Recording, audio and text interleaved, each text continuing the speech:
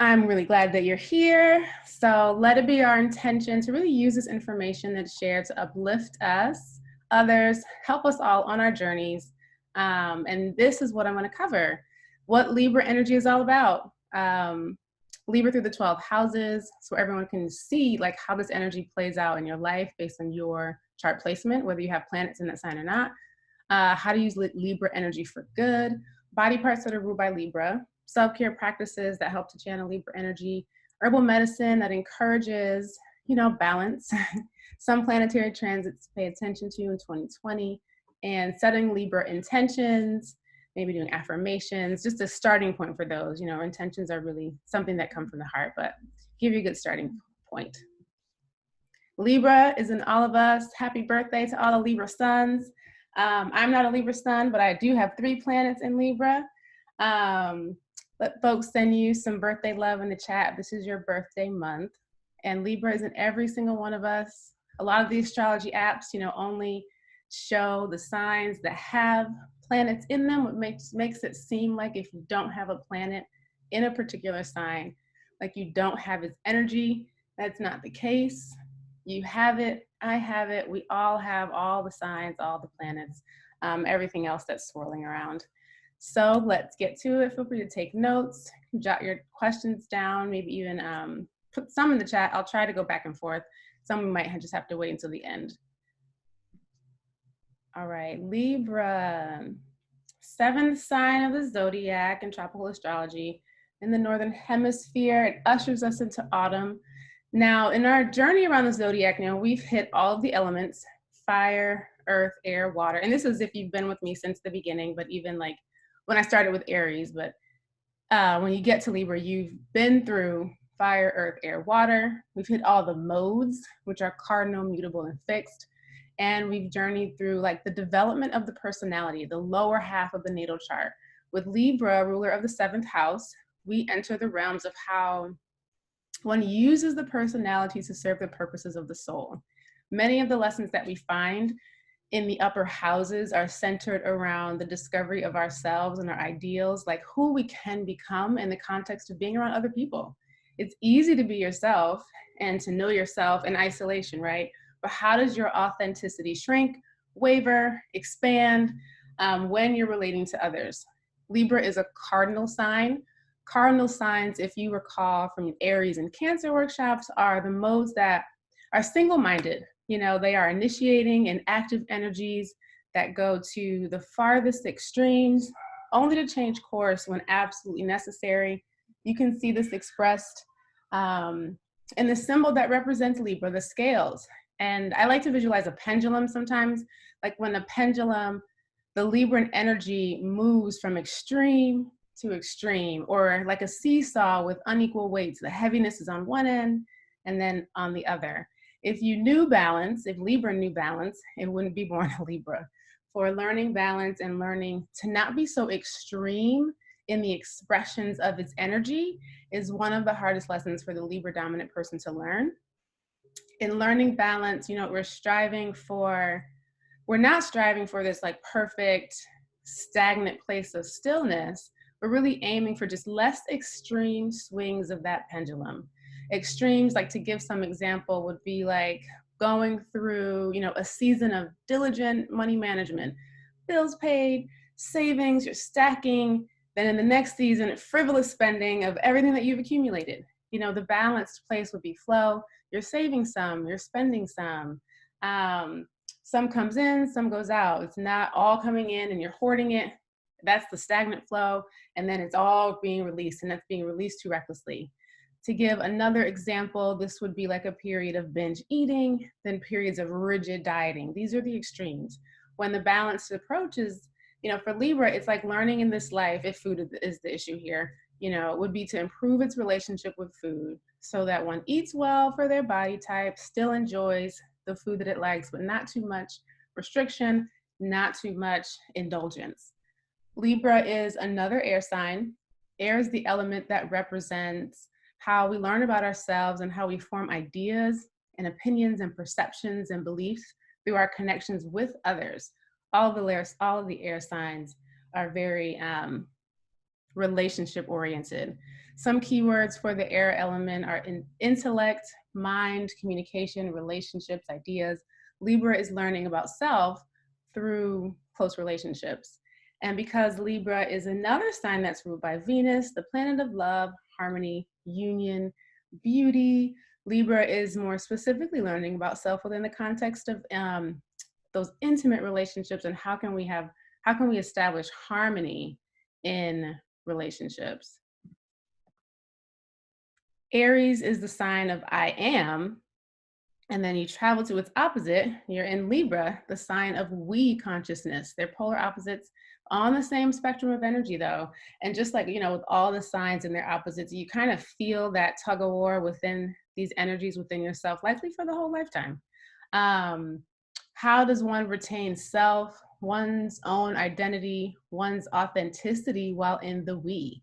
That's a part of the journey for the Libra, and the pendulum swings from extreme to extreme. In a lot of ways, you know, Libra gets to define who it is by being in partnership and dissolving into that partnership, almost joining and becoming one with that other person. The lines between the two or more are really blurred. You're gonna, you know, do what the other person wants to do, living where the other person wants to live, hang out with the other person's friends and community, setting goals that the other person wants to achieve.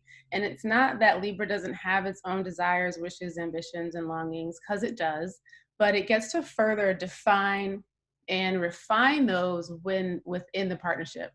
And once Libra knows what it wants, knows who it wants to be, and decides to pursue it, the pendulum swings right to the other end of the extreme, to the point, it can be to the point of selfishness, self-centeredness, really being unwavering and unmovable, uncompromising. A Libra with a made-up mind is pretty unstoppable. And this unstoppability is wonderfully expressed when Libra is creating art, designing, making over the aesthetics of an environment. You know, making things more beautiful is a Libra gift. A couple of celebrities with many planets in Libra are Queen Bee, Beyonce. She has 5 planets Libra rising. Alicia Keys, 4 planets in Libra. Tyler Perry also has 5 planets and Libra rising. So you don't have to like the art that's being made, but the urge for Libra to create is really deeply embedded into its nature. And creation is another pathway for Libra to understand itself, that immersion into whatever the canvas is, whatever the medium is, helps, you know, what can sometimes be perceived as an aloof and a detached sign, it helps it to understand human emotion, for it to channel the ideas from the head into the heart. Libra is celebrated for its charm, its likability, and diplomacy.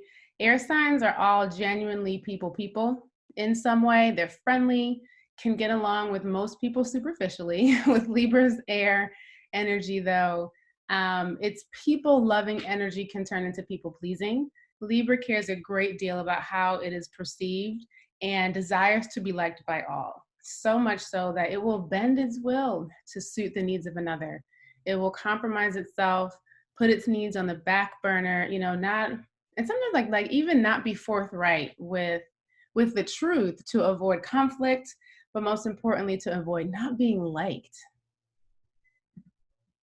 Libra is touted for its fairness and fine judgment. Many judges and attorneys have Libra placements. But I've been pondering this idea around fairness for a while when it comes to Libra. And in my observations, you know, I've seen Libra energy kind of equate fairness with tit for tat, where reciprocity and fairness, they kind of have to show up in the same arena. An example would be like, and a lot of people do this, you know, if one person cooks in the partnership, then the other person does the dishes. And that's assumed to be a fair division of labor, right? And it could be unfair if the person who cooks, and it can be perceived as unfair if the person who has to cook also has to clean. This is a very neat little scenario around food, but it's not always how it works out within partnership. Like fairness shouldn't be tit for tat. Like I cook, you clean, but what if the person who cooks also cleans just because they're better at it? They enjoy it, or the schedules are more suitable for that type of arrangement. But that other person who doesn't cook or clean, maybe they do the floors, maybe they take out trash, or does something completely different that's unrelated to like domestic duties, like rubs your feet every night. You see what I'm saying? Like Libra, in order to be truly fair, needs to look at the broader arrangement of the relationship, where things likely are 50-50, but when you zoom in and you kind of get activity specific, it might look like 80-20, but that's not really the holistic view of the partnership.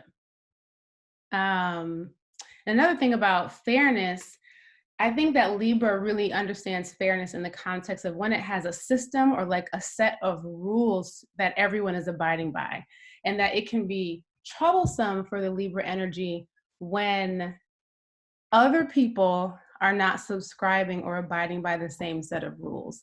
And when it comes to the rules, that's a matter of people's personal integrity. An example would be, and we just like recently had this within our family recently, it was around like someone being a person of their word, someone making a commitment and then backing out of it.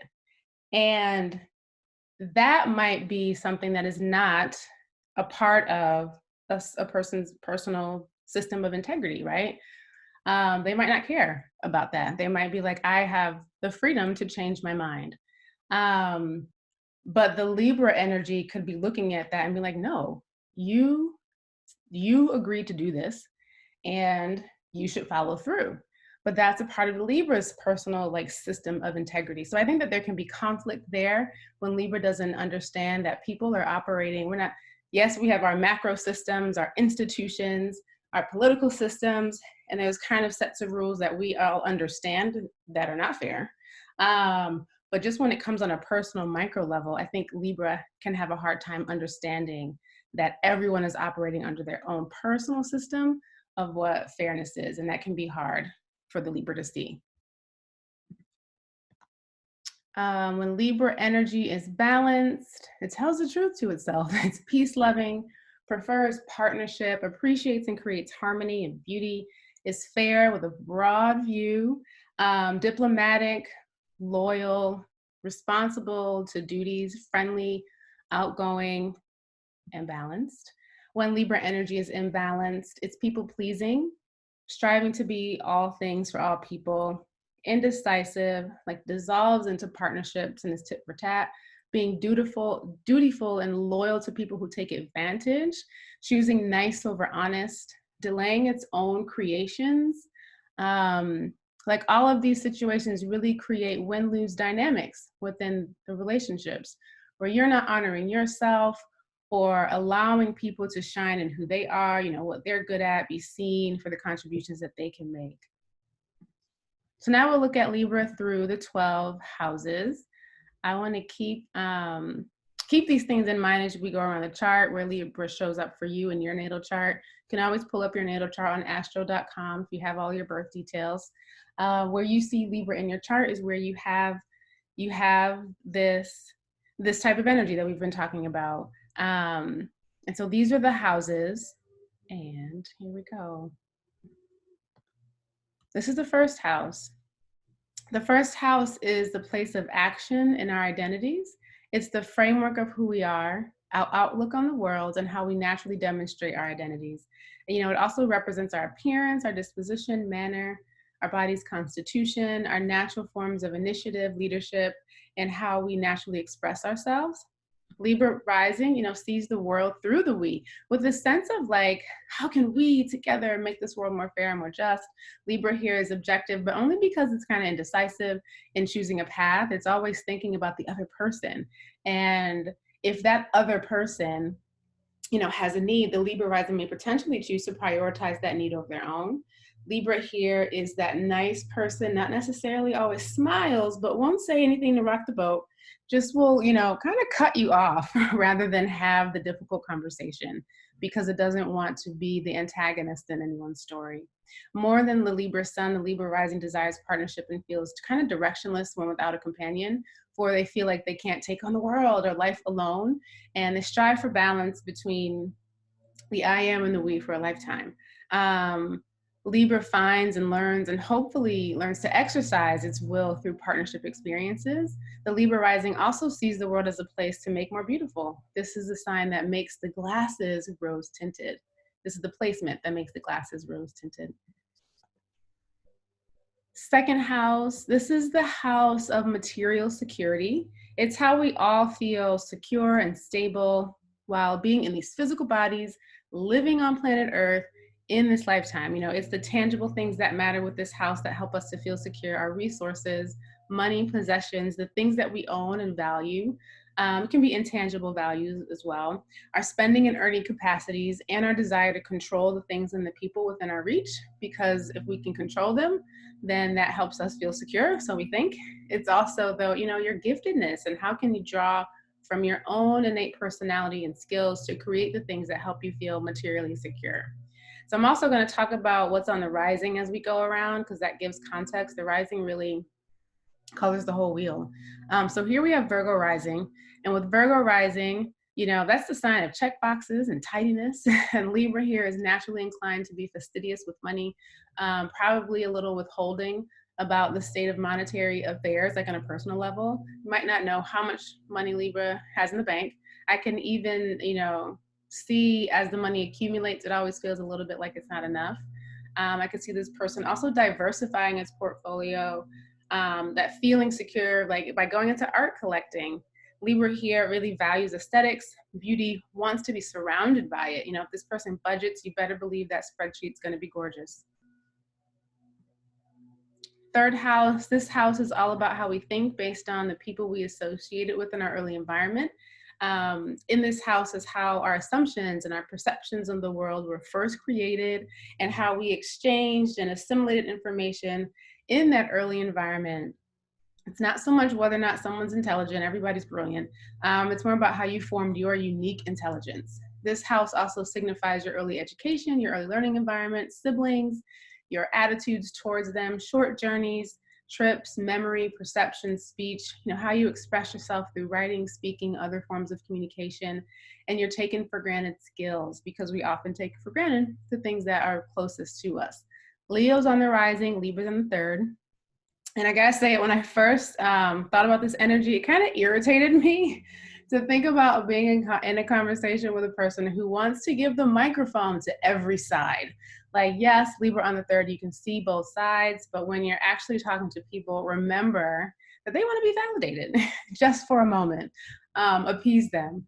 But when Libra's on the third, you know, it has when Libra on the third has very clear ideas of its opinions, you know, it's pretty unwavering. It would take a great deal of that Libra to hear other people's perspectives to change its mind. Libra on the fourth, this is the fourth house. This house is all about home and domestic affairs, both the childhood homes we grew up in and the types of home environment we're likely to create as adults. It's our family, our upbringing, our needs for privacy and peace, real estate, ancestry, lineage, and the subconscious programming that we learn from our families. How do we feel about what we experienced in our families, and what action do we take to perpetuate or release ourselves from those records? Cancer rising here, the sign of home, protection, and nurturing. So Libra on the fourth, you know, this person might move around a few times. This is like when the search for home is external. They think they'll find it in a new location, a new environment, but home is, and that's part of the Cancer path, like home is only within. There's a strong loyalty, connection, obligation to mother energy here, regardless of if the relationship was perceived as good or bad. You know, Libra's got to learn to cut the cord. It doesn't mean cut the mother out of your life, rather like not feed the relationship so much energy. It's not really this obvious, like, what would my mother do, and let me follow those footsteps or be deliberate about going down another path. Like, it's really this subconscious energy here. And like you want to break away, but there's just something that keeps you connected. It's that first we between the Libra and the mother. You know, maybe, you know, the energy eases up a bit when Libra has found a new person to be the we with. There are definitely lessons around cutting the cord and learning to nurture yourself. Find your home within with Libra on the fourth. Fifth house, this is the house of creativity. Another way to think of this house is, you know, what do you do to leave your mark on the world? It's your I was here And here's proof of my existence. It's your self-expression and things that bear your name and your personal stamp. For some, that's children. For others, like Ava DuVernay, that's her films. It also represents love affairs, play, recreation, theater, drama, amusement. And in some ways, there's this underlying quality about our self-worth with this house, because we tend to, associate worth with what we can do, what we can make, what we can create.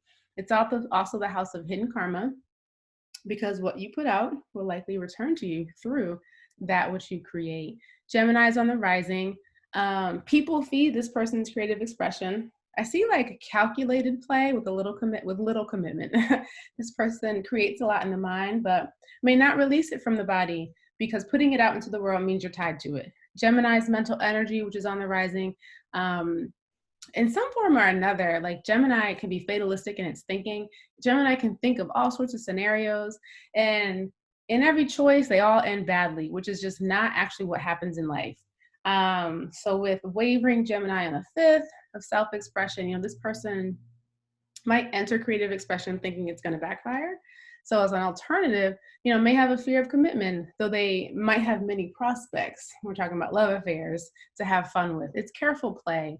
Now, if the play and love affairs leads to children, I think the scale will find some steadiness and, enjoy the experience, or run, until this person kind of develops faith. The energy that helps me, this energy kind of helps me understand why, this might not sound great, why people run and aren't there when they have babies. In their minds, all they kind of see is the bad outcome, but raising children requires a lot of faith. And the Gemini on the rising, Libra on the 5th, has to learn to let go, to let God, to let allow. 6th house, this is the house of health, self-care, our capacity to handle the mundane day-to-day work. How do we adjust, resist, or become overwhelmed by the demands of daily life? Everything in this house is under your control. It's your work, your health, your food, your clothing, your comforts, your pets, your employer, your employees, your dependents, your working conditions. What happens here basically determines how and if we are able to be of service to others from a place of fullness and not emptiness. Everything in this house contributes to how our capacity to work, to serve, and to be healthy. Taurus is on the rising.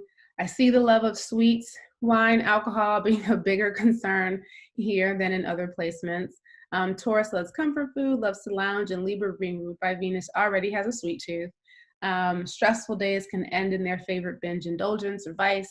Handling the day-to-day takes teamwork here. Libra likes to be more productive and enjoys its work when there's other people in it with them. Social kinds of work that allow the Libra to add its fairy dust, stylist, decorating, makeup, luxury retail. Libra here is also on the lookout for helping people around them that are being treated unfairly. Just remember that this is also the house of capacity. So where you're fighting for justice, you need to honor your needs for rest and replenishment. 7th house.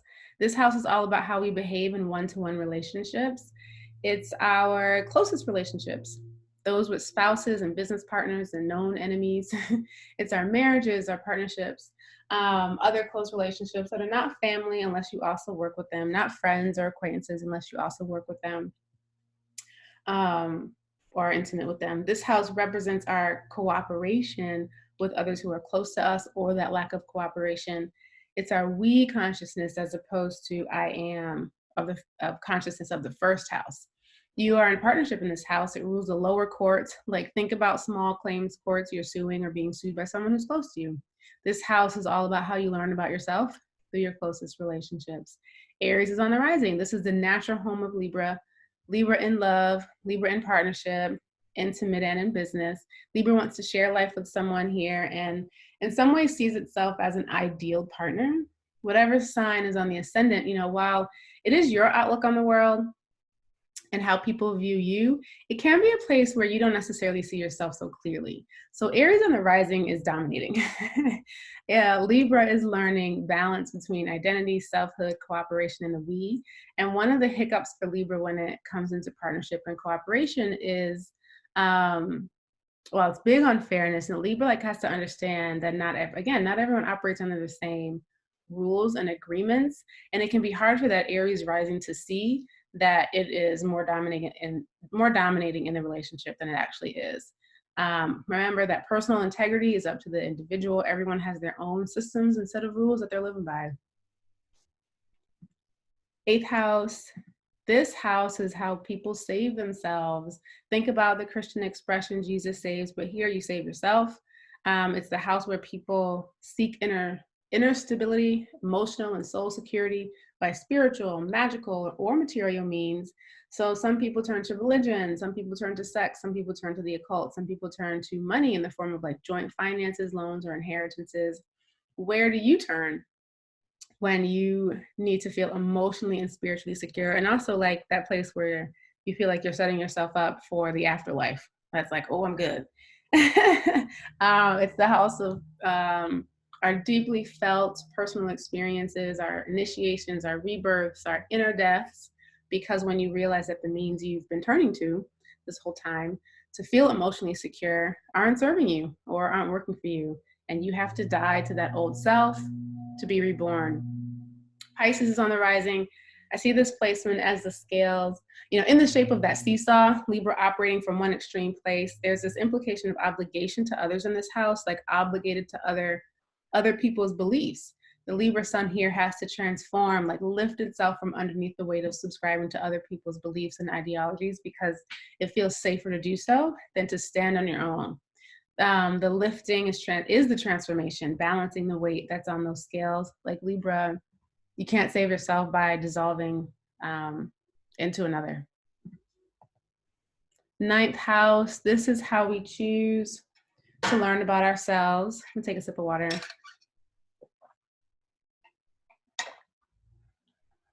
It's the superconscious mind and education we choose. It's going beyond our horizons for self-discovery and identification. Moving from the 8th house of regeneration, death, rebirth, this is the house where we say, okay, I'm reborn now. What does this new me have to do? You need to learn about this new self, this new identity.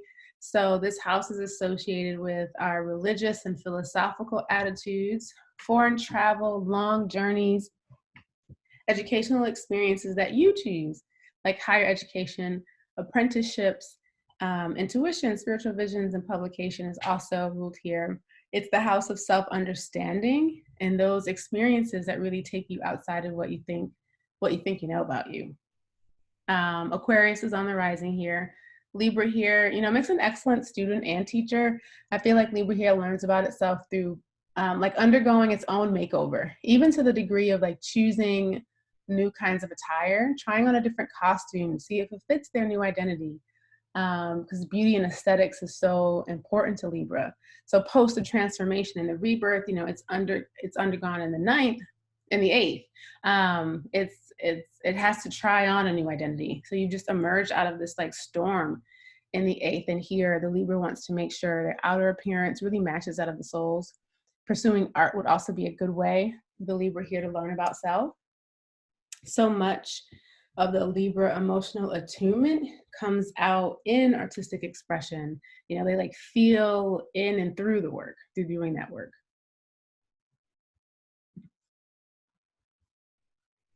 10th house, this is all about what you do in the world. It's your house of career and vocation. It's the work you get paid to do, the work that you say when you introduce yourself, at a networking event. Hey, I'm Selima, I'm an herbalist, astrologer, spiritual teacher. You're like, how do you fill in those blanks? The 10th house is your reputation. It's your position in the world. Like, how does the public view you? And it's your calling to contribute to society, because it is so forward facing. It's the house of approval and whose approval you seek. Capricorn is on the rising. Libras, make good diplomats, attorneys, judges, business people, and career, just like career and vocational paths that deal with the public. They know how to talk to people to get them to come to agreement and to find solutions. Think of the professions that really tip the scales and provide solutions that are more equitable. Libra here likes to operate under a set of rules, to know the rules. That's why Libra can here work in law. The rules are clear, and to this person, like, they can interpret the law toward bending it toward a just resolution. When Capricorn rising is unevolved, reputation, power, The person's materially driven, and that's when the Libra here kind of rules with an iron fist and control. Isn't our president a Capricorn rising? I have that wrong. Or is he a Leo rising? Anyway, the 11th house. This house is all about who we are in group settings. Do we feel secure and stable when we're around friends, acquaintances, or in group settings? Are we only secure when we're around like-minded people? It's the house of how we learn about who we are when we're in the us collective situation. It's associated with our group involvement, friendships, our social relationships, creative group expression, and humanitarian ideals and like global awareness. It's our hopes and wishes and projects and ambitions for the collective, and where we feel like we're most self-satisfied, because it's kind of like that save the world energy where like we all innately want to do something good that will change the world. Sag is on the rising. It's a friendly placement.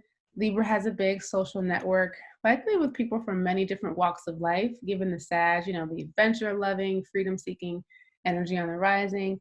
Libra has the gift and contribution to the collective to bring in different perspectives that make the collective like think more broadly and define fairness more broadly. It can be a nervous placement as well. Libra hates to disappoint, loves to be liked, so group situations can cause some anxiety. It wants to say the things that everyone will agree with. They can take disagreement or even, just someone not liking them because the vibe isn't there, pretty personally. Libra here doesn't understand why. Why would someone not like me? And this is the 12th house. This house is all about what lies in our subconscious that needs to be awakened so we can journey on to the next life, the next soul cycle in our evolution. I always like to visualize a body of water, and there's a ripple on the surface of the water, but you don't know where it's coming from. It's that unknown source. And this is the house of that unknown source. It's the things that are really ingrained in us. We barely notice they're unfolding, but they show up in bothersome ways through our habits, calling for our attention. Just because it's underneath the surface doesn't mean it's unreachable. Astrology gives us a lot of insight into what that is lying under the surface is. This house is affiliated with the subconscious mind, our spirituality and psychic abilities. You can't reach what's the source of that ripple through a logical way. It is a very intuitive and psychic kind of way of being able to understand what's there. It's our unconscious habits, our confinement, hospitals, prisons, and our self-undoing. It's influences that are not necessarily under our control yet. But they do require our transcendence if we want that. If we want peace. Scorpio is on the rising. The stormiest of all the signs is Scorpio. Scorpio, it's always operating like it's on a battlefield. Scorpio stays ready for the war, and with Libra on the 12th, the battleground is relationships. That's the place of self-undoing, because Scorpio is really oriented, especially when the person is expressing the lower Scorpion energy of the sign in a way, which is the Scorpion. In a way it believes that everyone is out to get them. Every encounter is going to take them out. Like Scorpios stay ready for death, and in some cases would sooner kill themselves than be killed. Some, when evolved, they more easily accept the call for transformation now. And so Libra's undoing here in relationships is like not allowing itself to be open and to be vulnerable and to realize that relationships are not a battleground. How to use the energy for good? How do you make the world more just and fair? By making. Libra has so much creative potential, and sometimes it doesn't see where it could go, like how it's going to make an impact, how it's going to help another. But art really has that beautiful ability to tip the scales when we're thinking about fair and justice. It is a personal thing, but it's also you want to bring that to the world. And art has the power to do that. Like the art that's going to come out of us during this time, 2020, is really going to be incredible. So maybe think to themselves, like, and even on personal levels, what the Libras create can help people personally think to themselves, like, oh, I can do that too. And that's tipping the scales for someone. Libra wants to do good, is more thoughtful about the wrongs it commits on others, even when they're unintentionally, you know, then it shows. Like Libra actually is very thoughtful. I think it would be helpful for Libra to show more of its vulnerability and humanity, and trying to be all things to all people, or to be nothing. You know, it comes across as detached, can leave people wondering, like, do you really get me? Get what I'm saying? It's like Libra can sprinkle fairy dust and leave everything and everyone it touches and it comes in contact with better. But that's really when Libra has clarity. Like, it's not so wobbly, it's not so indecisive, but really clear on who it is. Medical astrology, here's what it looks like physically when Libra's out of balance. In medical astrology, you know, all the signs have different rulerships over different body parts, and the planets, we're not going into detail here, they rule the physiology and the pathology. The planets all alter the functions of those body parts and body systems in different ways. But we're just going to talk about the sign and some of the common physical ailments that can be present for Libra. The fears and anxieties that arise when Libra is like kind of paralyzed by indecision or people pleasing rest in the kidneys and can throw the entire system off balance. The kidneys are our filtration system, filtering out impurities and toxins. The kidneys know what should remain in the body and what should be eliminated in order to maintain pH balance, hormonal balance, fertility. And the path of the Libra is reflective of what's happening. You know, everything can't stay. Everyone can't be pleased. Libra was the kidneys, the inslets of Langerhans, and the pancreas. That's our secretes insulin and glucagon. Supraneals, the lumbar region of the spine, the vasomotor system, and the skin. Libra imbalances can manifest as polyuria or suppression of the urine, inflammation of the ureters, which connect the kidneys with the bladder, Bright's disease, lumbago, eczema, and other skin diseases. Again, think about kidneys and their filtration. If they're not filtering properly, toxins are returning back into the bloodstream, and that's what's creating the skin issues. Kidney problems, kidney infections, kidney stones, poor kidney function can lead to eye problems. Headaches, skin eruptions, hypoglycemia, venereal diseases, iron deficiency, anemia. Self-care, what balances Libra energy? Harmony in the home, fresh air, mild physical exercise, well-balanced mind. That's like for everybody. Not being too indulgent in any area. You know, with the scales drops to one side, and then it's really hard to bring that level of imbalance and extremes when we're operating in extremes. It's hard to bring it lifted back up to the center. Skin ailments are common, so makeup should be avoided. Drinking lots of water rules the kidneys. Grounding activities, spending time in nature, and like practice making small decisions for yourself, not because someone else suggested it, and really just seeing your small choices and your small decisions through. I can see a couple of Libra folks around, and their projects get delayed again and again and again because they put everyone else's projects on the front burner and get priority. And I think that diminishes confidence and trust in self, because you have so many ideas and you want to do them, but you see yourself again and again not doing them because of somebody else's priorities. And then so I think we have to start small again. We have to reprogram the self and start small and start rebuilding that self-trust by making small decisions and just following through on the small ones.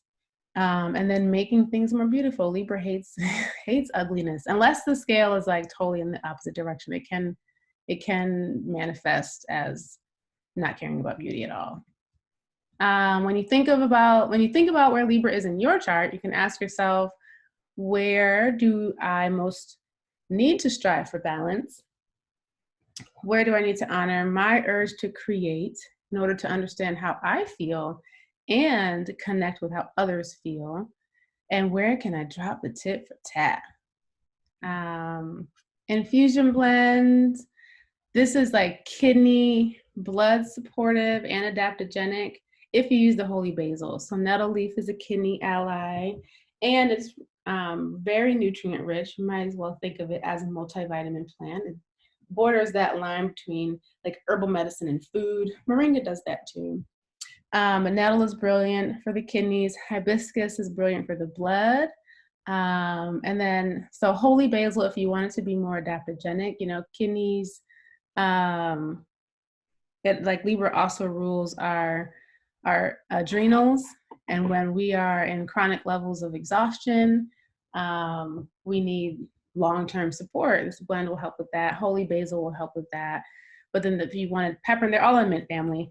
But if you just wanted something more refreshing or more accessible, peppermint, spearmint, refreshing, mentally enlivening, and use your intuition in creating the blend.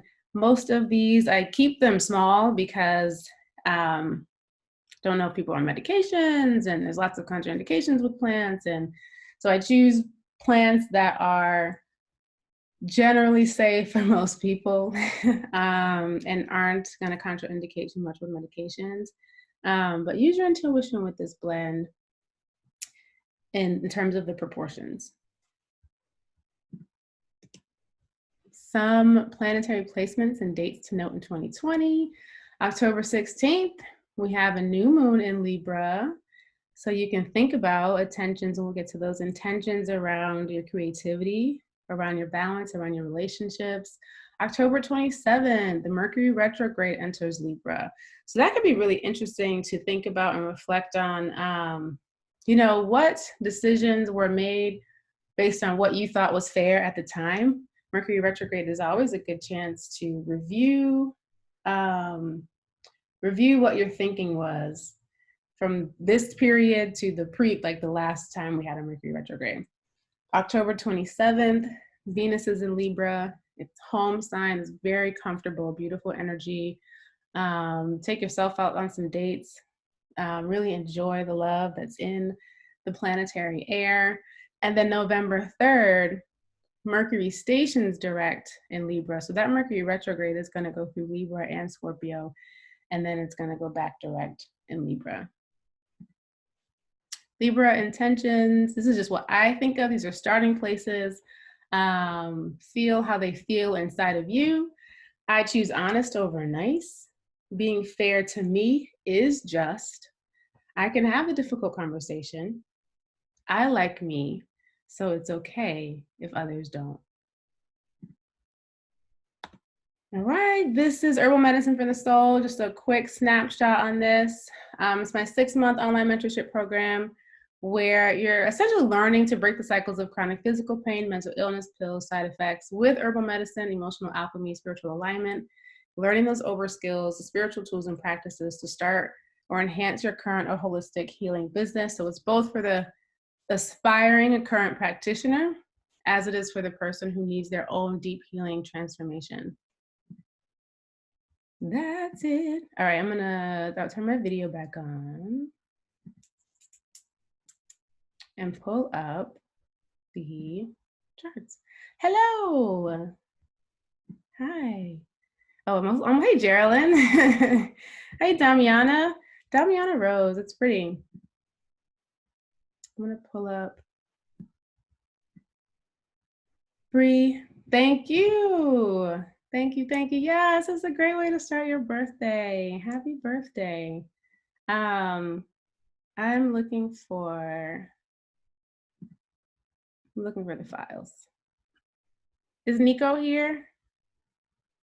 I don't think they're here. I know that person's on California time. But this was one of the charts I looked at last night. Let me share my screen again.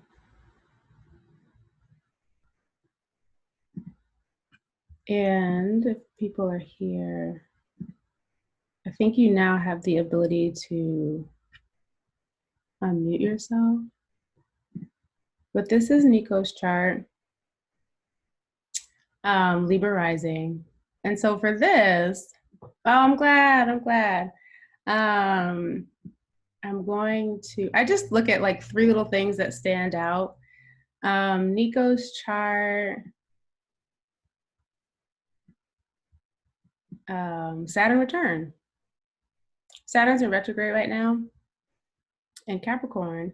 But you see this Nico's Saturn is at 1 degree of Aquarius. So it's already started because their Saturn did move forward into Aquarius and now is retrograding. It's going to move forward again. So if anyone doesn't know about the Saturn return, it's a big period of restructuring your life, and it happens in that like 26 to 30 years old. And it happens again in the 50s, and then it happens again.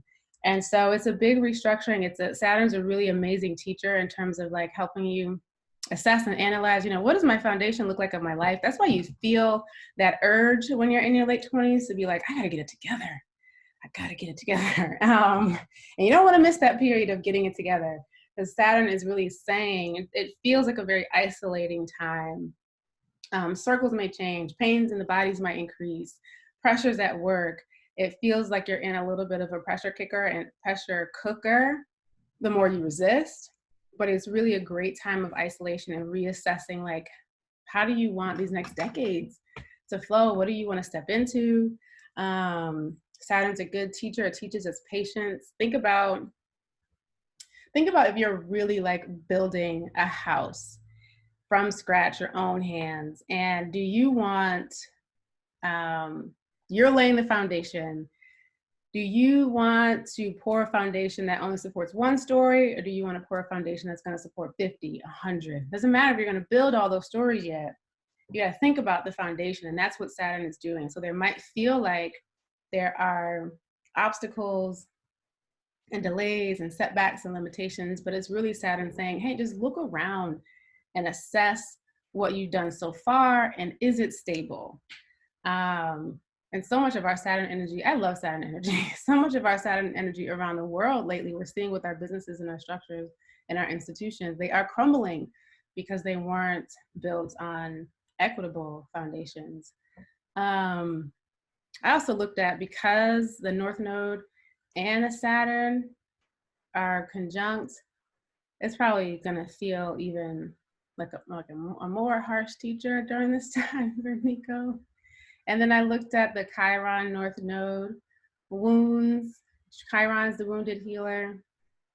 There's hope with Chiron, because while it is a place that indicates there's going to be a painful experience, maybe more, there's hope because it's the wounded healer, it's the teacher. You learn how to overcome this particular challenge, and you then become an example for others to follow in their footsteps. Like, oh, I can heal myself from this too.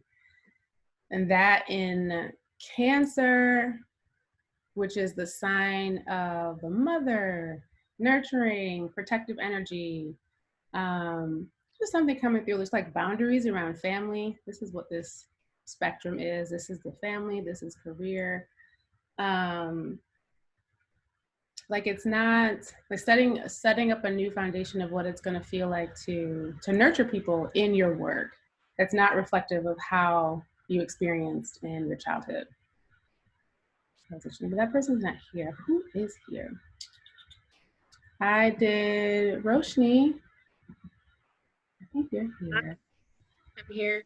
Hey, how are you? Good, thank you. This was great. I took notes. Good. Oh wait, let me turn my volume up. There you go. What did you say? Oh, I said I took notes. Good. I pulled your chart, Glow Water, and there's a point system that I use for this, like all the planets don't have the same weight. So it could look like, and then you can talk about it, that could look like a difficulty in sensitivity to other people's feelings, and even your own, like trying to figure out how you feel, honoring your own emotions. When we have an element that we're deficient in, we have to bring it in mechanically, like through baths, living by the water, learning to have experiences that, or like take on activities that require us to be more in the flow and to soften. Crying would be really great. Well, how does that sound? You can unmute yourself. Oh, okay. Yeah, definitely. I do a lot of crying. Good. I'm curious to know, like, do you know why you're crying when you're crying? I think I usually cry out of overwhelm. Okay. that full. Yeah. Yeah, and it's interesting because the water you do have is in Scorpio, Yeah. which is water, but it's ruled by Mars and Pluto. So air and earth dominant with low fire, like lots of ideas and stability. But I could see maybe the process of initiating being difficult, but then like when you're in it, you're in it. Does that make sense? Yeah, totally. That's kind of what I've been crying about.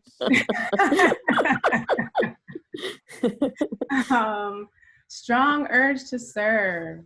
We have Mars in Virgo, Venus in Virgo. I also wanted to know, how's your health? Like, not your health, but how's your digestion? It's better. It's like the first one to go. Yeah. Yeah, yeah. Probably once with, with kind of Scorpio. But yeah, with this kind of energy, I was like, I wonder if you want to know it all before you launch. Yeah, that's where I'm stuck instead of just kind of Right. starting Going, small. right. Yeah, like what you said. Yeah. And you're going to figure out more Mm-hmm. as you're in process. You figure out Right. so much more as you're in process. It gets better and better. But yeah. And then just the nervous system, moon, what was it? Moon, right? Oh, moon and Chiron and Gemini, breath work, Uranus, Sag. Yeah, like Sag rules the sciatic nerve, the motor nerve. Mercury and Libra, like lots in air, lots of planets and even then, like Mercury rules Virgo. So even though it says it's an earth sign, it still has air-like qualities. So just nourish the nervous system. Yeah, yeah. Yeah, winter doesn't help. Yeah. Yeah. Thank you. And then the last one, Tenora. Oh, hey, yeah, I'm here. Hey, good, yay. How are you? I'm good. How you doing? I'm doing well. And then this one, what did I see? I saw low Earth. And then with Moon and Venus, again, in Virgo, that can feel more air-like sometimes than Earth-like. Bring more Earth in, like getting your hands in the dirt and like through practicality. How attuned are you to the needs of your physical body? Is that I'm getting more tuned. I have a lot of trauma, so like being in my body is difficult. But that's what I've been working on recently, like a lot of grounding work. Right, right. Attunement to, yeah, it's like it's honoring like the limitations of the body and our internal capacity and routine. Routine would really help. But with Aries on the 6th, that likes to go. like I see a very fast paced day to day. And it's Mars in Aries. How does that sound? Like just a day to day routine, like how you flow through activities will just be very fast. Yeah, I can be, if I'm into something, then I give it my all and I can have a ton of energy. But also there can be days when I'm, not doing anything. So it's like very much on and off.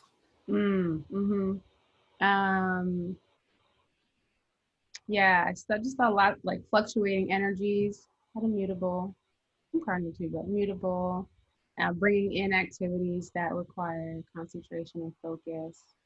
And then what did stand out too is the Libra Aries spectrum.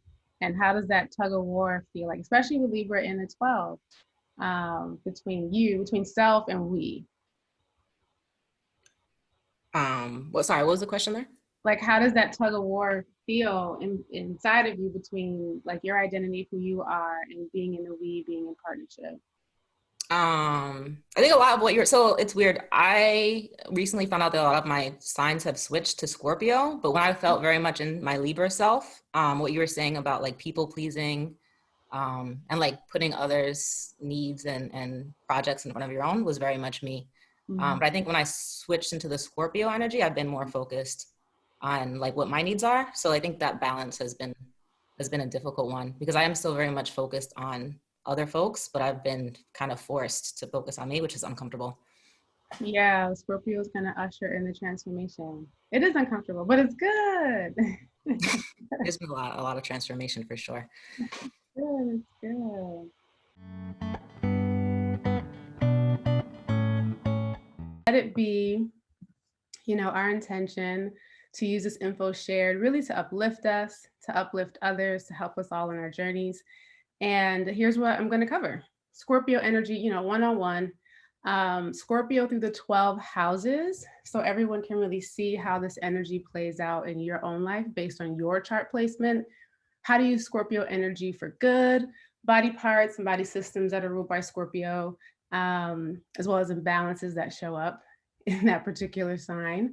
Self-care practices that help Scorpio channel your Scorpio energy. Herbal medicine that encourages balance for Scorpio. Sorry, I'm still letting folks in. Some planetary transits to pay attention to in 2020, setting Scorpio intentions and affirmations. And then we'll wrap up and look at a few charts that I pulled. If you are a Scorpio sun, again, keep letting us know in the chat that this is your season. And we can continue to wish you a happy birthday. Scorpio is in all of us, every single one of us. I know a lot of the astrology apps really only show the signs that have planets, which makes it seem like if you don't have a planet in a particular sign, like you don't have that energy. That's not the case. You have, I have, we all have the 12 signs, all have the planets and everything else. Take notes, write down your questions. I'll try to answer some questions at the end. And again, the replay link will be sent out. Oopsie. Scorpio, the 8th sign of the zodiac. And in tropical astrology, the northern hemisphere, it occurs in the middle of autumn. Like all fixed signs, it has like a concentrative energy and power to it. There's a stability, a stable quality to all of the fixed sign energies. And with Scorpio, that stability burns intensely. Ruled by the planets Mars and Pluto, Scorpio, while a water sign, it has a fiery nature. It is like water, like that's near its boiling point, close to eruption. Mars is the planet of war, the planet that rules action and fight and desire and assertion. Pluto is the planet of the underworld, ruling transformation and transmutation and transcendence. Mars urges us towards battle, and Pluto, points us towards the only war worth fighting, the one between the personality and the soul. So often we think that our battles are against the world, against the systems, against the perpetrators, the violators, but as above, so below, as within, so without. Let us not be distracted or delusional to think that the wars we create with people, within our families, against populations and the planet are not reflective of the internal struggles we're having within.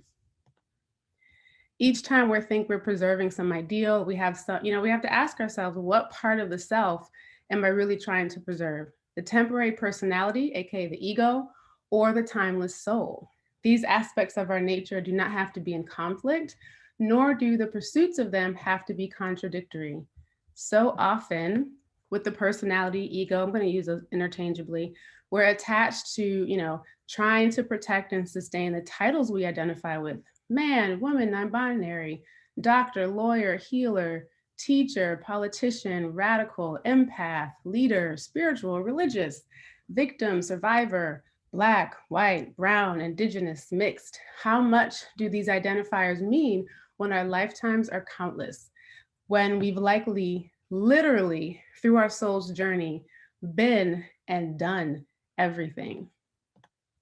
You have been every title. You have done every deed. You have been in every person's shoes. The soul carries the memories. The personality in this lifetime is short-sighted, forgetful, and represents but an imperceptible fraction of your expansive being. The personality ego likes definition, likes really clean and clearly defined boxes to which to organize itself, others, and to see where it fits into society. The personality ego wants to fit in. The soul always belongs. Many of our internal struggles are because we are trying to fit and stay in tight spaces that cannot contain us. So much of our world battles are because we are trying to force others to do the same. Everyone is telling everyone else, this is the right way to live. Every identifier, every belief, every position the personality attaches itself to is a limit. The personality ego creates ceilings where the soul has none. The soul has one concern: to be the I am that I am. God, infinite, uncontainable, unconditionally loving. Much of the Scorpion's evolution is like, it's like the spaceship launching into space. It's propelled by mighty force. And as it ascends, it has to shed layers, lighten its load so it can go faster and further. When it finally reaches its galactical destination, it's been radically changed. Looks nothing like it did when it was on Earth. The spaceship is designed to shed its parts and release them as it ascends and transcends this atmosphere. Scorpio energy is equally designed to do the same, though we admittedly struggle in the practice. Scorpio is the sign of death, rebirth, and regeneration. It has 3 levels to its evolution. The lower mind, sorry, still letting folks in, the lower mind being that of the Scorpion, the higher mind being that of the Eagle, and the transcended mind being that of the Phoenix. Visualize all 3. The nature of the Scorpion with its tail pointed toward its own back. This is the Scorpio that's vindictive, jealous, unforgiving, resentful, and biting. When it hurts you, it hurts itself. Next, we have the Eagle soaring high in the sky, closer to spirit, while still on the lookout of what's happening below. This is the Scorpio who rises above, who instead of taking everything, so personally, so defensively, can look at it with a bird's eye view and see that other people's actions and motivations are about them, not a personal attack on you or your character. This Scorpio might forgive, but never forgets. Lastly, we have the Phoenix, from death risen through the ashes and no longer on your level. This Scorpio has been raked through the fire and resembles nothing like its former form. People who knew it way back when wouldn't even recognize it now. Situations that once found threatening before don't even come into its new experience. This is the mighty Scorpio who teaches us all how to change, who shows us that change is not only possible, but worth it and reaps many rewards. We can follow the path of this Scorpio's ashes. Every change requires a death. We have to make space for that which we are inviting in. 2 conflicting ideas, beliefs, or identities cannot exist in the same space at the same time. One must go. The Phoenix Scorpio teaches us that what's dying, what needs to be released, is like the dead weight of those spaceship panels. I'm sure there's a technical name. We can't ascend or transcend if we can't let go. What is the one thing, or what are the things, 2 things that are required for change, for rebirth? Dr. Maya Angelou said that of all the virtues, courage is the most important one. Mars gives us that. So what's next? Radical honesty. And this is where I believe Pluto plays a pivotal role. Pluto situates our personality soul battlefield. Inside is what I envision, like a dark tunnel with only a pinhole's worth of light, if that much. To escape the harsh realities of the tunnel, you have to first realize that you are imprisoned, and you have to be radically honest with yourself in admitting that you, your personality ego, is what deceived and entrapped you. You will not be released, will not transcend until you admit, submit, and surrender. Admit the cycles, beliefs, ideas, thoughts that hold you back. Submit to your soul's purpose and longings, and let go of everything you thought you knew. Some people choose the path of evolution. Others choose to make their tunnels cozy and comfy. Both are okay, because there's no wrong way to live a life. The people who choose to make their tunnels comfy and cozy, they live with the devil they know without realizing that the devil they don't know, when you've become the Phoenix, doesn't even exist. When you choose the stagnation, which is painful, over change, you never reach joy. Some of the traits of Scorpio that prevent it from leaning into transformation are its incredible ability to endure. It can tolerate unspeakable degrees of pain. Its secrecy, because that requires radical honesty. Sorry, I meant to do that. Its secrecy, because that requires radical honesty about its limitations. Its resistance to vulnerability, because it's unthinkable for a warrior, Mars, to reveal its weak spots. Its judgment, because a miscalculation could bring death. And its pride, because it longs to come out on top. When Scorpio energy is balanced, it's powerful. It's passionate about causes that matter. Its intensity is used for the ascension of all instead of destruction. It's loyal. It's radically honest. Its energy ushers others into their healing. It chooses to surrender instead of picking up the sword. It's strong. It lets go with ease. It supports others in their transformations. And it admits its wrongs, not from a place of like being proactively defensive. Like it would definitely rather point out its own faults than have you do it, but rather from a place of self-analysis, leaning into the change that will soon be required. When Scorpio energy is imbalanced, it's brutally honest, and notice the difference between the types of honesty. It can turn violent. It's jealous. Aren't we always jealous of those who exude more audacity to be themselves when we're knowingly holding ourselves back? It's vindictive, it's prideful, and there's always a storm or brewing. There's always a battle, and it's causing trouble as opposed to resolving its own internal conflicts.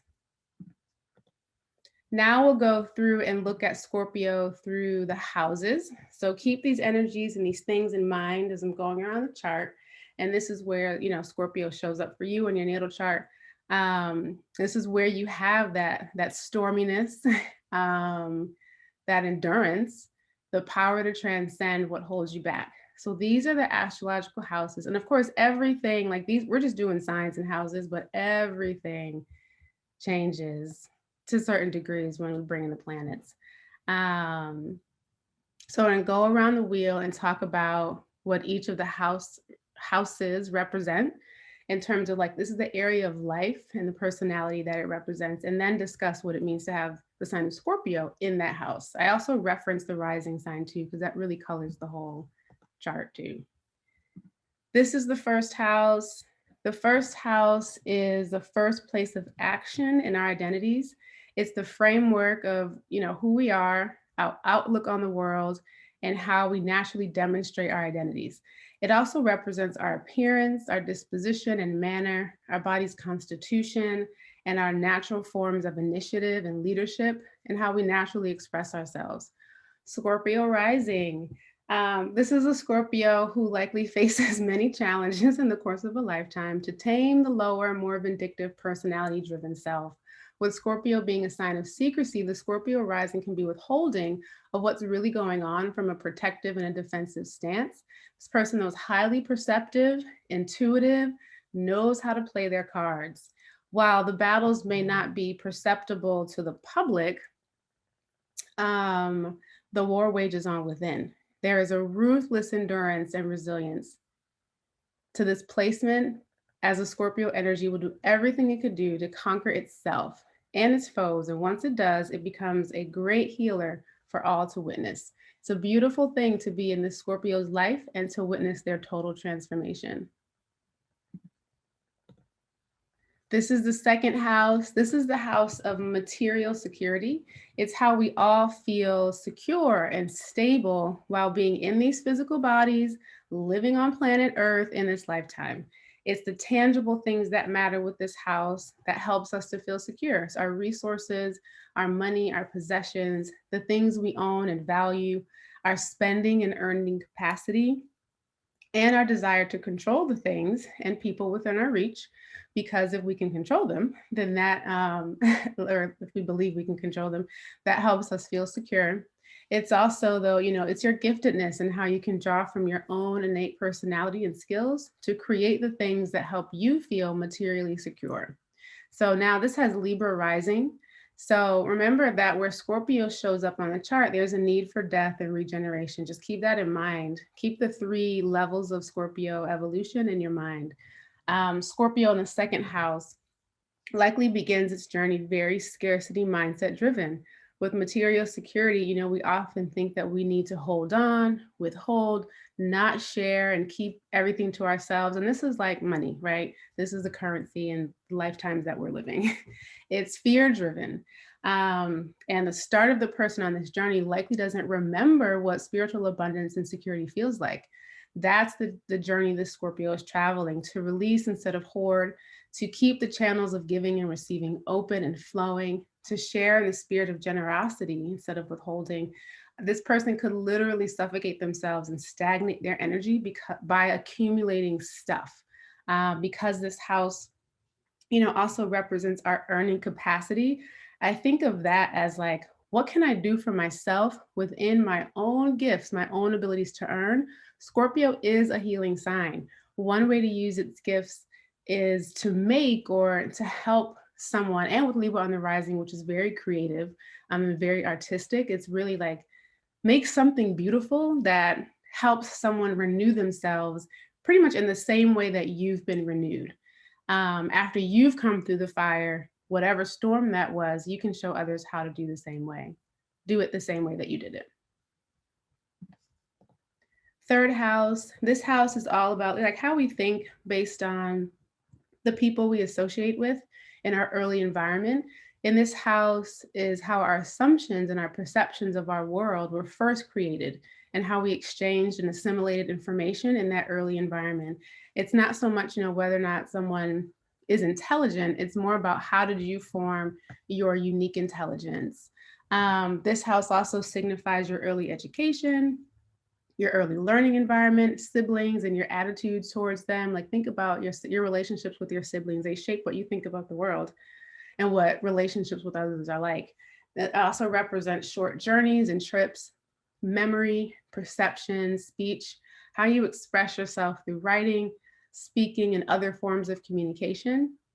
And your taken for granted skills. We often take for granted the things that are closest to us. So now we have Virgo on the rising, Scorpio in the third. I see overanalysis of what everyone says to the Scorpio with Virgo on the rising. Virgo is so drawn to perfectionism, is hypercritical of itself and others, and Scorpio is highly defensive when it's insecure and it's in its lower form. This combination could make this person very quiet about its opinions and for fears of being judged or being wrong. I see the person wanting to research absolutely everything. Like there's a quality of preparedness for the battle with Scorpio. So they will try to learn about every topic to be ready for the verbal exchange.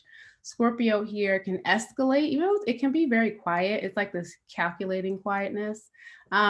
Scorpio can escalate every conversation into a full-blown battle.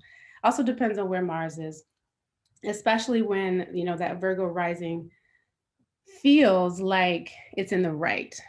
Just for the fun of the fight, Virgo can escalate a conversation. Just keep in mind, like if this is your placement and that gets tiring, not everybody wants to argue. Sometimes folks just want to talk, but Scorpio can take it to like 100 really quickly. The memory is also impeccable here, like no detail is missed or forgotten. Fourth house. This house is all about home and domestic affairs, both the childhood homes, we grow up in, and the type of home environment we're likely to create as adults. It's our family, our upbringing, our needs for, like our family of origin, our needs for peace and privacy, real estate, ancestry, lineage, and the subconscious programming that we learn from our families. How do we feel about what we experienced in our families, and what action do we take to either perpetuate or release ourselves from those records? Leo is on the rising. So here's the Scorpio battlefield, it's family and really letting go of the programming that we're all subject to in our childhoods. This Scorpio deeply desires to break free and be their own person, but there's an extra dose of challenge here with Leo on the rising. Leo's the performer of the zodiac, needing attention, not a bad thing for its validation, we all do. And sometimes Leo falls into the trap of putting on costumes to get that attention instead of being its vulnerable, radiant self. Scorpio is learning that courage is not to put on the armor, it's rather to take it off. Fifth house, this is the house of creativity.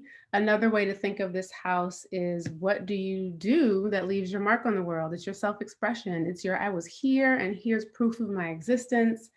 It's your, the things that bear your name and what you're creating, your personal stamp. Like for some, that's children. For others, like Ava DuVernay, that's for films.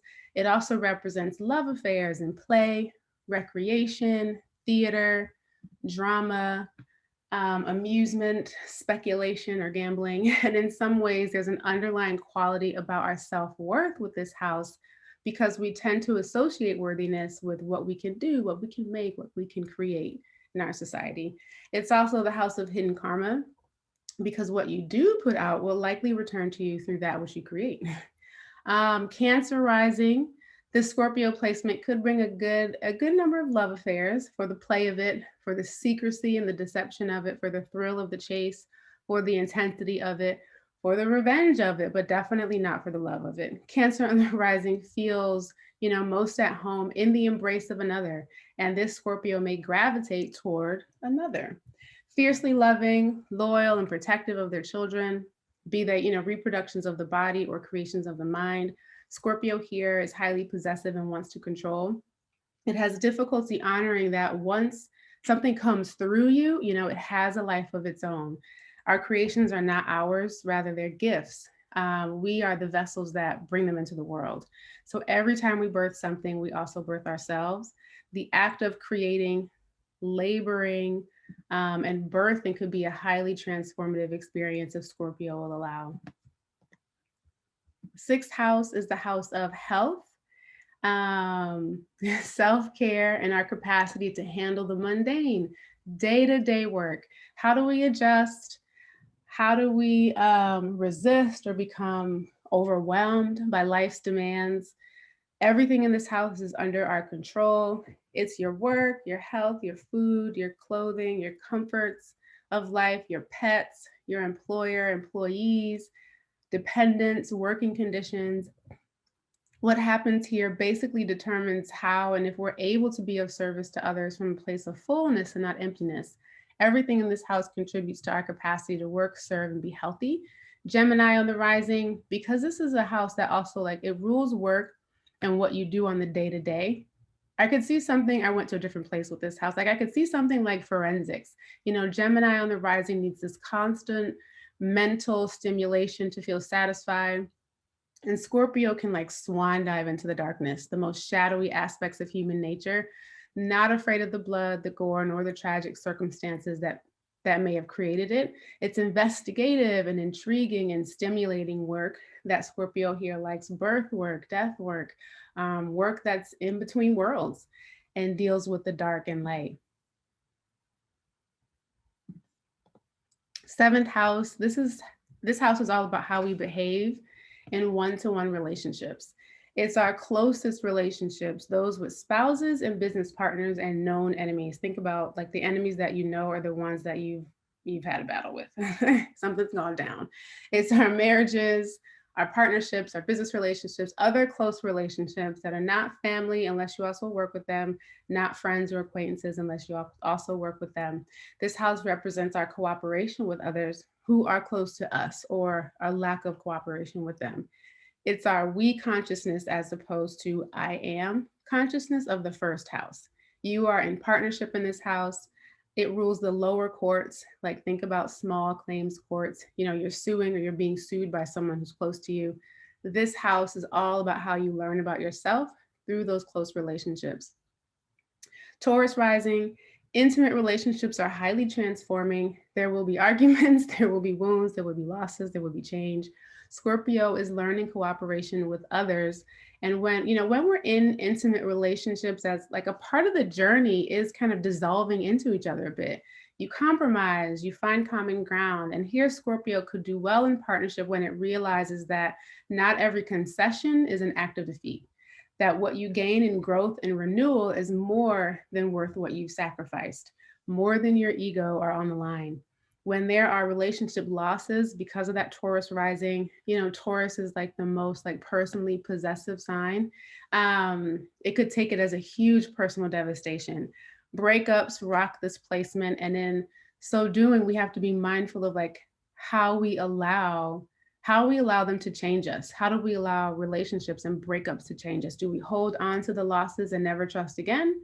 Or do we let go and do we grow and see where the next relationship can take us? I've seen Scorpio energy here, keep track of everything that someone else has done to it in a past relationship. And then you bring that energy into the next one, keeping their guards up, not really allowing themselves to fall in love fully with the next person. Or, you know, we can relate this to business too. And that's a hardening. Like, that's not what we want to encourage. Relationships do require, you know, our honesty about how we contribute to the dynamic. Eighth house, this house is all about how people save themselves from my perspective. This is the, you know, about the Christian expression, Jesus saves, but here you save yourself. This is the house where people seek inner stability, emotional and soul security by spiritual, magical, material means. So some people turn to religion, some people turn to sex, some people turn to the occult. Some people turn to money in the form of joint finances, loans, or inheritances. It is also that house of like what happens when we merge intimately with another. Where do you turn when you need to feel emotionally and spiritually secure? It's also the house of our deeply felt personal experiences, our rebirths, our inner deaths, because when you realize, you know, what the means you've been turning to feel emotionally secure, it's not serving you or working for you, you have to die to that old self and be reborn. This is the natural house of Scorpio. Aries is on the rising. Scorpio's natural home, you know, coming straight off the heels of our intimate relationships. This house, you know, it does rule how we find that inner peace within intimacy, you know, sharing our resources and our beliefs and lives with another. It's how you use your combined magic to create. Can we retain our unique identities within this intimacy, this merging? Do we feel safe enough to do so? You know, when beliefs shift, can we let them die for others to take up that space? Can we do that while we're merged with others? Can we release ourselves from obligation? Lots of questions in this house, you know. Or does the whole arrangement really have to die? Does it have to be obliterated in order for you to be reborn? Ninth house, this house is all about how we choose to learn about ourselves. It's the superconscious mind and education we choose. It's going beyond our horizons for self-discovery and identification, you know, moving from the eighth house of regeneration, death, and rebirth. This house is where you're like, okay, I'm reborn. And now what does this new me have to do? You need to learn about this new self, this new identity. So this house, you know, is associated with our religious and philosophical attitudes, foreign travel, long journeys, educational experiences you choose, like higher education and apprenticeships. It's also your intuition and your spiritual visions and publication. It's the house of self-understanding and those experiences that take you outside of what you think you know. Pisces is on the rising, coming through the eighth house of fire. You know, Scorpio here desires to understand the deeper meanings of life through the lens of Pisces, the rising, which wants to understand our oneness, what unites us instead of separates us. The quintessential phrase here being, you know, we are more alike than we are unalike. Here, Scorpio's quieter side is seen as it retreats from outward battle and travels and reads and observes the world and seeks out new truths. I see this Scorpio's renewal being one of more ease and grace than, say, like with the seventh or the fourth house placements we talked about. 10th house, this house is all about what you do in the world. It's your house of career and vocation. It's the work you get paid to do, the work that you say, like when you introduce yourself to others at a networking event. Hey, I'm Selima, I'm an herbalist, astrologer, spiritual teacher. Like, how do you fill in those blanks for yourself? The 10th house is also our reputation, our position in the world, how the public views you and your calling to contribute to society. Because it's so forward facing, it's also the house of approval and like whose approval do you seek? Aquarius rising, Scorpio is one of the power signs, and you know, this placement in the 10th house of career and reputation, you better believe Scorpio will desire, will try, and likely succeed at rising to the top of whatever its chosen field is. There's always an underlying energy of Saturn in the 10th house, which rules achievement and rewards effort.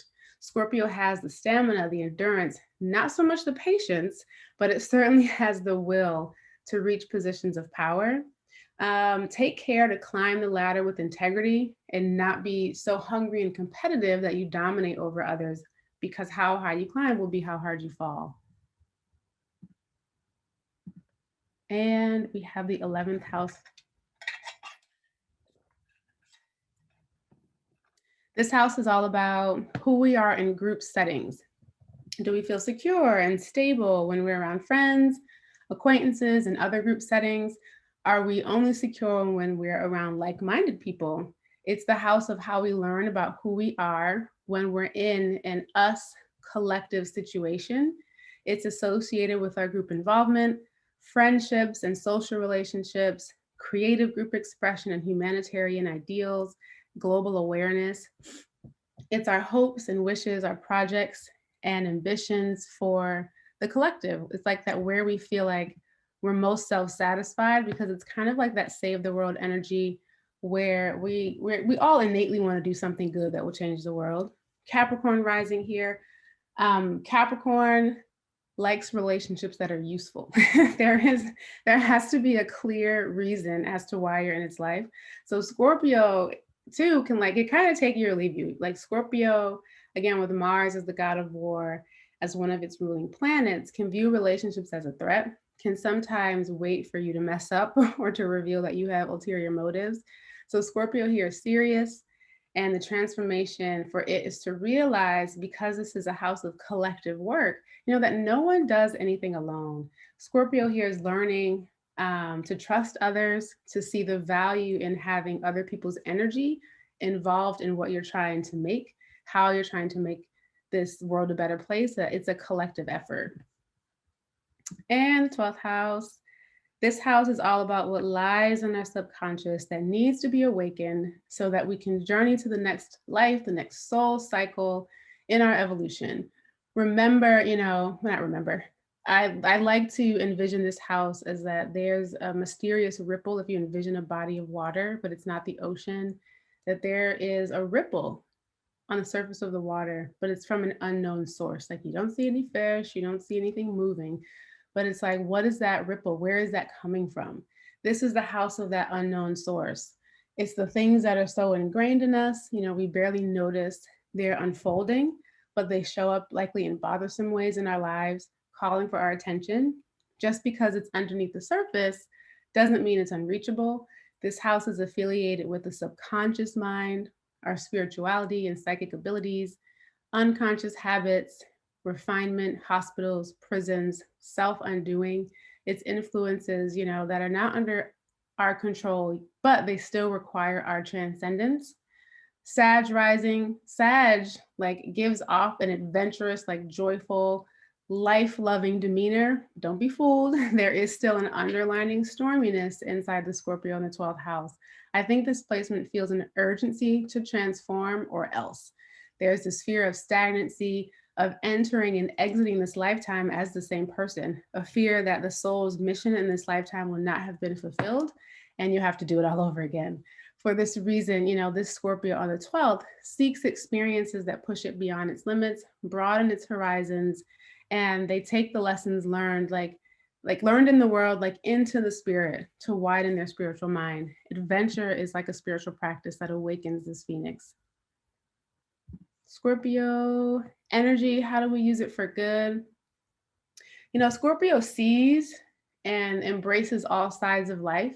It can handle the darkness, the shadow, the things that others consider taboo. They have the realest conversations about topics that most people prefer to avoid. Children with Scorpio dominant energy do things that most would consider shocking or inappropriate for their age. They grow up fast. They're independent. They start adulting sooner than other signs. They have so much courage in their younger years. And then I don't know what happens specifically, but life happens, right? Hurts happen and the inner storms roll in and start brewing.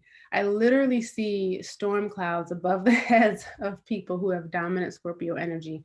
They start to get stuck in the battle between the personality, ego, and the soul begins.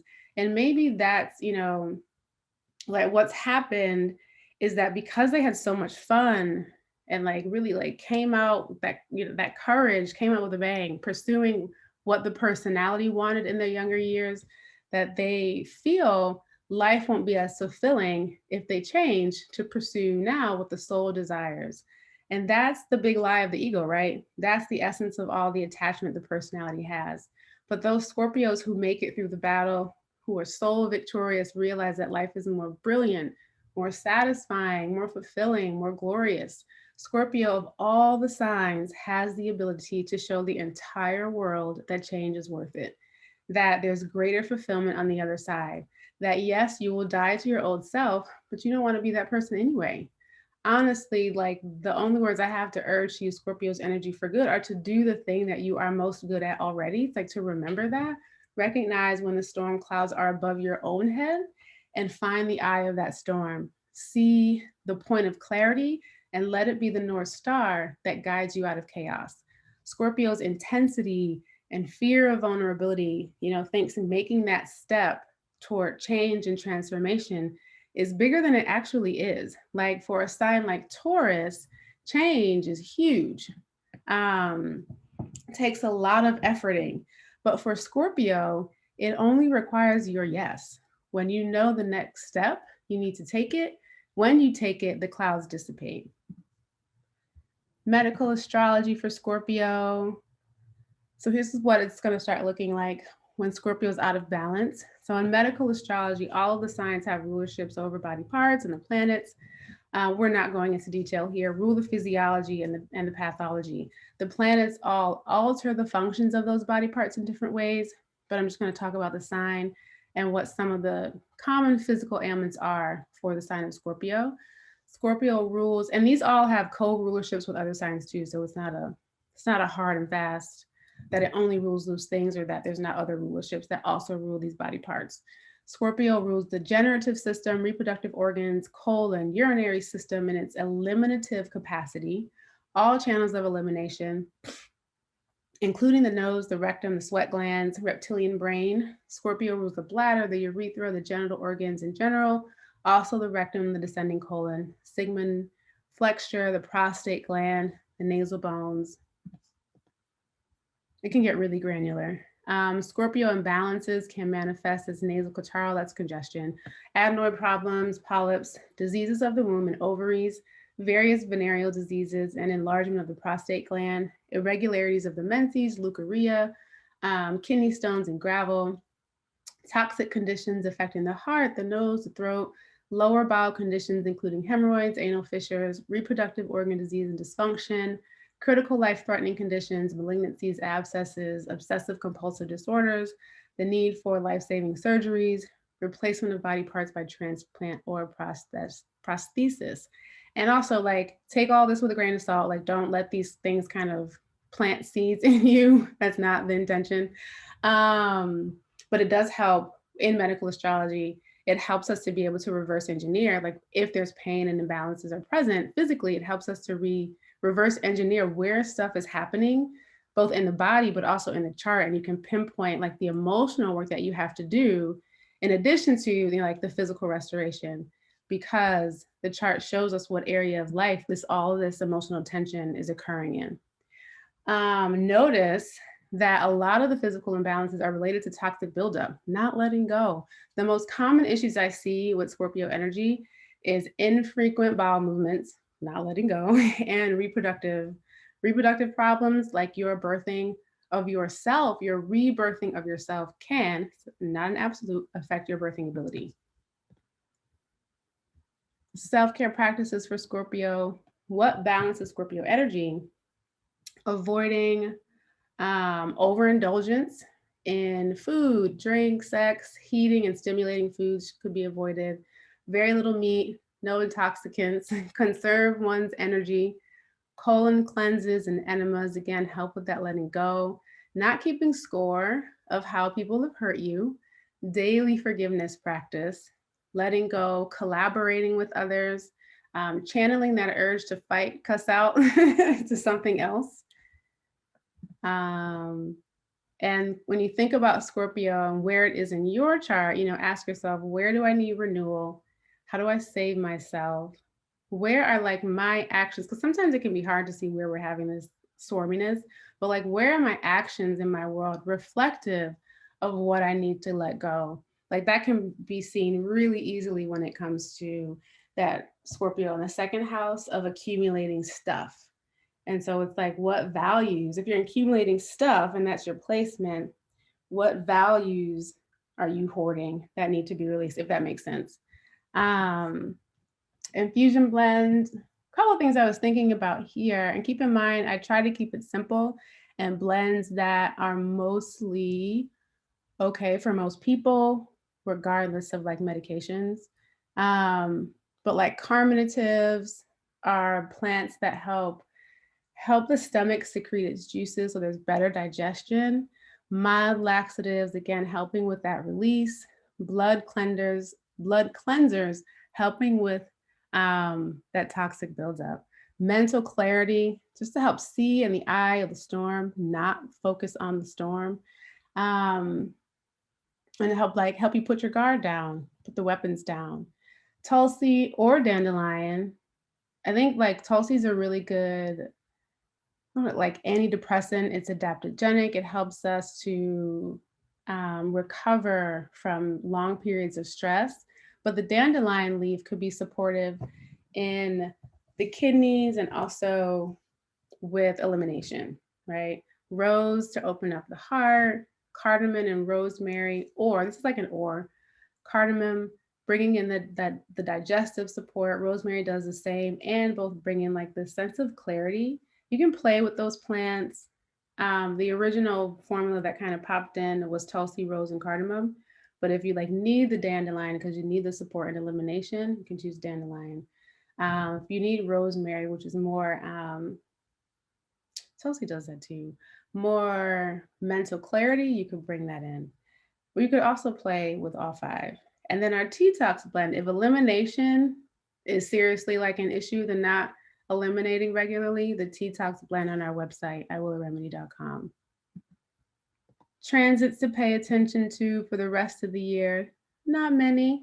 Mercury enters Scorpio. So keep in mind, Mercury is the planet that's the messenger between the gods. And I like to think of that like that's the messenger between you and you. That's the messenger between, let's use it here, where the messages between Scorpio, those lower energies, between the Scorpion energy and the Phoenix energy, like how can we bridge the communication between the two, where you are now and the version of you that wants to emerge. So think of that Mercury and Scorpio energy as an opportunity to see more clearly who you're becoming.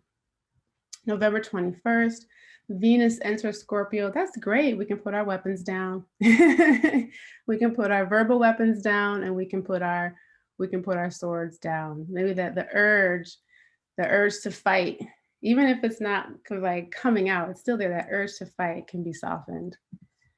And then this is a starting point for intentions. I can trust the voice and longings of my soul. I shed, release, and let go of people, narratives, and beliefs that harm me instead of help me. I choose to see the clarity, not to focus on the clouds. All right, thank you. I'm gonna pull up charts. Hey. This is herbal medicine for the soul. That's right. I said under 30 seconds of herbal medicine for the soul. This is what it's all about. Breaking the cycles of chronic physical pain, mental illness, pills, side effects with herbal medicine, emotional alchemy, and spiritual alignment. You're going to learn the herbal medicine skills, the spiritual tools, and the practices also to start or enhance your current holistic business. Head on over to thrive.iwillaRemedy.com if you want to learn more. And let me pull up the charts. And if you have any questions, feel free to pop them in the chat. The first one, is Donna here? Let me see. She's not here. That's okay. I'll tell you what I see.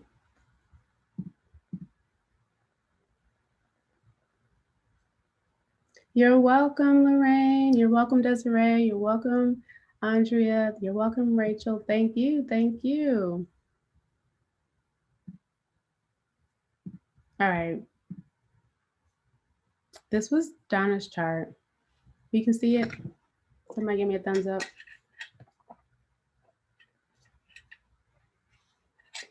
So this is funny. Thank you, Connor. I literally laughed out loud when I saw this one. And I was like, I just point out a couple of things. Some of it's like intuitive sometimes. It's not deep, but it's fun. My immediate response was, she came here to fight. Like with the stellium and Scorpio in the first house of identity, of like, who am I? And that's like a fighting to be yourself. And fighting anyone who gets in the way of being yourself, that we left in your ashes. And so I kind of know Donna. This was someone that Tammy worked with years ago when we still lived in Brooklyn. And after I was writing, I was like, is Donna she kind of scrappy? She was like, yeah. So that was what I saw that. And then there's also, I didn't pull it in, but this is the North Node. So the South Node in Scorpio too. So even with all of this energy, it's really interesting when you have South Node energy and you have a lot of planetary energy in the same sign, because there's the element of like you're trying to embody this energy and let pieces of it go at the same time. So there's like this internal battle for real with it being on the first house, having the South Node here and having all these planets here. So with a North Node in Taurus, this is like getting clear on what are your own values, especially when you're in the context of intimate relationships with others, and not simply fighting against others and what they say for the sake of it. I hope that makes sense. Like adopting patience. Is her Mars here? Mars is not here, but adopting patience, operating at a slower pace, like, and not needing a crisis to stimulate you, because Scorpio can rise to the fight, any fight. But adopting rest, relaxation, really enjoying the simpler pleasures of life, what we experience through our five senses. Taurus is a very sensual sign. It's a slow paced sign. So it was interesting to have all this energy here competing with this energy here. What's the next one? Connor, I pulled your chart. And you can unmute because that makes it more fun. Hey, I'm How you doing? doing great. How are you? Uh-oh.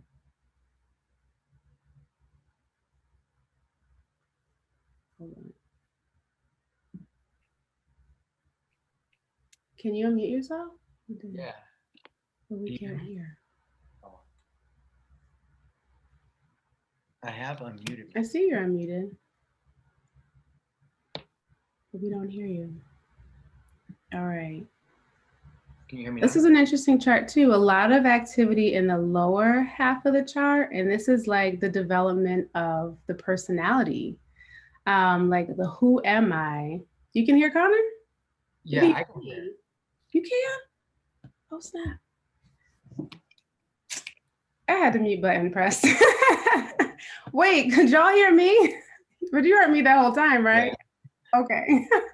I was like, I know I was not talking to myself. Okay. So this is like the development of the personality in this lifetime. Like, who am I and how do I just navigate being me? But like really balanced in terms of like the elements and the modes. This is like, yeah, just the internal energies, the essence of the energies inside of you, really balanced. And not a whole lot of squares, not a whole lot of oppositions, a good number of like semi-sextiles, which can sometimes be perceived as incompatibilities because they're in different elements.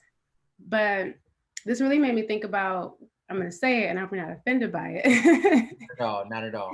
Dig into me. Is when people have, like, visually, you can look at someone's chart and think like, oh, this person has it easy, and where the struggles come in are totally self-created.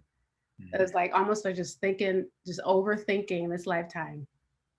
And like and especially with some of the pinpoints could be like Moon in Virgo, which, emotions kind of are ruled by the ebb and flow of like how you're feeling in terms of your self-improvement. Am I good enough? And am I not good enough? Does that make sense? Oh, yeah. Yeah. But I'm like Saturn and Aquarius, natural placement. these can kind of have an effect, kind of not. But tell us more. What would you like me to say? Does any of that resonate? Yeah, it really does resonate. I think right now I'm looking at it, I'm trying to understand it a little bit more myself, but everything you are saying is definitely resonating with me. I think I have a tendency to be, I think you're very right. I think a lot of my issues in life have been very self-created. And when I step back and look at it, it's like I realize that I kind of overreact to things and overthink things, and that tends to be my downfall. So that makes a lot of sense. And that's kind of empowering to hear that too, because when you realize that, you know, you're kind of creating your own problems, you realize you can create your own solutions as well. And nothing's really bad, you know, so it's kind of a double-edged sword. So, but yeah, I'm trying to understand the chart a little bit more as well. So yeah, lots of elements to look at. And so in like studying astrology, it's really awesome because I feel like when you start to understand and see the patterns of how these energies show up in people, how they show up in nature is like the most like, that's the purest expression of it. But you understand the instructions. So it really becomes this whole map of yourself that you can unlock. That it's like, oh, I know what I'm supposed to be doing because it's like you were born with a clear path. It's kind of like that, you know, the parting of the seas, like born with the seas parted, and you're like, no. so what is the path then? What is the path? Oh, I would have to do a deeper. I mean, I can't do that now, but we can do a reading. But yeah, that would be a deeper study. I definitely would love to do that. And then so sorry, go ahead. Oh, I'm sorry, you go ahead. I was saying so much of it too about all of these energies is how are we choosing to express them?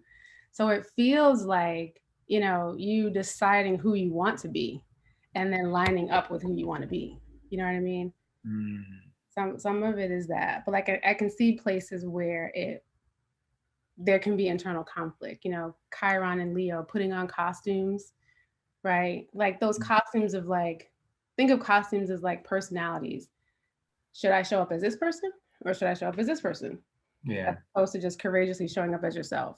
Yeah. The wound happening there. Mars, definitely, like you were saying, overreaction emotionally in responses to other people's emotions. So with Cancer, it's not so much like, sometimes Cancer is like, what am I feeling? But it's also highly sensitive to what other people are feeling and then feeling based on what other people are feeling. Does that make sense? So it's like 3 levels and it's like, just get to what are you feeling exactly around when you're in and around situations with other people. Wow. I see that somebody in the chat said, I'm about to go through my Saturn return. Can you explain that to me? What is the Saturn return exactly? I've heard the term before. I will talk about it. Yep, I'll talk about it now, but I'm going to take your chart off. Of course. Wait. And the person too, I don't know who that was. Imani. Well, let me see. Hold on. Let me get organized. Adonica, are you here? Because, oh, I thought I saw her here. Here we go. I'm here. I was trying to unmute myself, but I knew how to do it. So we can talk about Saturn return. I pull these at random, and I do seem to always pull one that has a Saturn return, especially with this year because it's big. If you've had Saturn in Capricorn, these years have been interesting. How has your Saturn return been? Do you know what I'm talking about? No, okay. So same question. Saturn return, it happens around 26 to 30 years old. And it's a big restructuring. You know, when like we're around that age, we're coming out of our younger 20s, perhaps a more playful period for some. And you suddenly just start having this urge of like, I need to get it together. I need to get my life together. I need to put things in order. That's what that urge is coming from Saturn. Saturn is literally returning to the place where it was when you were born. And Saturn is the planet restructuring, of order, of foundations, of business and authority, of patience and time. And like, just think of it like if you were a construction worker, if you were like an architect, and you want to build a structure, in thinking about the foundation of that structure, you have to think ahead and think like, do I want this structure to support one story, or do I want this to support 150? And Saturn asks us to think about that now. That is like, what are you creating right now? And what will it support? How and what will it support in its longevity for you later on? And so a lot of what we're seeing and what we have seen in these last couple of years as a society with Saturn transiting Capricorn is our structures falling apart because they weren't equitable, because they weren't systems that were fair for all. And so that's why we're seeing all of this destruction. And so you have 4 planets in Saturn, in Capricorn in the 5th house. I wrote down like, this is the house of play and your creativity, like creativity being ordered, being disciplined. Like, are you an artist in any way? Or even like playing as business? Like, I just like to start businesses because it's fun. Something like that. Pretty much, I'm all over. I have so many interests, and it's kind of hard to find one because I like to write, I like to sing, I like music, I like this, I like that. So it's hard to pinpoint. Gemini. And it's like, it is saying like that what you decide to create as an expression of you, it requires learning in a disciplined way. Almost like, I have a music background, so it's easy for me to make this particular like analogy. And like, you want to be not a jazz musician, but if you want to be an awesome jazz musician, then you need to study scales. So there's that element of like, what are the foundations of whatever it is you want to create? Learning the foundations, because then it'll bring you to mastery. Like Capricorn likes to reach the top, likes to be good, likes to be excellent at everything that it does. But the way that you reach excellence is by understanding the foundations too. The Gemini too, Gemini in the midheaven, that could bring in lots of interests. And it can also suggest like that you can give yourself space and time to pursue different careers. Like you can give yourself permission to do that. There's Gemini, Miss Barbara, she's in our course, in Herbal Medicine for the Soul. And she's 80, she's gonna be 80 in January. And she has had 4 different careers. So it's like, totally give yourself permission to do that, like, and not feel like, because Capricorn can feel like too, like I got to stick with the same thing forever. And it's like, no, you don't. Like you can be all of those things that you said for a good amount of time. And like, when you're no longer interested, move on to the next. And then the Virgo, low air. That stuck out too. So we don't have an element, like we're deficient in an element, that means that we have to bring it in manually, like mechanically. It's harder work to do. And low air is usually like, it can have a hard time being, trying to say it the right way, being subjective, like being personally, you can let me know if this is true for you, personally, like self-analyzing, rather taking everything. People take everything personally who have low air. Does that make sense? Mm-hmm. So is it kind of like objective? I think there's difficulty in objectivity. I'm sorry, what were you saying? Like defensiveness and things like that.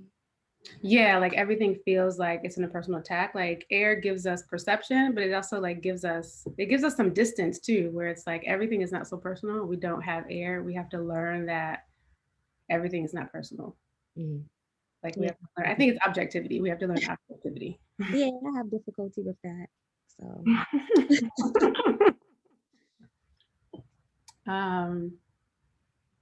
yeah. What else? Oh, North Node in Pisces. North Node in Pisces, another Virgo rising.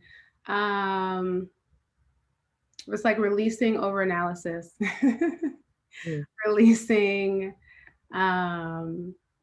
low self-worth as it might relate to that perfectionism tendency. Virgo can be perfectionistic, but Virgo is also like the sign that really loves self-improvement, but there's that balance of like, am I doing this for the urge and the fulfillment of like seeing myself grow?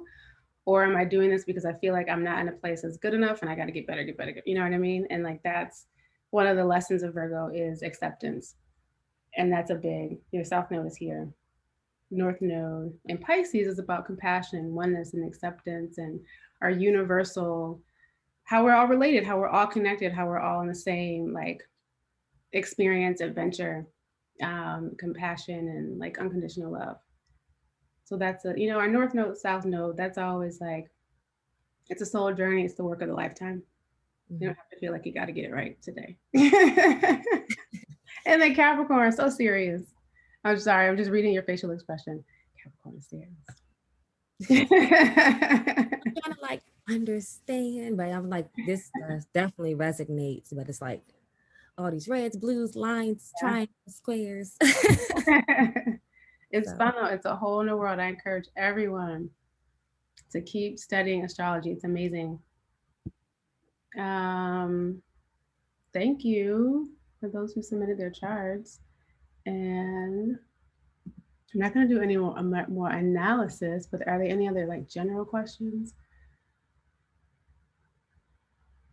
The Scorpio and the Pluto and Scorpio, maybe re-listen. That Pluto gives us, I mean, Pluto is an outer planet. It can manifest on the individual level in the house, but it's more, you more see it in generations. We'd have to see the specific house to know if it is, like Pluto hasn't made its whole way around the zodiac yet. So we're still learning about it.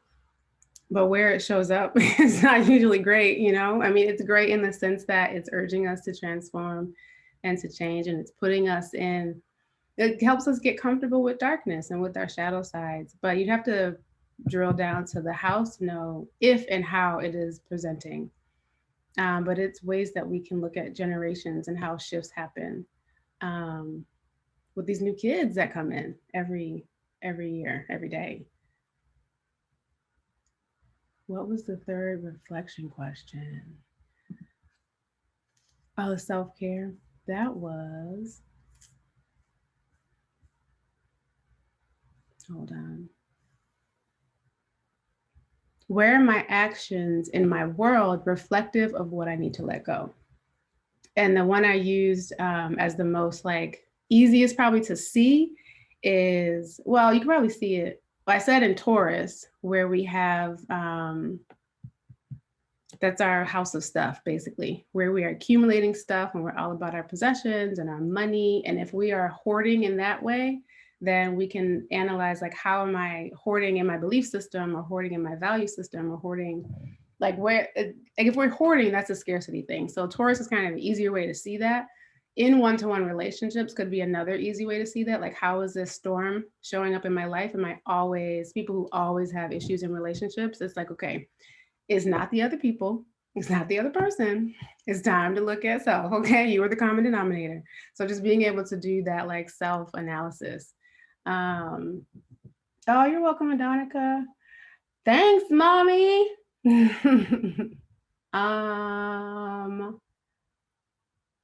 Where's your Saturn? Mom, I don't know where your Saturn is. I would have to pull up your chart. What else? I have Saturn in Capricorn. I've been dragged these last few years. Yeah, it's been rough. But see, well, kind of sort of with the whole Saturn, having a Saturn return during this time, you know, Saturn is always trying to get us to sit the fuck down. So it's really like my question, I would turn it and be like, where has the resistance been? Because Saturn wants us to sit down. Saturn rewards effort. So if we can honor the Saturn transits that are like, it's that expression,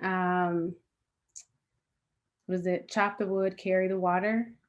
You guys heard that proverb or that expression where it's like, you just need to sit down and focus on the most essential things right now. And those are the foundations. It's like when does anyone go hiking and there could be like a point where you're walking up an incline and you don't want to look ahead anymore because it feels like it's so far away and it's so steep, this incline, and it's like just looking ahead makes you tiresome. So you just put your head down and you put one foot in front of the other. And Saturn is really like that, like put your head down. And so when we're resistant, that's when we get dragged by Saturn. I don't know if Hane is, or are they still here, or if I'm saying that correctly. I apologize.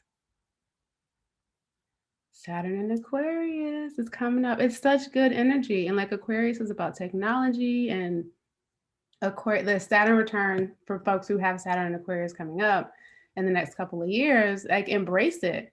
It's going to be so good because Saturn is also another, like it rules Capricorn. So it's in its home chart, its home sign, and it's going to be still in its home sign. So it's really compatible energies. So it's like, think about where your Aquarius is and how can you use it to your benefit. I always think, I look ahead at transits only from the context of like, how can I use this energy to my benefit, not from a place of fear. Like Saturn coming into Aquarius, I have Mercury in Aquarius. I'm like, oh, this is gonna be a good time to write a book. Like prepare yourself for the things that you can get excited about in that area of your life. Aquarius rules technology. Aquarius is also, it's a sign of mastery in the sense that, you know, with those two waves that it has, the lower wave is Saturn, foundations, understanding how systems work, like inside and outside. And then that higher wave is when you get to, that's the higher octave of Uranus, where you're like, oh, I know I have mastered this. I'm going to come in and flip it. And totally, that's the radical energy of Aquarius, which is really cool. It's like, it's mastery. It's like once you know a problem in and out, then you can change it. Then you can solve it, right? You can solve it for everyone. So it's a really good, Saturn and Aquarius is a really good opportunity for you to see where that mastery is showing up in your personal life. But then also for us as a society, it's like, oh, wait a minute, we're going to be getting deeper, right, into these systems that are failing and crumbling. And all these Aquarian innovators are going to pop up. It's like when we do see plants that come up through gravel, like literally gravel root. We see them emerge through stone. It's like, where'd you come from? That's exciting. That's what makes the transits exciting. Mars transits, follow those because that gives you action. That gives you the energy to do wherever it is, wherever it's showing up, to do whatever you want to create and do in that area of your life. Follow Jupiter transits because that's like your good luck charm. Just being mindful of like overindulging when it comes to Jupiter. But that's always a place where it's beneficial. It brings in big ideas, big solutions. And then the other, well, yeah, the sun, yes, the moon, yes. I don't have a chart in front of me, but the other ones, they're well, yeah, Mercury, you always know that's associated with it. Everyone follows that because it's like, where's communication gonna be wonky? But then the other outer planets, so those are generational things.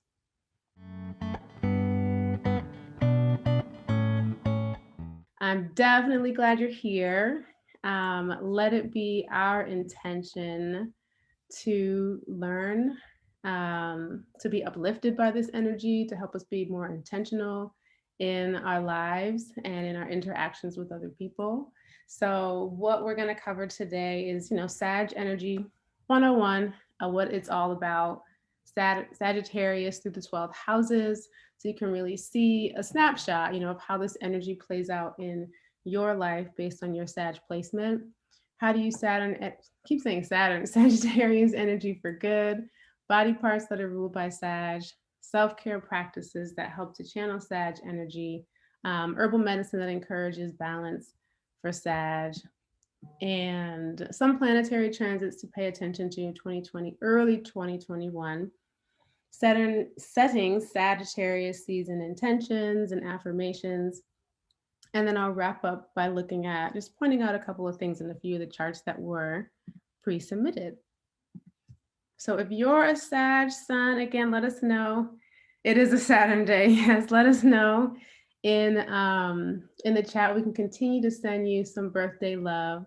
Sag is in you. It's in all of us. I know a lot of the astrology apps only show the signs that have planets, which makes it seem like if you don't have a planet in that particular sign, like you don't have its energy, and that's not the case. We have all the signs, all of the energies, all of the planetary energies. So we'll get right to it. You can pop some questions in the chat. I'll try to get to them at the end, depending on how much time we have. So Sag is the 9th house sign of the zodiac in tropical astrology in the Northern Hemisphere. It occurs at the end of fall. Like all mutable signs, it occurs in the transitions between one season and another. It's changeable, restless, vacillating, and flexible. Mutable signs require constant stimulation, looking for new focal points, like to channel their energy into. Like Gemini needs new ideas and like riveting conversations. Virgo always has a box to check, a good, self-improvement project. Sagittarius embarks on one quest after another. Sagittarius is the sign energy and like the developmental stage where we seek new truths, leaving the territory of the 8th house initiation, where we have deeply felt experiences and what happens to us, like this is what happens to us when we merge and we break away from others. We've been ripped open in new ways in the 8th house energy. We're born again, and we need to discover ourselves in the world from, this new identity. So it's like, who am I now? What's the meaning of life now? What haven't I experienced? These are some Sagittarian questions, because whatever wounds we've healed, fears and truths that we were forced to face in the 8th house, they turn our world on its head. Ideas that we believed as truths were proven false or even more true. We faced our shadow sides and realized the potential for darkness in us, and it is in all of us. So now what? Scorpio in the 8th house is the energy kind of like, oh shit. And Sag is that energy of our aha moments and experiences. It's ruled by Jupiter, the planet of the higher mind, expansion, growth, optimism. Jupiter enlarges and exaggerates everything and assumes success too. This is the planet of best case scenarios. And honestly, after coming out of some kind of scorpionic experience, we need a break. We need some positivity and some lightness. If you have, an idea to run a local ice cream shop, like Jupiter is like, nah, go global. An intimate birthday gathering, something, it turns into a full-blown dinner party with guest list, catering, a band. One drink turns into 10 and you're just not even bothering to go to bed. Jupiter doesn't do small, doesn't comprehend quaint. Jupiter turns your ceiling into your new floor. Like, think about that line. Jupiter turns your ceiling, what you perceive to be your limit, what you think is the top, is how high you can go, into your new floor. And the way Jupiter expresses this energy through Sag is through our identities, our beliefs, our life philosophy. Everyone says, Sag loves freedom, and this is true, but why? Sagittarius energy is trying to liberate itself from the confines of its old identity, old beliefs, and is looking for new meaning in life. It's the seeker and the archer. The symbol of Sagittarius is the archer, the centaur, half human, half animal, bow and arrow in hand, pointed heavenward toward a target we can't necessarily see with our eyes, but they can. The arrow isn't pointed just toward the sky. The intention is to shoot the arrow beyond what one can see. The sky is the floor, not the ceiling. I hope that makes sense. It is the I see, I perceive energy, knowing that there is more, that there are realities and truths beyond what one can feel and taste and touch. There is territory we haven't explored, and there are truths about this human experience that we haven't considered, much less experienced. Sagittarius is inherently optimistic, like to point your arrow toward heaven and believe that it will reach its destination. Like, how could that not be optimistic? That symbol alone, like, it really represents faith and trust and implies that that there's more to life. Like its other fire signs, Sagittarius is a place in our charts, our personalities, that feeds our vitality. When we honor the motivations and urges of Sag, we feel invigorated. We have a new lease on life. We want to keep going, we want to keep living. All fire signs in some way, you know, represent enthusiasm and excitement and faith and honesty and zest, radiance and will. If we use like the metaphor of a campfire, the logs are stacked, you know, we're ready with the match. Aries energy is like adding lighter fluid. Boom, you know, get it going quickly, naturally with a little bit of danger involved. Leo is when the fire is roaring and it captivates everyone's attention. It's mesmerizing. And then Sag is when the fire starts to die down and you're not ready to turn in though, so you need to add fresh logs. Here we go. This is what Sag energy asks us to do. Add fresh logs to our internal fire, because our enthusiasm for life may be dwindling, or, you know, if we're still here, then, you know, we have work to do. We have meaning and purpose to find, questions that need answering. Sag is where we keep the adventure going because we're still breathing. Remember that while, you know, we're all in these spiritual journeys too, we're not all at the same mile marker. Some folks are at the starting line, others are crossing mile 100, like in other words, like some are in pre-K, some are in graduate school in terms of their current understanding. So I knew these new experiences, they broaden our horizons. They lead to new conclusions that feel true for you. You know, it doesn't mean that it's true for everyone in their current reality, in the current stage of their development. Sagittarius can get dogmatic when that's happening. You know, it's time to add new logs to the fire. You've hit a ceiling. One more thing to note about fire signs, you know, fire needs release and it needs oxygen. Without oxygen, it goes out. And when it's confined with oxygen, but no release, that's when we have explosions, right? This happens to us too in our fire energy. The reasons for are slightly different, which each of the fire signs, but a common thread with all of them is rage. Aries' internal rage is related to fear. Leo's is resistance to vulnerability. And with Sag, just because it's stuck under a ceiling, it has chosen not to break through. You know, a theme song for Sag, like just kept ringing in my head, and it could be because I'm listening to this album all the time, is My Shot from Hamilton. And it's really just the line, you know, I'm not throwing away my shot, that resonates with me here. Whether it's adding a log to the fire or shooting your arrow, you know, you're at a crossroads with Sag. You can stay in this old skin, this old mindset, or you can do something that reignites you. You can shoot your shot. You can take that leap. You are, you know, in this lifetime, one time. Will you have more, you know, infinitely more lifetimes? Probably. But this now reality is the one you're living. So live it.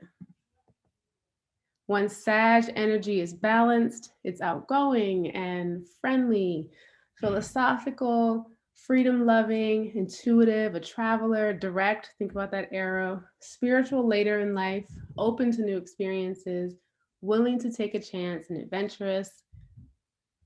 When Sag energy is imbalanced, it procrastinates, is dogmatic, overindulgent, compulsively, like non-committal, when it really hasn't realized like what it's truly seeking is beyond this material plane, superficial, hyperactive, rambling, and thinks that true for self means true for all.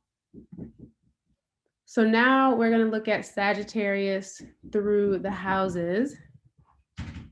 Hold on, Niles is knocking at the door.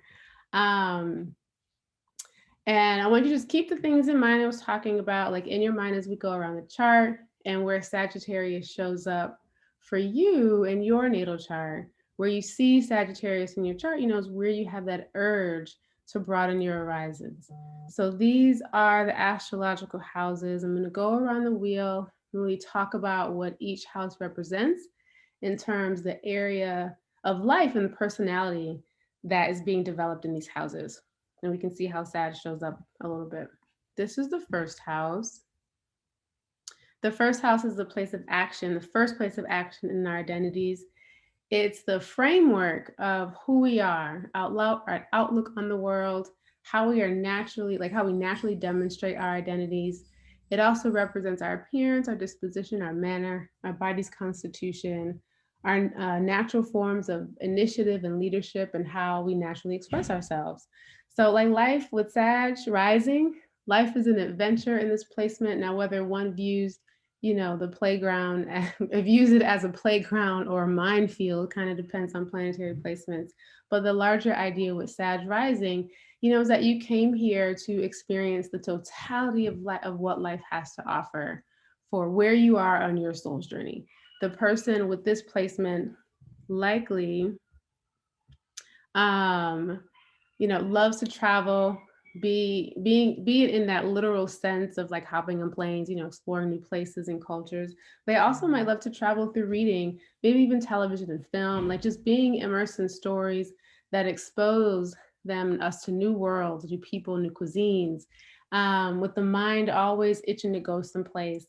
You could see procrastination, disorganization, and restlessness with this placement too, though a strong Saturn in the chart can mitigate those tendencies. Second house, the second house is the house of material security.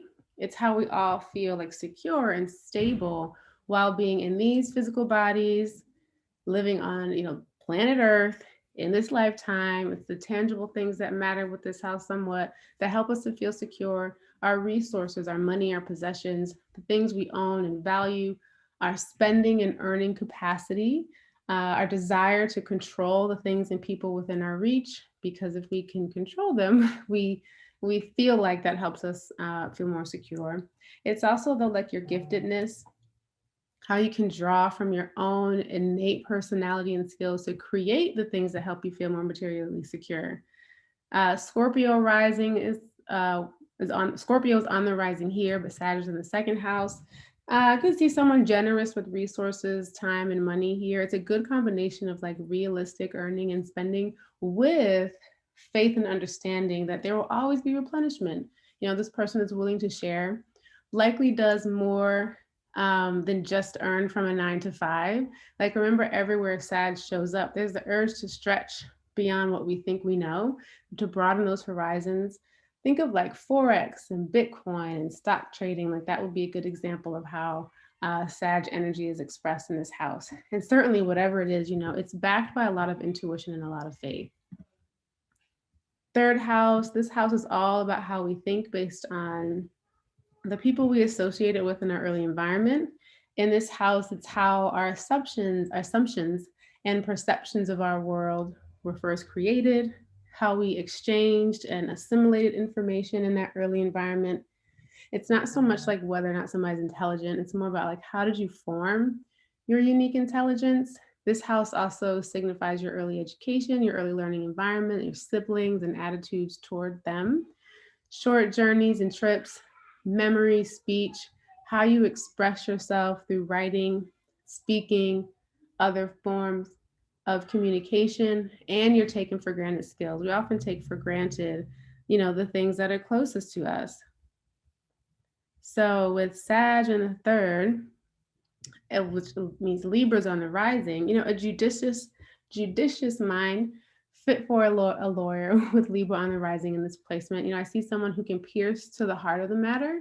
It's a seeing beyond the veil kind of energy and mental curiosity where superficial kinds of truths cannot be accepted as truth at all. Perhaps an avid reader, one who stumbles upon new experiences right in their own neighborhood. Like New York is a good example of this kind of energy, in that you can go 3 blocks in a different direction than your normal, you know, walking commute, and you're in a whole new world. This person can, but doesn't have to, get on planes to broaden their horizons. They can do so right within like the relationships they have with different folks in different circles. Fourth house, this house is the house of home and all domestic affairs, both the childhood homes, you know, that we grow up in, and the types of home environment we're likely to create as adults. It's our family, upbringing, our needs for privacy and peace, real estate, ancestry, lineage, and the subconscious programming that we learn from our families in these early environments. How do we feel about what we experienced with our families, and what action do we take to like either perpetuate or release ourselves from those records and those cycles? Virgo's on the rising, probably the sign that is the most consumed with health, self-improvement, and service. That's Virgo. So Virgo on the rising, Sag placement here, someone who needs like a firm, ground under their feet in order to explore what is beyond. I think home is like one place at a time, but like moving to different locations could definitely be in the picture for this person, perhaps across country or across the world. You know, maybe you moved a lot as a child or choose to do so as an adult. I could see this person like finding peace and nurturing and privacy and comfort within a sanctuary of sorts that they make inside of their home. This person needs space in every sense of that word, in which they can do that intuitive, deep thinking, like access the higher mind that helps them break those childhood patterns. Fifth house is the house of creativity, creative expression. Another way to think of this house is like, what do you do to leave your mark on the world? It's your, you know, I was here, here's proof of my existence. It's your self-expression, the things that bear your name and personal stamp. For some, that's children. For others, like Ava DuVernay, that's films. It also represents love affairs, play, recreation, theater, drama. It's a stage in this house. Amusement. In some ways, there's an underlying quality, though, about our self-worth with this house, because we tend to associate worth with what we can do, what we can make, what we can create. It's also the house of hidden karma. What you put out will likely return to you through that which you create. And so Leo is on the rising. You know, all of the fire signs have some kind of quality of impulsivity within them. And like I once did a reading for a woman with this placement, Leo in the rising, Sag in the fifth house. And in it, I said, this is the type of energy where, you know, you'd be off on a trip, could meet somebody, have your fun and get pregnant. That's exactly what happened about a year later. Of course, there are, you know, many ways this energy could be expressed, but suffice it to say that, you know, with Leo's kind of urge and drive for attention combined with Sag's urge for freedom and fun, it would behoove this placement, this person with this placement, to pause before taking action in the heat of the moment. Like, think before you hit go. And with that said, you know, what this person creates too takes them far outside of what you think you know, what is true for you. So either way, I mean, it really is a win-win, but it's a helpful piece of advice to pause. Sixth house, this is the house of health, self-care, our capacity to handle the mundane, day-to-day work. Like, how do we adjust? Resist or become overwhelmed by the demands of daily life. Everything in this house is under your control. It's your work, it's your health, your food, your clothing, your comforts of life, your pets, your employer, like your employees. You can change all those things. Your dependents and your working conditions.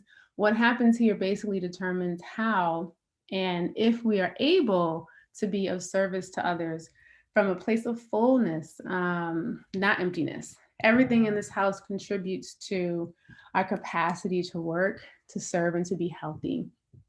Cancer is on the rising. Routine fatigue is what this placement is trying to avoid. You know, work that really allows this person to travel, be it local travel or otherwise, like being around people that take this person out of their mundane and expose them to new perspectives will keep them energized about life and the duties that they have to handle. With Cancer on the rising combined with Saturn's overindulgence, watch out for emotional eating, overeating, over drinking. Sorry, still letting folks in. A good lesson for this energy placement here is to learn to appreciate the freedom that comes with discipline. So while you might get bored with routine and the mundane, you know, don't invite disruption, just like in the form of chaos and disorganization, just for the sake of feeling free. Now you're just trapped in another pattern, in another box. The seventh house is the house about how we behave in one-to-one relationships. It's our closest relationships, those with spouses, even best friends, business partners, known enemies. It's our marriages and partnerships, really like close relationships, but not necessarily family unless you also work with them, and not quite just like friends or your wider social network unless you also work with them. This house represents our cooperation with others who are close to us or lack of cooperation. It's our we consciousness as opposed to the I am consciousness of the first house. You are in partnership in this house. It rules the lower courts, like really think about small claims courts. You're suing or being sued by someone who's close to you. This house is all about how you learn about yourself through these close relationships. Gemini is on the rising, definitely forming relationships with people from lots of different backgrounds and cultures. Everyone wants to feel as if they belong. This person, like even with a strong kind of like aversion to being tied down, does enjoy partnerships so long as the partners like understand their nature, which is not necessarily like the freedom to sleep around, like it's not like that, but understanding that like having different types of close relationships is important. The person probably doesn't have just like, some people, they're married, it's like the person that they're married to, that's their one person. This person's probably not like that, or they just have one person that they go to and lean on for everything. They probably have like many deep relationships that give them the full experience of belonging that they need. Another expression could be polyamory, or just like, or not partnering up at all for fear of losing freedom. Eighth house is about how people save themselves. This is, sorry, I'm still hitting the emit button. This is, think about like the Christian expression, Jesus saves, but here, like you save yourself. It's the house where people seek inner stability, emotional and soul security by spiritual, magical, material means. So some people turn to religion, some people turn to sex, some people turn to the occult, some people turn to money in forms of like joint finances, loans, inheritances. Where do you turn when you need to feel emotionally and spiritually secure? And it's also the house of like our deeply felt personal experiences, our rebirths, our inner deaths, because when you realize like that the means that you've been turning to feel emotionally secure really aren't serving you or working for you, you have to die to that old self and be reborn. Taurus is on the rising. What happens when we merge with another and we dissolve into another is also a quality of this house. We feel obligated in many ways around this house. This house has rulership over those kind of experiences too. And so with Taurus on the rising, like being a sign of accumulation with some implications around money, one could see eighth house Sag person, coming into money from other people. Sag here is sensual, desiring sex as a means of understanding the psychology of themselves as well as others. Sex magic comes up. Taurus is such a sensual sign, and Sag wants to break ceilings. So what happens when we hang from the ceiling? Like, I'm being funny, but like seriously, like there's this explorative energy with Sag that wants to know, like, well, what will happen when we do certain things together, when we stretch our limits together? Scorpio is the first layer of this energy. It always wants to do like go to the most intense and raw place. So that could be an interesting combination. Oops. Ninth house. This is the house where we choose how we choose to learn about ourselves. It's the super conscious mind, education that we choose.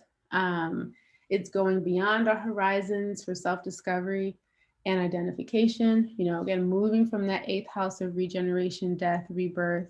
This is the house where we say, okay, I'm reborn. And now what does this new me have to do?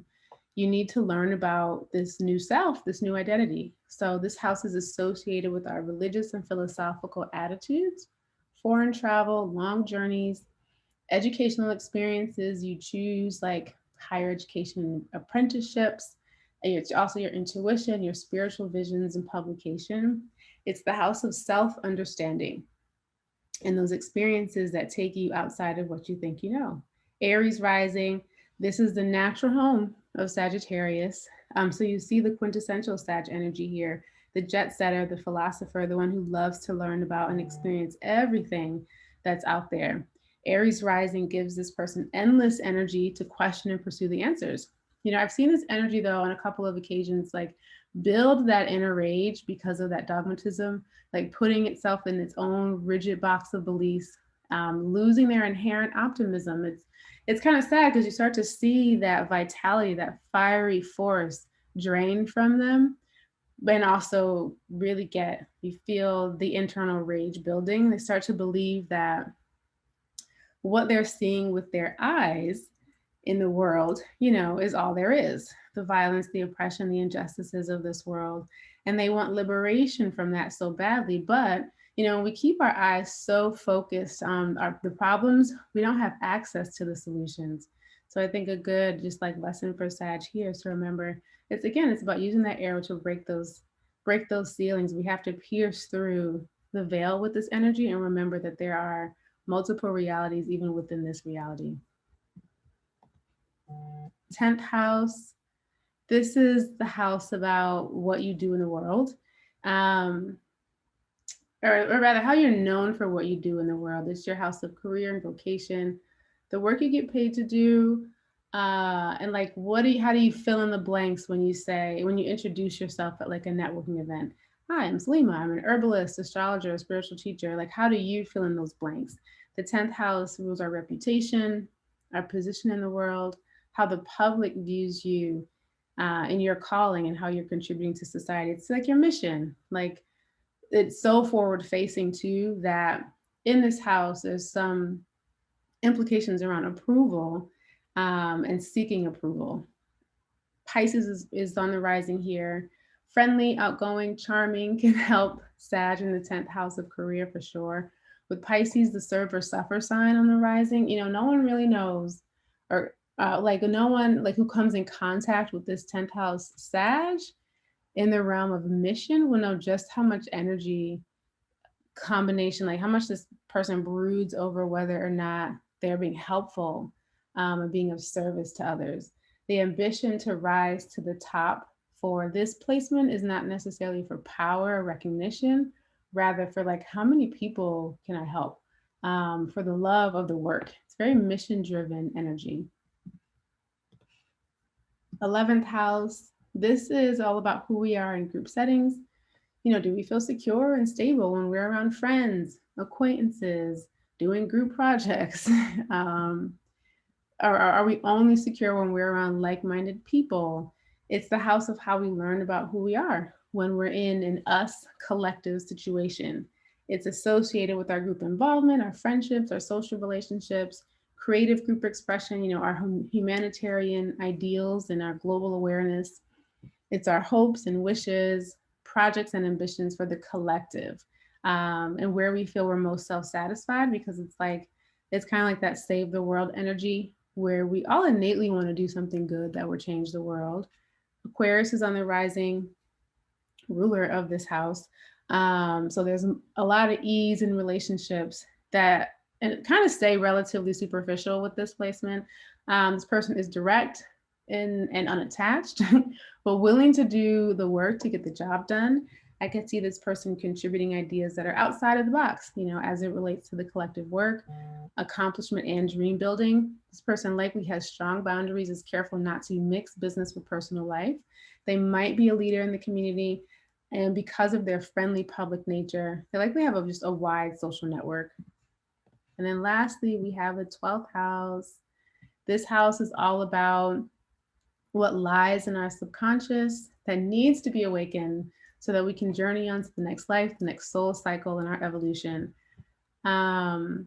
This is the house of, if you envision like a body of water, it's not the ocean, but a large body of water, and you see a ripple on the surface and you don't know the source, what created that ripple.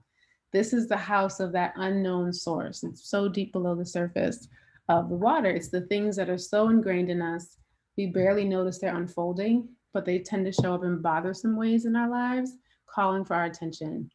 Just because it's underneath the surface doesn't mean it's unreachable. Like, this house is affiliated with the subconscious mind, our spirituality, our psychic abilities, our unconscious habits, confinement, that self-undoing, prisons and hospitals. Its influence is not necessarily under our control yet, but they do require our transcendence. Capricorn is on the rising. I think this is a tougher placement for broadening the horizons because Capricorn likes paths that are proven. Capricorn is kind of a see it to believe it energy, likes to have all of the information before making a step. The self-undoing here is holding itself back, being so conservative and needing to have everything in order.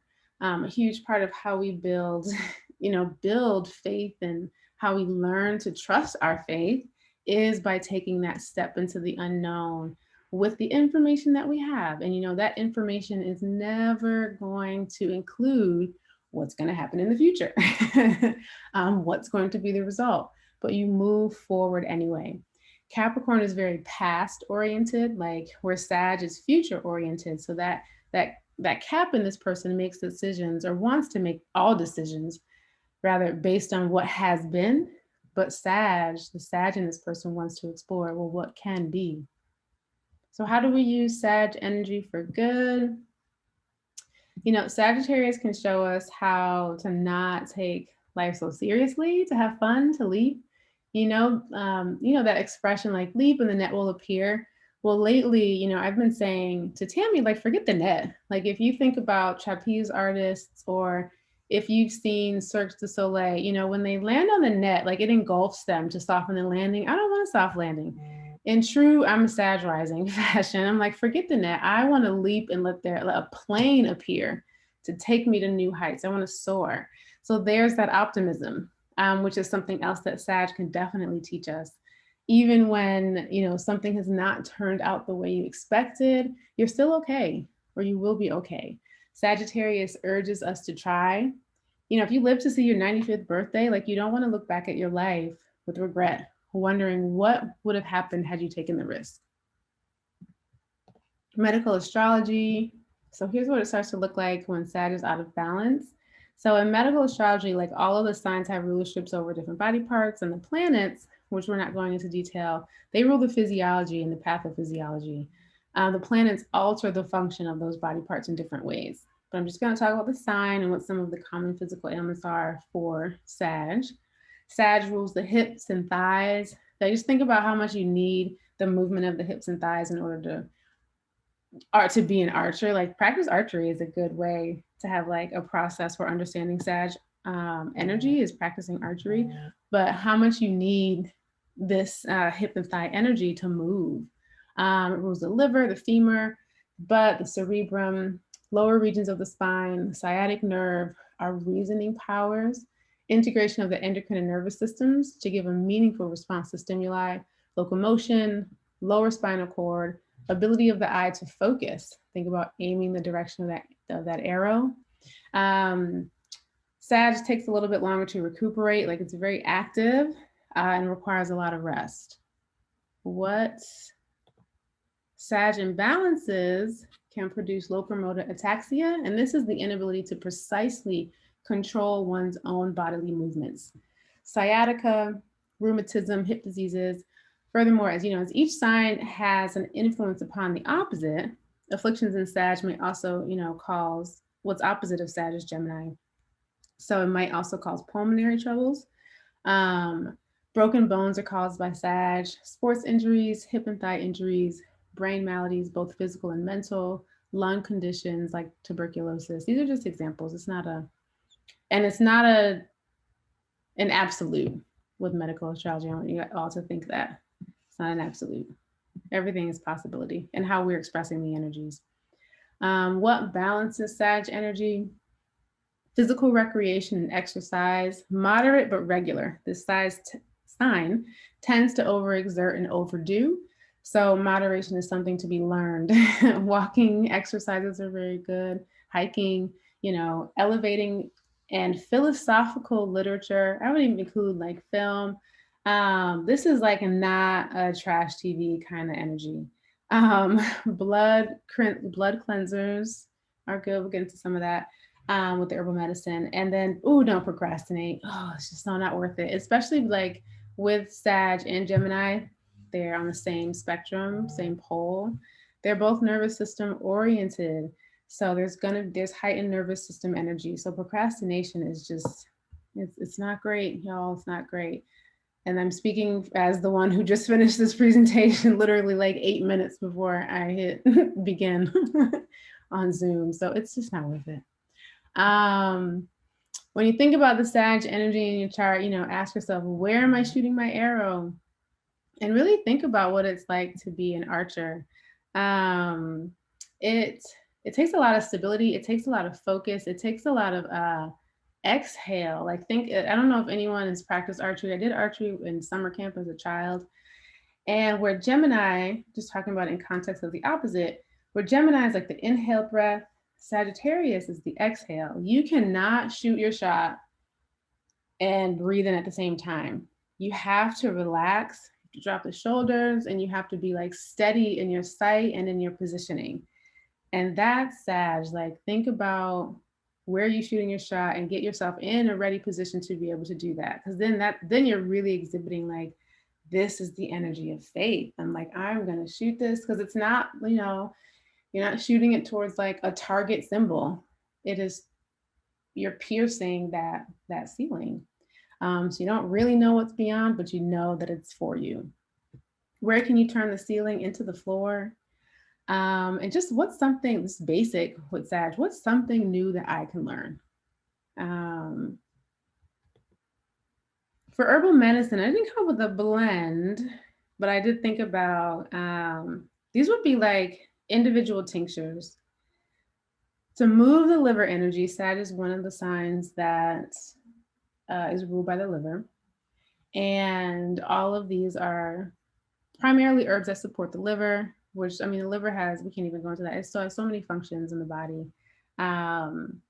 And where it's the seat of our anger and the seat of our rage. So as a fire sign, it's one of the fire signs, I think it's always really supportive to move that stuck anger. And sometimes it's anger that we're not even, in rage that we're not consciously aware of. And so I included just those as like, you would do them as like single tinctures, just get a burdock tincture or make your own. This is not a blend, don't mix them, it's not necessary. That'll be that doing too much energy. And so yeah, choose one, you can do some research, and choose one that resonates. Burdock is probably, and dandelion are probably the most safe for most people, the least amount of contraindications. And then support for the nervous system are nervines that are relaxing and, depending on the dosage, somewhat sedating. And this is because, you know, Sag, with it being on the spectrum of energy with Gemini, again, it's heightened nervous system stimulation. And so we want to sedate, we want to relax the nervous system. We want to reduce some of that internal stress and internal anxiety, and help with that exhale breath where we feel like we can take the shot. And again, as singles, most of these can be, not this one, this would be a tincture, but these can be taken as single infusions, just like a cup of tea. All right, these were some transits just to pay attention to. December 15th, Venus enters Sag. That's a good just implication for relationships. Like, how are we gonna, it's like couples trip kind of energy, but it doesn't have to be that. I'm just using that as an example. So this is, you know, anytime where Venus shows up, it has implications over our relationships and how we're connecting with people. And so we can allow ourselves to connect more deeply and more harmoniously with this Sag placement here, and maybe allowing in those other perspectives. And then May 26th, I didn't go past June. There's a total lunar eclipse in Sag. That should be interesting. And then intentions, affirmations, I can't make them for you, but here's a good starting point, or here is a starting point. You can see what resonates. I'm going to shoot my shot. When I leap, the plane will appear, not the net, the plane, y'all. And I don't read, I'm not really big into the Bible anymore. I used to be, which is a Sag thing, religion. But I did really think of this, the scripture. Now, faith is the assurance of things hoped for, the conviction of things not seen. Like, assurance is the promise that what you ask for will be granted. And conviction is the belief in that what you see with your mind's eye, not your face, like it's the belief in what you see in your mind's eye, not necessarily the belief in what you see with your physical sight, because that's a limited form of belief. All right, that is everything on Sag. Let me pull up the charts. This is herbal medicine for the soul. We're breaking the cycles of chronic physical pains, mental illness, pills, side effects, trauma with herbal medicine, emotional alchemy, and spiritual alignment in the program. Head on over to thrive.iwillaremedy.com if you want to learn more. Let me stop and share. Hello, get back on video and pull up charts. Is River here?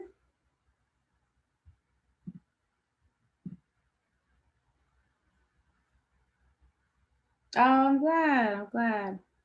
Thank you, Tara. Let me pull up the River's chart.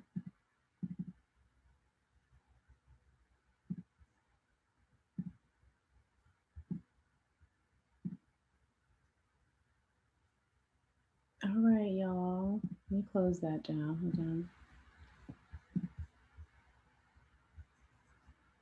I lost my mouse. Okay. I don't think River's here live, but I will share what I saw.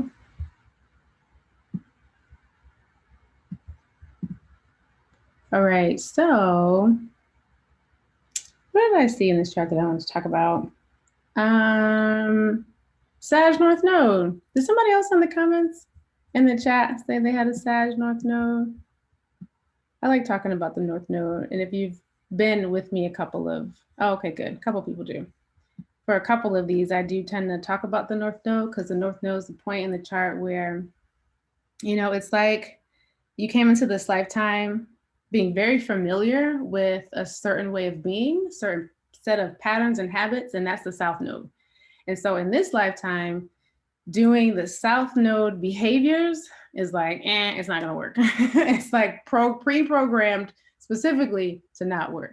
And so the North Node is really the place in this lifetime where you are, you're moving yourself in a very it feels like a very mechanical fashion, like it's very deliberate. I'm moving myself towards the ideals of the opposite sign. North and South Node are always opposites. And so it's not abandoning, like, this is really an ideal. It's not abandoning the gifts of the South Node sign, but it's leaving some of the South Node, like negative habits, negative traits behind, and adopting the ideal qualities of the North Node sign. If that makes sense. So South Node in Gemini, North Node in Sagittarius. And that's like, learning to rely on intuition. Gemini is a sign of very rational brain, very logical, rational thinking. Not necessarily known for its faith, but known for thinking things through to every degree. Like the image that always comes up in my mind when I think about Gemini is a ping pong competition inside of infinity mirrors. It is such rapid mental movement, and it's always trying to weigh back and forth every option, every angle, every perspective. And here, that kind of overanalysis is like, it's not gonna work. Well, we have to adopt some faith, adopting some spontaneity, really developing a sense of, if you think about freedom and liberation, like that's what this North Node energy is trying to free itself from, trying to liberate itself from that overanalysis. Patience, developing patience, like think about what it's like to practice archery, right? And to be the archer where you cannot be Katniss Everdeen. You cannot rush and grab an arrow, get yourself in position and hit. Like you need to practice some patience, and you need to be like deliberate, and you need to be centered and grounded, trusting oneself. Spending time alone would be also a part of like adopting Sag North Node energy, because you need time. You have to quiet the mental chatter. Leaving behind like second guessing, leaving behind indecision, leaving behind always like and seeking more information. I need more information before you can make a decision, because it's this idea of like you're making the right decision. There is no right decision. There's a decision, and then the chips are going to fall as they may, and then you're going to move on and move forward from that new place.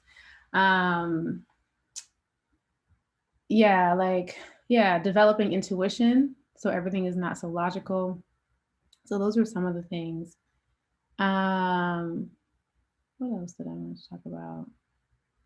Oh, the Chiron in the 12th house was interesting. Chiron's the wounded healer, and one of the places in the chart where we can see where we are wounded. And Leo is that sign. Leo gets a bad rap for loving attention. And we have to think about it from the place of children.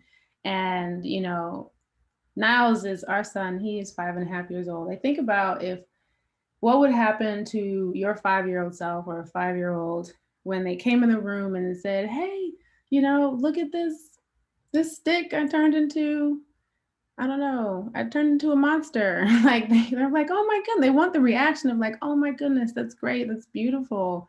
It's so creative what you did. Like that's what Leo energy wants, is like to see from this like very real, vulnerable, courageous place. Like I just did something. I just created something. Can you watch it? Comedy is very vulnerable. Like all art is very vulnerable, but it makes me think of comedy and really getting up on stage and being like, I'm going to show myself through these jokes. And so we all have that energy of like wanting people to see ourselves authentically through that which we create. But the hiccup with Leo, because it's performance based, is kind of like putting on costumes, like attention for attention's sake, doing the things that get you attention just for the sake of attention, even though it's not really revealing your heart. So Chiron here, it made me, I wanted to hear more really from this person's story of like, ooh, how do I, like, what's the wound here? What were the costumes that were being put on? Yeah, but you know, the person's not here, so that's okay. Who is here? Is Tawana here? If you are, let me know. I don't think so. I'm gonna pull up her chart.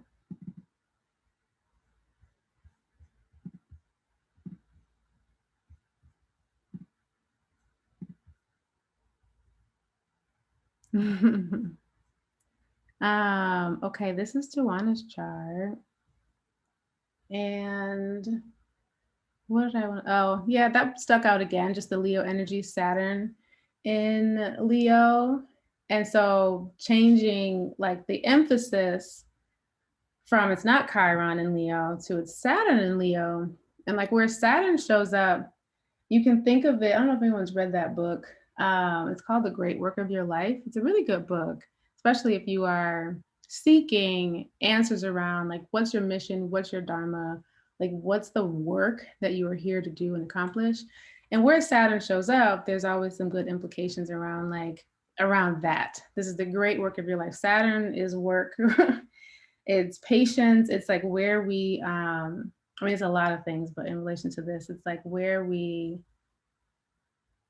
it's the work of a lifetime, where it's like where where do we have to put forth a great amount of effort in order to see the results, and to see that efforting in the house of Sag, right?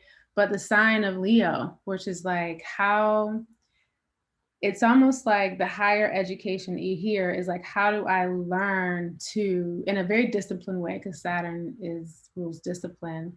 How do I learn to express myself? Like school is self-expression, if that makes sense, because this is the sign of the house of higher education. So that higher education is like really me. How do I express my most authentic self? And in like school in a broad sense, like the education, the stage, like I'm losing my words, but the stage is you. Essentially the stage is you. And how can I be really vulnerable, because Leo asks for vulnerability, because that's courage, that's the lion showing its heart. And Saturn is asking for discipline and patience and deliberate, and being like deliberate about showing one's self.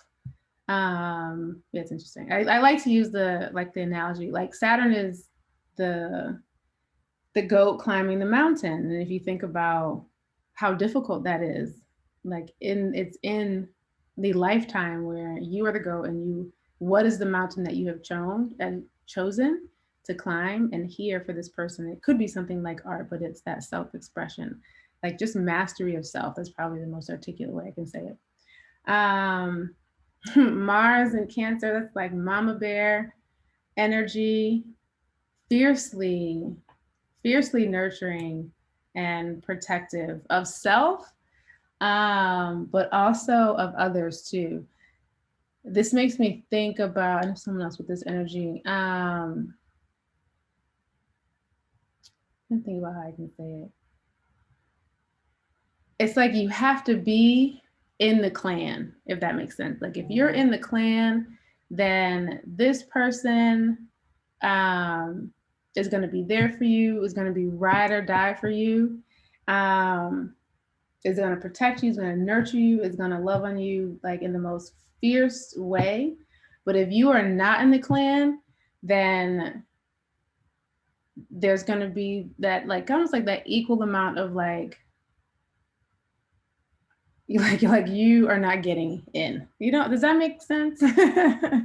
Where it becomes like you have to put in a lot of effort to kind of penetrate to get into the inner circle with this kind of, that's what it makes me think of. And who else? I also pulled up, oh, is Lily here? Another one. Who's not here? Lily's here. Okay, I'm gonna allow you to unmute yourself. Hi. Okay. Hey. Can you hear me? Can we hear you? I can definitely hear you. Oh, okay. Good. Let me turn my volume up. What did I see in the chart? Well, one of the most obvious places where your eye is drawn is to your stellium in Capricorn in the house of learning and communication.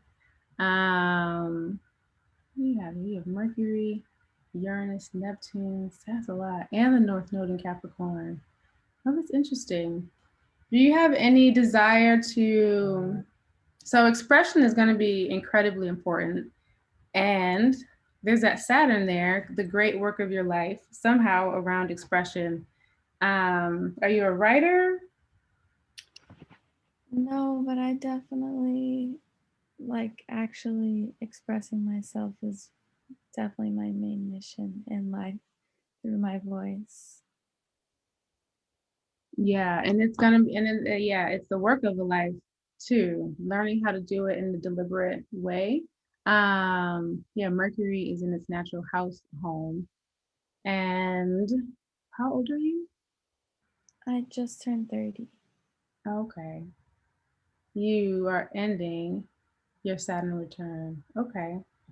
How was the last 2.5 years? It felt like 10 years worth of personal growth, honestly. Mm-hmm. Yeah. So when we're in our Saturn return, I like to think about like what were you building? What did you feel like you were building? If anything, it's a place in which we're establishing like a new foundation for our life. It's that energy of like, I mean, you're in your 20s and you're like, oh, okay, I need to get it together. Yeah. I felt like I was kind of building myself back up after a big loss, just like building my love for myself and my confidence and all that. Mm-hmm. It's interesting. You're quiet. I want to talk to you in another 30 years. And like to have, it depends on how you do orbs, but kind of in conjunction. Your North Node, anywhere the North Node is, again, that's another phrase where it's like, it's the work of a lifetime. So it's not, I can hear, and you can tell me if I'm off base, but kind of the Cancer shyness, the Cancer energy, which is retreating and is sensitive, is highly sensitive, which is where that South Node is. And this is like, I mean, this whole, like, just think of this as a path that you're walking, is like you're walking out of that shell and into a new and a bigger one. If you've ever watched crabs, Cancer is a crab. If you ever watched crabs move from one shell, hermit crabs like move from one shell to the next because they've outgrown the smaller shell. It's a very vulnerable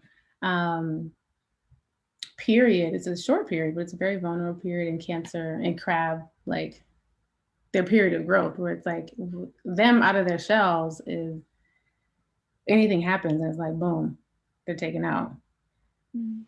So it's interesting. Yeah. That makes a lot of sense for sure. With Chiron there too, which is like, okay, the wounded healer. So learning, let's say this.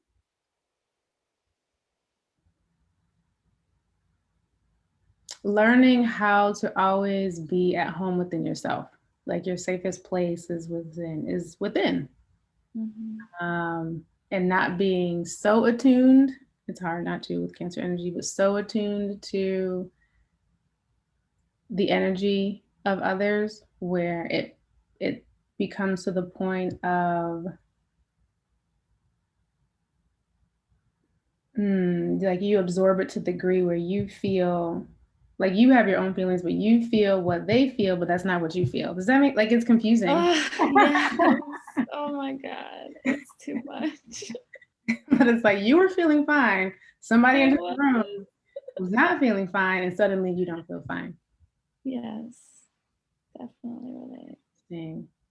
This is a really interesting combination because of how much work you will do with your voice, and to have Leo, Jupiter and Leo in the 10th house of career, which is like, that's huge. That's big work. Like that's visible work, I should say, like that. That's not like, I don't know. It's not a small stage, let me say it like that. That's a big stage. Let's talk in 30 years. All right, y'all. Thank you. Thank you. Oh, her chart wasn't up? Was it not up on the screen that whole time? Oh, I'm sorry. I'll share it now, even though I'm sorry. I had it up, which right, it's like, good for you, Selima. Hold on. I'm sorry, I forgot. I did not hear. I didn't hit share screen.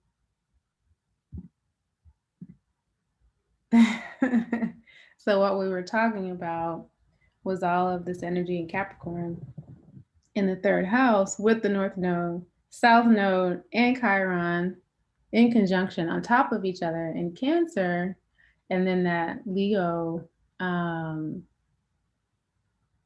Jupiter and Leo in the 10th house of career and mission. And like, if you think about Leo, wherever Leo is, that's a stage. That is your stage. That is your platform. And you are like at center light. You know what I mean? There's so many elements of whoever's been in the theater world. You are not the lighting designer. You are not, part of crew. You are on stage in Leo. So much about, and that's the most courageous, like, they're all courageous. I don't mean that. I used to work in the arts, but I mean that from the sense of like the person who is on stage in the light, they're the most vulnerable in that moment. And so wherever Leo is showing up, think about your stage, think about your platform, think about what you can share that really comes from your heart with the world. And so with all of this that she's learning, I'm sorry, was she your pronoun? Yeah, I use she and they. With all of this that they're learning around voice, it's interesting. In this lifetime, like we don't just come into this energy, like we are born and we're learning the energy and we're learning how to express these energies in different ways. So as she's learning these energies and releasing the Cancer wounds, to think about what is going to happen in terms of the work is really fascinating. And Scorpio, stormiest of all signs. So Scorpio in the risings with Pluto, that's like Pluto, you're overcoming deep hurts, and this is around deep hurts around identity. Does that make sense? It might not even be present yet. Sorry, say that again. Where Scorpio shows up, that's where we see our shadow. On our shadow sides, we see our wounds, we see our hurts, and where Pluto shows up, that is where, you know, we are doing the really hard work of healing whatever those wounds are. And this being in the first house, this is the house of identity. In action, it's like, I'm here and I'm very distinct from, like, my identity is very distinct from other people's. And it's like the outlook on the world. Scorpio is always kind of interesting to interpret. But Pluto, with that said, Pluto could not even be something that's showing up right now. But it usually, when it shows up, it can be a place of where we have deep wounds to heal. Mm-hmm. I don't know if that makes sense. If it doesn't, don't even worry about it. Because it's also like, you know, astrology, you don't want to plant seeds that aren't, if it's not relevant, Yeah. toss it out, you know.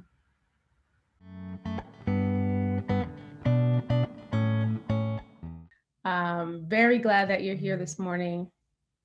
Let it all be our intention. You know, just use this information shared to uplift us all, uplift others, help each other on our journeys.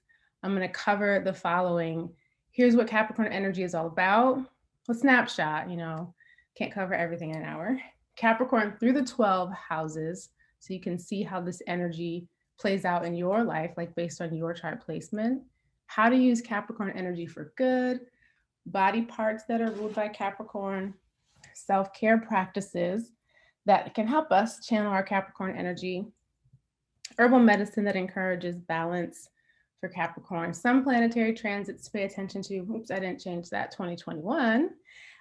Setting Capricorn intentions and doing affirmations, and then wrapping it up by looking at a few charts that were pre-submitted and just pointing out a couple of pieces about them. If you're Capricorn sun, again, let us know that it's your birthday season in the chat so we can all send you some birthday love. Capricorn is in you, it's in everyone, it's in all of us. I know a lot of the astrological apps kind of only show the signs that have planets in them unless you're pulling the full chart that looks like the wheel. So it could make you seem like you don't have, you know, if you don't have a planet in Capricorn, that you don't have that energy. Definitely not the case. We all have all of the energy. So let's get to it. Capricorn is the 10th sign. Happy birthday tomorrow. 10th sign of the zodiac. It settles us into the winter season here in the Northern Hemisphere, winter solstice. Capricorn's symbol is the goat in modern astrology, but in classical texts, it's the symbol of the sea goat, a mythical creature that is a goat from the waist up, but has the tail of a fish. The sea goat can climb to the highest heights, dive to the depths of the lowest lows. Capricorn has this innate talent for survival under all conditions. And the sea goat symbolism really kind of speaks to this natural resourcefulness of this energy. Capricorn can make something out of nothing, can handle the harshest conditions, has the will, the urge, the drive to, you know, figure out how to secure the bag, be it a monetary bag or a personal accomplishment. So whether on land or in sea, Capricorn energy can really take the helm and rise to the challenges of every occasion. It's practical and deliberate, enduring, persistent, controlling. Capricorn energy abhors chaos and disorder. You know, it just can't strategize and come up with a plan of action under those types of circumstances. This is the energy that anchors our dreams, our ideals, and our ideas into reality.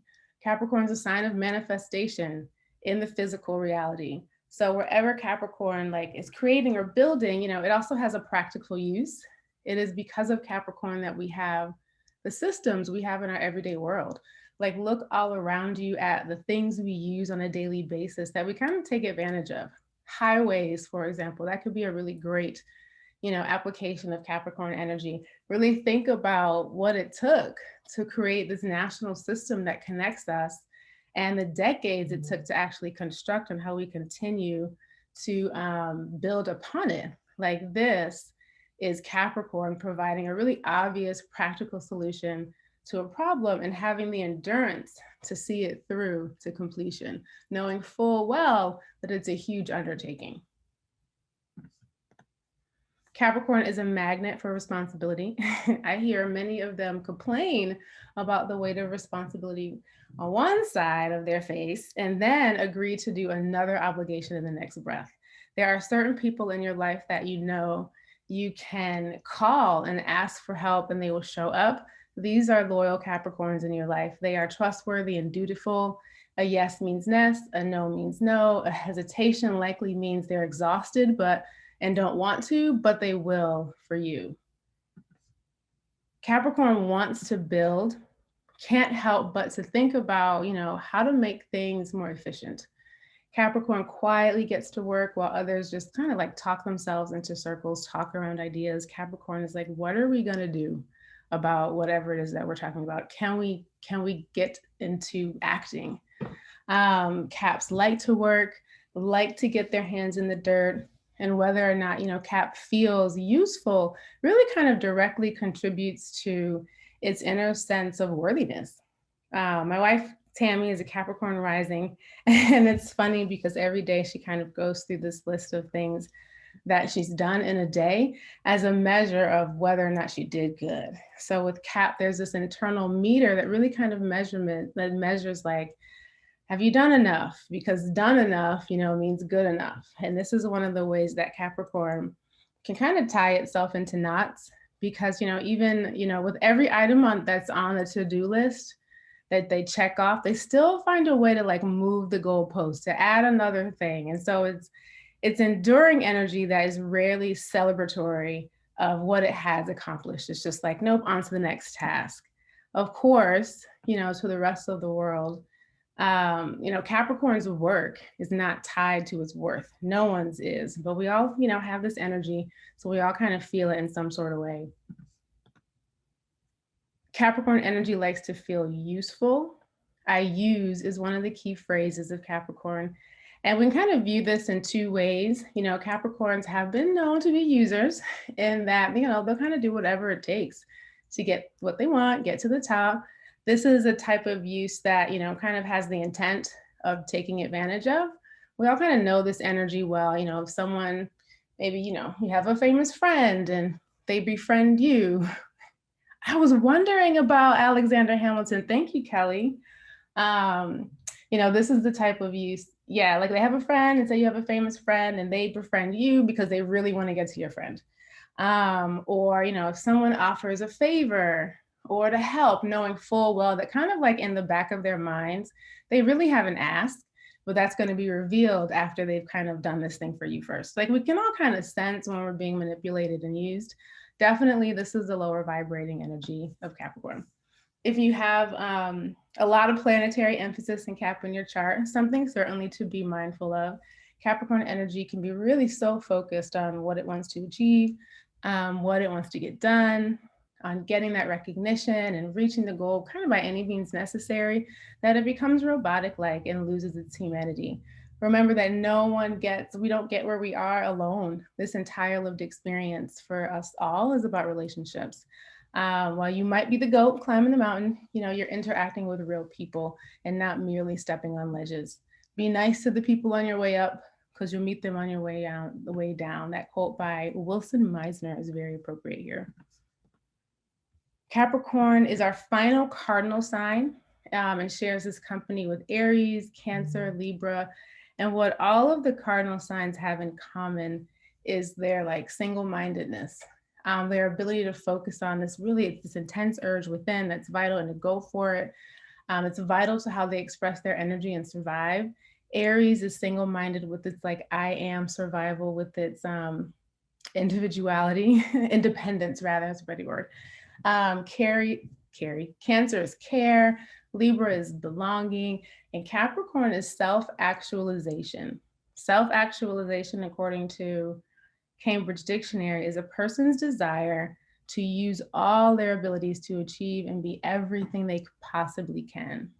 So it's really not just about material manifestation and doing what you can do out in the world. It's about who are you becoming in the course of this process. Hope that makes sense. As ruler of the 10th house, Capricorn is often, not always, but it is the place where the midheaven sometimes is. And the midheaven, in short, is like where you can feel yourself reaching the point in your journey where you feel like you are closer to the person you'd always thought you'd be. In some ways, it's that place of fulfillment of like the essence of those childhood dreams, where your personality is in service to your soul, as Gary Zukov says. It's where you become, who you've become is reflected in your most meaningful work. Another way of saying it is that, you practice what you preach. Maybe you also get paid for it. Capricorn is ruled by Saturn. Learn to love the Saturn energy in your chart. If Capricorn, is the place in your chart where you kind of have to prove to yourself that you can do it, Saturn is essentially the energy that's helping you understand the limitations you have to put in place in order to get said thing done. Now, people hear the word obstacles and blockages and limitations when talking about Saturn and start to eye roll, huff and puff, run in the other direction, because they think Saturn's energy is about punishment and hindering your progress for the fun of it. And that's really not the case. Now, remember back in the day, pre-pandemic, when we used to be able to gather us with friends, maybe you decided to go bowling. When you have a child in your bowling party, you have the operator, before you start playing, you have the operator set up the guardrails for that child when it's their turn. And this is because they don't know what they're doing. They are learning, and quite frankly, to constantly have their ball go in the gutter will be frustrating for everyone involved. Think of Saturn like those guardrails, narrowing the field, helping you focus on the most essential task. Learn how to hold the ball, roll the ball, aim, like giving you the space to really focus and learn, and removing the distractions and the immediate rewards. If that 5-year-old bowled a strike on their first try, yeah, it would be cool. We would all cheer, but that doesn't mean the child actually knows how to bowl. We know it was just luck. Saturn rewards what you learn and what you earn. Saturn does not want, it's not out here to punish you or to make your journey more difficult than it already is. If you allow it, it sets you up for success by teaching you to focus, to put your head down, kind of take your eyes off of the prize, lay the foundation for that which you want to build, and really learn the skills for which you already have the talent. Gifts and talents are natural to us. Maybe you're musically inclined, or you're good with numbers, or you have a knack for giving people really good advice, or you're a healer, or maybe you have a thing for business. Maybe you're great at color and design. Like, this is your giftedness, your natural talent. They, along with your curiosities, are a really great place to start understanding like your larger purpose and what your mission is. But just because you have the spark doesn't mean you have the skill. Saturn wants you to succeed and knows that, without some guardrails, you'll settle for luck, which is hit or mostly miss. And you'll always feel insecure about what you're doing, and therefore you won't get as far as you could, or you'll have repeated failures simply because you're ill-equipped. Saturn wants you to be disciplined and patient. Capricorn is where you kind of apply that discipline and patience. You put one foot in front of the other. You gather teachers that you need, and so that you can build the thing, whatever it is that is your great work. When Capricorn energy is balanced, it's responsible, ambitious, determined, logical, practical, disciplined, serious, doesn't like to waste time, patiently persistent, solitary, conformist because it's a little bit skeptical of unproven ideas, a leader, the authority of its own life, steadfast, understands healthy boundaries, where energy still has to flow. Healthy boundaries are, one, not lines in the sand. As soon as the wind blows, that boundary is gone. That's no boundaries. And boundaries are also not walls where the energy can't flow, where you push everyone out. And that means you're alone. Think of like a chain link fence. as healthy boundaries. The energy still flows, but there's a very clear place where your energy ends and the next person energy begins. Loyal, trustworthy, thinks about how it can be of use to others. And then when Capricorn energy is imbalanced, it's controlling of others, skeptical, severe, nicer to people on the outside than to their own family, is that typical user, emotionally cold, boundaries are rigid and unyielding, materialistic, thinking that, you know, the great work or the mission is really all about accomplishments out in the physical world and not so much, not what you're doing internally. We kind of see those, read those stories all the time, you know, CEOs, people who have made it to the top of the corporate ladder, but they feel unfulfilled. The reward is really a part of the journey when it comes to the reward is what you've done to improve yourself, like how you've changed along the journey, along that climb. Thinks that's interesting. Thinks that what you see with the eye is really all there is and all there can be. Capricorn's energy is very past oriented. It is about tradition and learning from the past. It's good to be a student of history, but we also have to retain our faith and know that things can change, and it's not always based on like cycles do repeat themselves, but that doesn't mean that it's forever. I don't know. It's just about this like lack of faith. And believing that things can change and be better. Capricorn definitely can run itself ragged, exhaustion, doing too much. So now we're going to look at Capricorn through the houses. Just keep these things, general things and themes in mind as we go around the chart. Where you see Capricorn in your own chart is, you know, where you have that ability to endure, to build. There may or may not be, you know, an outward manifestation of the great work that you're doing, but really be focused on like, what's that internal change that's happening inside of you as you work toward manifesting this great thing. So here are the houses. I'm going to go around the wheel, talk about what each house represents in terms of like the area of life and your personality that this represents, and then discuss what it means to have a little bit of what, you know, the possibilities are really endless of exactly how this could manifest, but I'll talk about a snapshot of what I see. So this is the first house. This is the first place of action in our identities. It's the framework for who we are, our outlook on the world, how we naturally demonstrate our identities. It also represents our appearance, disposition, our manner, like our style, our body's constitution, our natural forms of initiative and leadership, how we naturally express ourselves. I think with Capricorn here, this is the rising placement. You know, the first mountain the goat is climbing is itself, like overcoming the challenges with being just authentic. I think it's about building a foundation for self, understanding one's own inner limitations and learning to honor them, and then gain confidence. Because this house rules like the constitution and the appearance and style and body, like I really see this as an energy of like, let me get myself together. Then I'll feel ready to take on something, this material, this physical mountain, you know, the pursuits that you want to accomplish out in the world. The first system that this cap develops is the inner training that we do before we start to climb. It feels like preparation, then pursuit. Second house, this is the house of material security. It's how we all feel secure and stable while being in these physical bodies, living on this planet Earth in this lifetime. Like it's the tangible things that matter with this house that help us to feel secure. It's our resources, our money, our possessions, the things we own and value, our spending and earning capacity, you know, our desire to control the things and people within our reach, because we feel if we can control them, then that helps us feel secure. It's also, though, you know, some of your giftedness and how you can draw from your own innate personality and your skills to create the things that help you feel materially secure.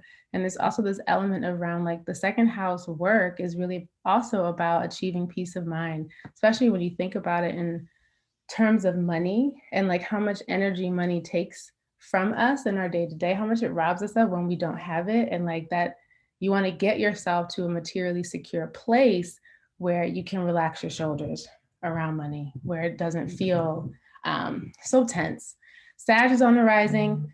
Often, Sag appears to be so free and so generous, but that doesn't necessarily extend to money with Capricorn in the second house. Security is the name of the game in this house, and Capricorn will be prudent, if not downright selfish with material resources. And to some extent, time. Time is a resource. It's not personal. It's not even business. It's about safety and peace of mind. Capricorn here is particularly concerned with being the authority of its own material security, like needing not just to have it, but understanding how to make and to earn.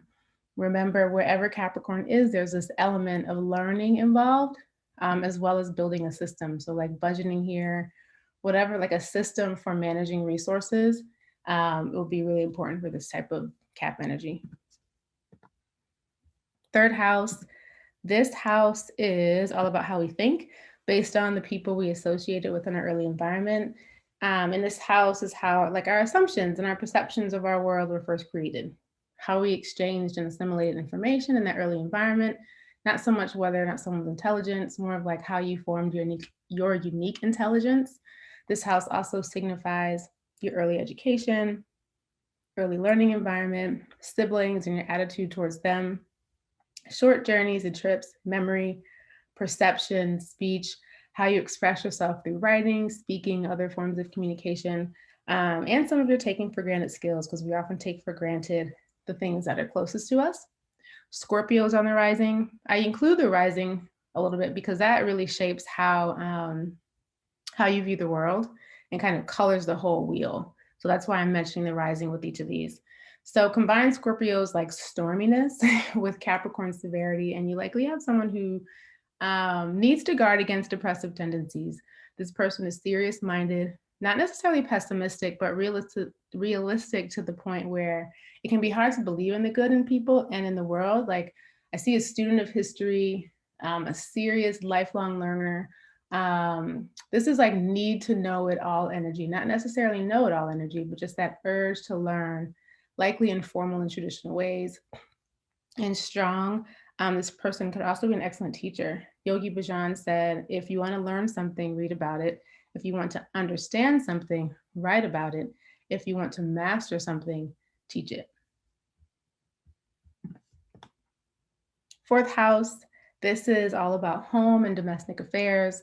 Both the childhood homes we grew up in, the types of home environment we're likely to create as adults. It's our family, upbringing, our needs for privacy and peace, real estate, ancestry, lineage, and the subconscious programming that essentially we learn from our family, our early environment. How do we feel about what we experience with our families? What actions do we take to perpetuate or release ourselves from those records? Yeah, it's just that internal programming that informs how we respond automatically from this emotional space to life. Think of it as the house of like those subconscious triggers too. Libra is on the rising. Libra has rulership over aesthetics and design. So with Capricorn in the fourth, I see someone with a beautiful and orderly home, or at least that being a priority. If they're really into the design then and the look of the home, like making changes and improvements matters to this person. Big improvements in like DIY kind of stuff, because Capricorn wants to know how to do things themselves. Capricorn rules authority, which to some degree implies self-sufficiency. This person is probably like a homebody, someone who needs to own their home in order to feel like they have a greater sense of security and control. Fifth house, this is the house of creativity. Another way to think of this house is like, what do you do to leave your mark on the world? It's your I was here, here's proof of my existence. It's your self-expression, the things that bear your name, your personal stamp. For some, that's children. For others, like Ava DuVernay, that's her films. It also represents love affairs and play and recreation and theater and drama, amusement. In some ways, there's this underlying quality about our self-worth with this house. We tend to associate worth with what we can do, make, create. It's also the house of hidden karma, because what you put out there will likely return to you through that which you create. Virgo is on the rising. Service is a big urge. with Virgo on the rising. Capricorn here, I could see like volunteer work for play. That seems like a good fit. They will be dedicated servants to that work. Just being mindful of like not approaching community service for clout. It should be from this place of generosity and wanting to help. With Virgo being a Mercury ruled earth sign, I could also see a strong tendency to like withhold creativity for fear of perceiving that it doesn't know enough or isn't enough. And perhaps like that's a part of the mountain to climb here. Like, can the Capricorn energy let go of perfectionism enough to really just contribute and to play and to show itself and really just express and be free? The 6th house is the house of health, self-care, our capacity to handle the mundane, like our day-to-day, our routines. How do we adjust? How do we resist or even become overwhelmed by the demands of daily life? Everything in this house is under our control, you know, because it's your work, it's your health, it's your food, it's your clothing, it's your comforts, it's your pets, it's your employer. You can change your employers, your employees, you can fire people, your dependents, working conditions. What happens here basically determines how and if we are able to be of service to others from a place of fullness, not emptiness. You know, everything in this house really contributes to how our capacity to work. It's about our capacity to work and to serve and to be healthy. Leo is on the rising. It's kind of some hardworking energy, like working to be seen. You know, Leo, the lion, the sun, working to be seen, climbing the mountain with Leo on the rising, and working just as diligently behind the scenes in the day-to-day house of service.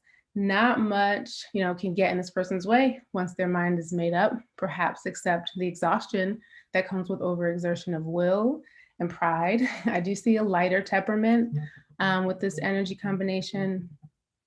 You know, Leo on the rising can be quite playful, certainly charismatic with a magnetic presence. 7th house, this is about how we behave in one-to-one relationships. It's our closest relationships, you know, those with spouses, business partners, known enemies, deep friendships. Also, it's our marriages, business relationships, just other close, just not family, not associates, but really close and deep friendships. And it represents our cooperation with others who are close to us or our lack of cooperation. It's our we consciousness as opposed to the I am consciousness of the 1st house. If you're in partnership, like you are in partnership in this house, it rules the lower courts. Like think about small claims courts. You're suing or you're being sued by someone who's close to you. This house is also about like how you learn about yourself through your closest relationships. Cancer's on the rising, the great nurturer, the emotional absorber, the one who embraces all, you know, attracts and needs the steadiness that comes with Capricorn energy. It calls forth in its 7th house. This is an interesting element with the 7th house in that, you know, the energy we have here is the energy we are in need of learning through partnership. Cancer rising needs that steady Capricorn-like partner and needs to learn how to show up in that way too in partnerships, to understand boundaries, to kind of understand emotional boundaries, emotional stability, responsibility in partnership, you know, where one has to stay present when scared, cannot run skittishly as the crab typically does or retreat when the occasion really causes us to rise to having a difficult conversation. 8th house, this is how people save themselves. This is like, you know, about that Christian expression, Jesus saves, but here, like you save you. In this house where people seek inner stability, emotional soul security by spiritual, magical, material means. So some people turn to religion, some people turn to sex, some people turn to the occult, some people turn to money in the form of joint finances, loans, or inheritances. It's like, where do you turn to when you feel when you need to feel emotionally and spiritually secure? It's also the house of our deeply felt personal experiences. There is an element of merging with this house and kind of like what happens when we dissolve into people and we have shared beliefs, we have shared money, we share everything. And like, how do you have to, sometimes you have to rip yourself away. And that's those deep initiations, those rebirths, those inner deaths, because what you realize that you kind of lost yourself. or that the means that you've been turning to feel this emotional security, they're not serving you or working for you anymore. So you have to die to that old self and be reborn. Gemini rising, Gemini's wavering in this house. It's really about deep emotional security, like the kind that happens when we merge with other people and we share.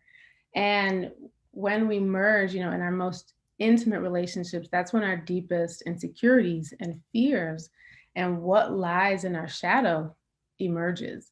So with Gemini rising, Capricorn here, its biggest work lies in really being able to look at itself honestly.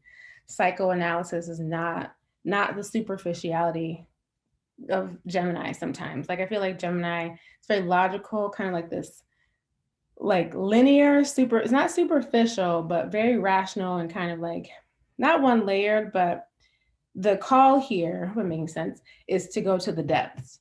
And Gemini can easily kind of stay away from that territory, but this is the call with Gemini and the rising in Capricorn here. That's when you see the sea goat of that symbolism. It's the fish part that needs to dive into the depths. Gemini's mental energy tends to be very rapid, and this is where the native has to be deliberate about slowing down, examining beliefs. Ninth house is all about how we choose to learn about ourselves. It's the superconscious mind, education that we choose. It's going beyond our horizons for self-discovery and identification, moving from that eighth house of regeneration, death, rebirth. This is the house where we say, okay, I'm reborn. Now, what does this new me have to do?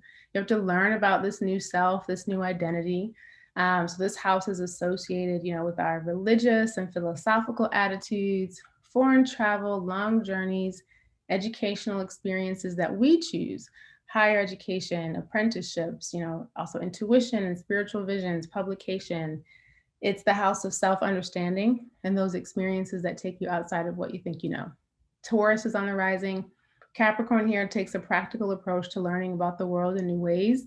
One that is likely traditional, orthodox. Capricorn itself does not typically pursue paths that have not been proven to work. So as it relates to like expanding the higher mind and spirituality, you're looking at a person like studying religion, the doctrines that have already been proven to help people access what they know as God, universe, source. With Taurus on the rising note, the sign is slow to assimilate to new ideas. So you can expect this expansion into a new world. Like this is going to be the work of a lifetime. 10th house is about what you do in the world. It's your house of career and vocation. It's the work perhaps you get paid to do, the work that you say, when you introduce yourself to others at a networking event. Hey, I'm Selima, I'm an herbalist, astrologer, spiritual teacher. Like, how do you fill in those blanks? The 10th house is our reputation, our position in the world, how the public views you, your calling, it's also your calling to contribute to society, like how you want to be known. Because it is so forward facing, it's also the house of approval and whose approval you seek. Aries rising, this is the natural home of Capricorn, ever aware of their social status and reputation, with the energy to make it to the top of whatever mountain it desires to climb. There's a kind of instinctual self-centeredness with Aries. I don't mean that in a bad way, but it is the sign of I am and independence. And it's really concerned with its survival above all. It is less concerned about others, like it's aware, but being on the rising, like this really kind of serves Capricorn placement well. The Cap here is aware, but not overly concerned to the point of distraction on its mission. What it does see and pay attention to is systems that are currently in existence and whether or not those are safe for this person to enter or to create something that is new. What this energy has the power and the energy and the stamina to do is change systems. 11th house, this is the house about who we are in group settings. Do we feel secure and stable when we're around friends, acquaintances, or in other group settings? Are we only secure when we're around like-minded people? It's the house of how we learn about who we are when we're in the us, in the collective situation. It's associated with our group involvement, our friendships, our social relationships, our creative group expression and humanitarian ideals and global awareness. It's our hopes and our wishes, projects, our visions for the collective and where we feel we're most self-satisfied because it's like, you know, it's kind of like that save the world energy where we all innately want to do something good that will change the world. Pisces rising, the spiritual, compassionate, sometimes gullible, you know, that transcendent lens of Pisces informs the ideals and wishes for the world with Capricorn on the 11th. Capricorn here enjoys smaller group settings, social groups. It feels like kind of like spiritual teacher energy. It doesn't have to be huge, but, you know, one who can like give wise counsel and also seeks the same from perhaps an older community. And then we have the 12th house, which is about what lies in our subconscious that needs to be awakened so that we can journey on to the next life, the next soul cycle in our evolution. I always like to use this like analogy for the 12th house is like envision a large body of water. It's not the ocean. And that there's a ripple on the surface of the water from an unknown place. Like you didn't see a fish, nobody threw a rock, and you're wondering like, what caused that ripple on the surface of this body of water? And it's what's underneath the body of water in the depths that matters the most here with this house. That's what we're uncovering. It's the house of those unknown sources, the things that, you know, they're really ingrained in us. We barely notice they're unfolding, but they show up in bothersome ways in our lives, calling for our attention. Just because it's underneath the surface, it doesn't mean it's unreachable. Like this is the house that's affiliated with the subconscious mind, our spirituality and psychic abilities, unconscious habits, confinement, hospitals, prisons, self-undoing. These things that are, you know, in the body of water can drive us crazy. And one of the key things about the actions that if you have a planetary emphasis in this house is solitude and reflection and meditation and really having spiritual practices that help you go to those depths. So Aquarius rising here, Aquarius is a masterful problem solver, but with Capricorn in the 12th house of self-undoing, you know, that kind of urge for power and prestige, perhaps authoritarianism or even like insecurity could get the best of this Capricorn. Outwardly friendly, inwardly serious, ever wondering about what it can do to contribute, help shed light on the world. But what this Capricorn needs to realize is what Gandhi said, you know, if we could change ourselves, the tendencies in the world would also change. I think that's the original phrase of be the change you want to see. The great work of this Capricorn is not what it accomplishes in the world, rather what it accomplishes spiritually for itself. As it evolves, so it becomes a better member of the collective and can contribute toward the highest ideals of the world that it desperately wants to change. So how do we use Capricorn's energy for good? You know, Capricorn, again, is really masterful at anchoring dreams into reality, manifestation into this physical reality. But, you know, even what we see right now in the dismantling of many of our systems, our institutions, big business, is that those who dreamt did so only for the benefit of themselves and the people they closely align with. Can we not build a world in which everyone is served and everyone wins? That could be, you know, the Pisces sun in me, the Mercury and Aquarius in me that's speaking.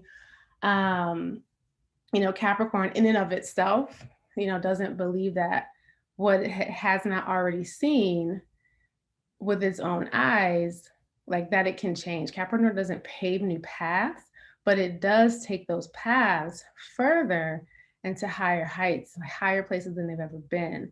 This world needs new structures. And since Capricorn is the builder, the organizer, to use this energy for the benefit of all, Cap needs to team up with the new dreamers and the visionaries and the radical thinkers to bring organization to the new movement. We need your brains.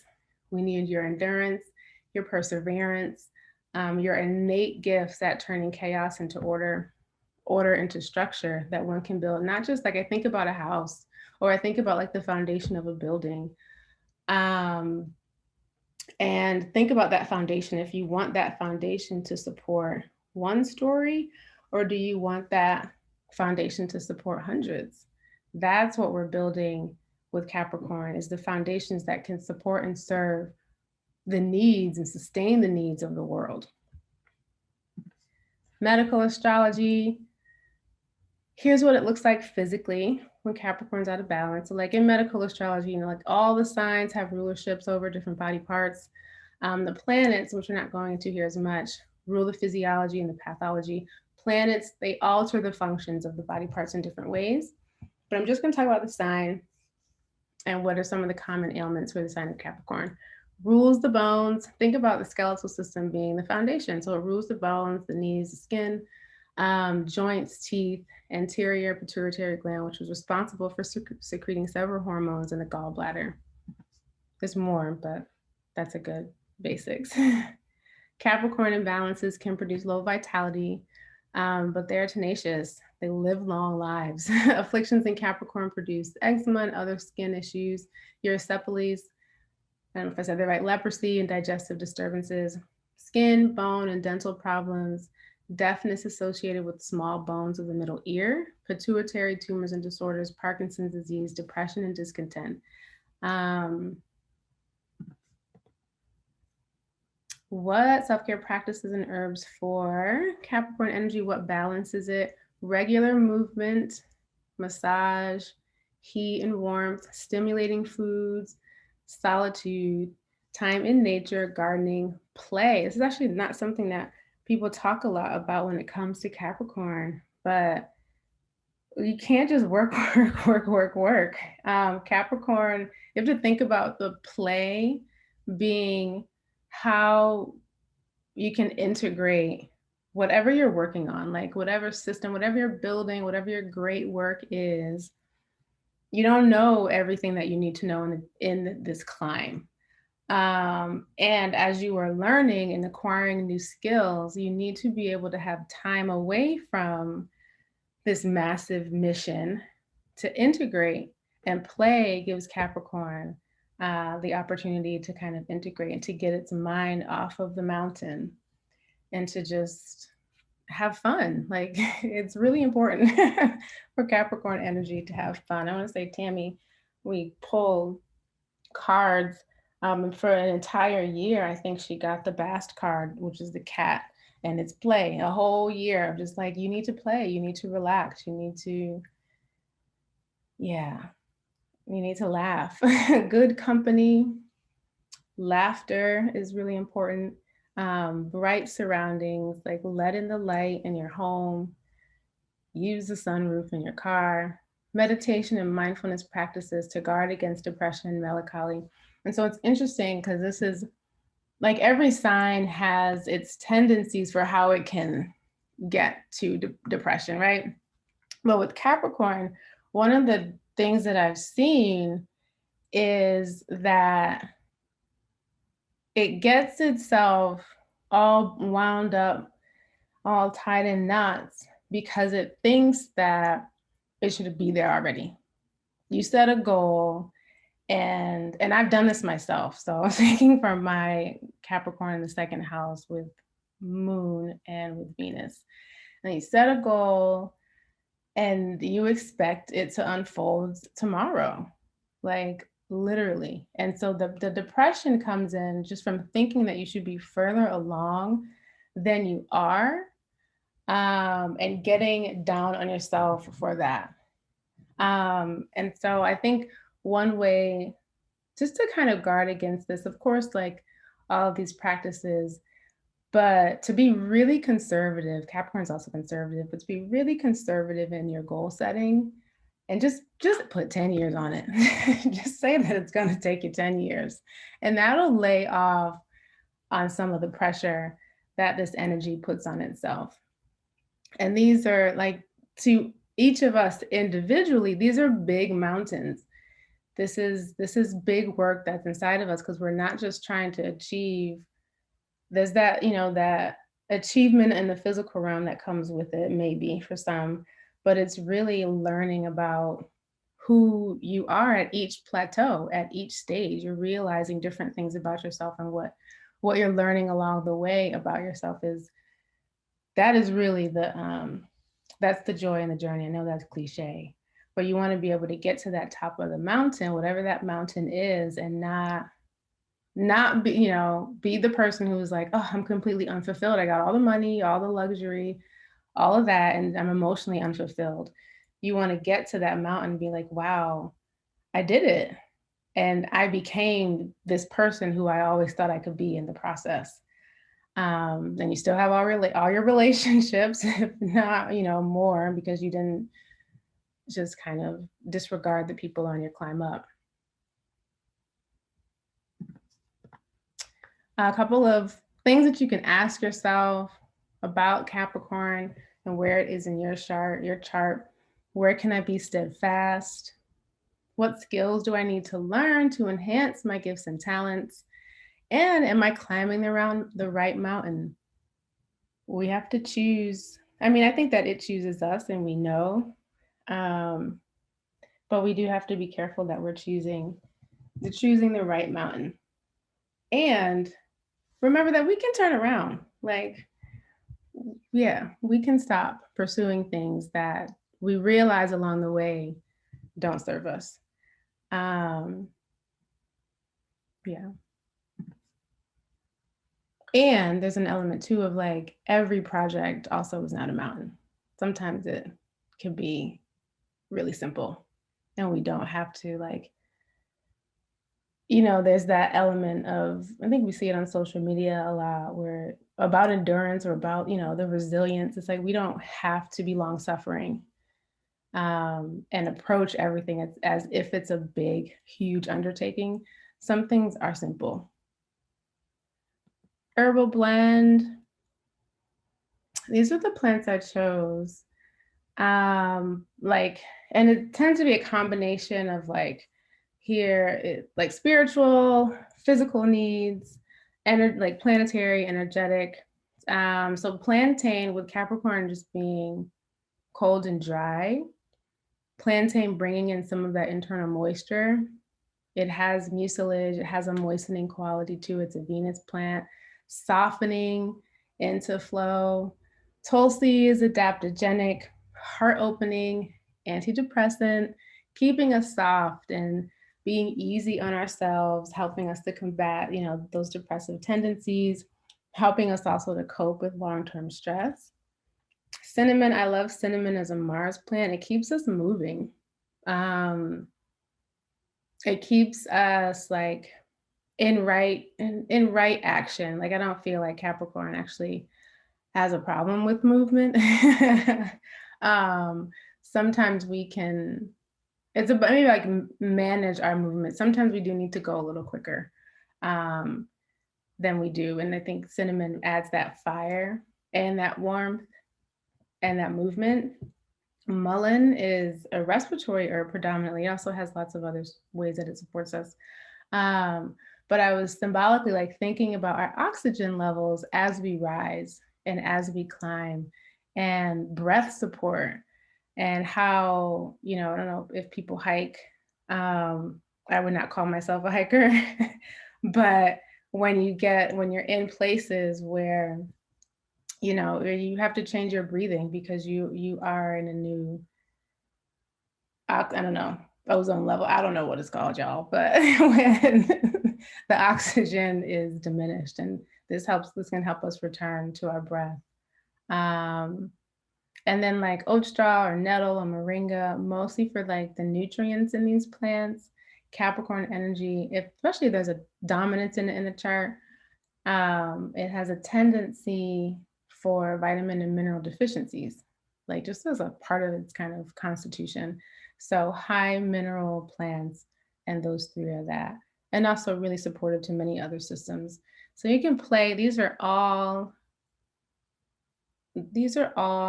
yeah, generally safe for most people, which is what I like to choose too. So you can play with proportions and yeah, make infusions.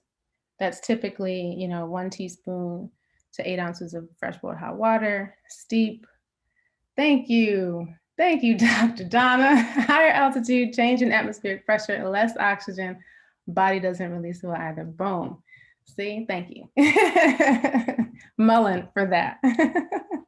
But that symbolic climb too. Well, yeah, you can play with the proportions, but it's 1 teaspoon, 8 ounces of fresh boiled hot water. Don't use the microwave for your water. Steep covered. I steep almost all of my infusions overnight, minimum 3 to 4 hours, but at least 20 minutes. At least give it 20 minutes. some transits for this year to pay attention to. Yesterday, Venus entered Capricorn. So that places emphasis, like Venus rules relationships, generally speaking. So that places emphasis on the relationships in this area of your life where Capricorn is showing up. New moon, full moon, January 13th, June 24th is the full moon in Capricorn. November 5th, so Venus is going to retrograde out. Venus will return to Capricorn on November 5th. December 13th, Mercury enters Capricorn. That's your mind. Yeah. And then December 21st, back to Capricorn season. Some Capricorn intentions, but it's really like a starting point. I build for the benefit of the collective. When I'm tired, I rest. When I'm overworked, I play. And then this is a little 30 seconds on herbal medicine for the soul. You can check that out while I pull up the charts that I pulled.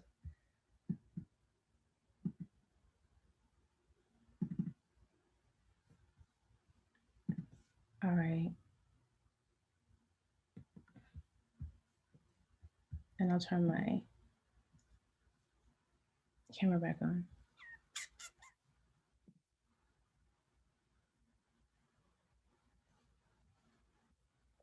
Hey. Hey, okay. Where is it?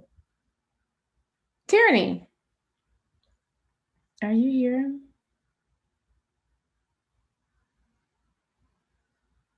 I'm trying to find you. There we go. And ask you to unmute. Hey, how's it going? Good. Hey, oh, let me change that. Happy New Year. It's good to see you. Here. I pulled your chart. I'll be back. I might mute myself because Simone also would like to say hi. Hey, Simone, here. Hi, Simone. Who's that one? That works. All right. So what was interesting, I just look at what I think is interesting. With all this energy, all this Cap energy in the 7th house of relationships, and the last 2.5 years, there was a Saturn transit through Capricorn. So for all of us, wherever Capricorn was showing up, there was this big restructuring and reorganization in this area of our life. And so, you can speak to it or not, but I'm like, oh, that's really deep. I wonder how that last 2.5 year period was going, be that in marriage or friendships. And you have your South Node, your Sun, your Venus, part of fortune is something I pull in Mercury. So Saturn was just hitting boom, boom, boom, boom, all those places. How was that? How's 2.5 years been? If you want to talk to it. Oh, I think you're muted.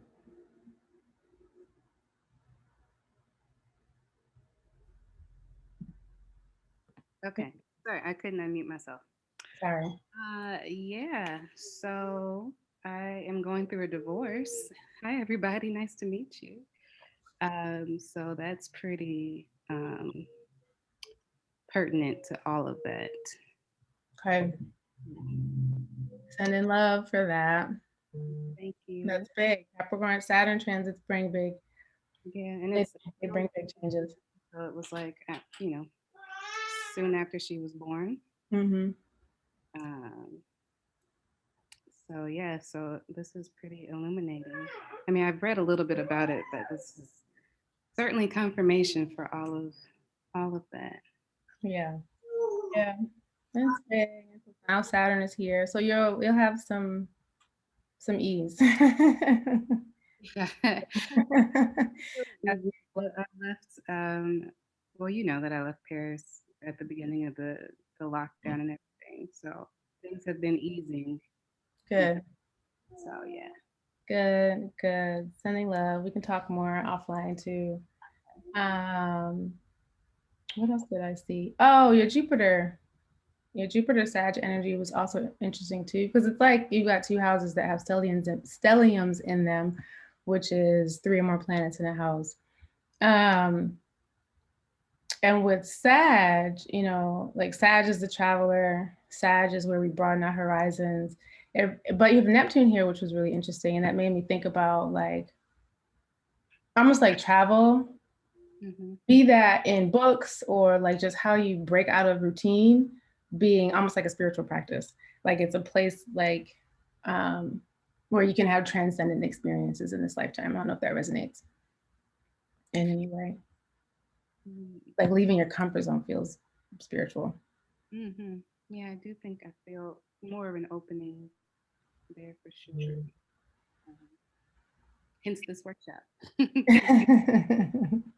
Good, and this is a great place with routine, breaking up your routine with Sag here, your day-to-day routine, doing things that take you outside of your comfort zone. Yeah. That feel expensive.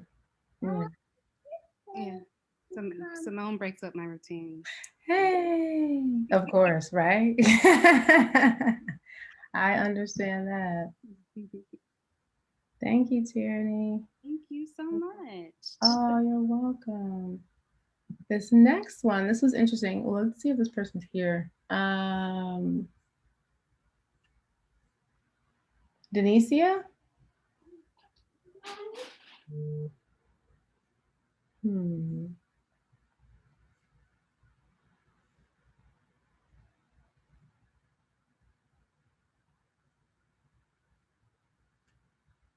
I'm looking through. I don't know if this person is here, but I wanted to pull it up anyway.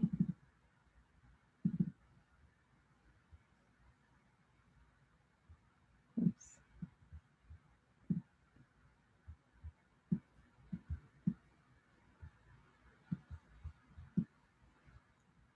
Because it's an opportunity to kind of see something else.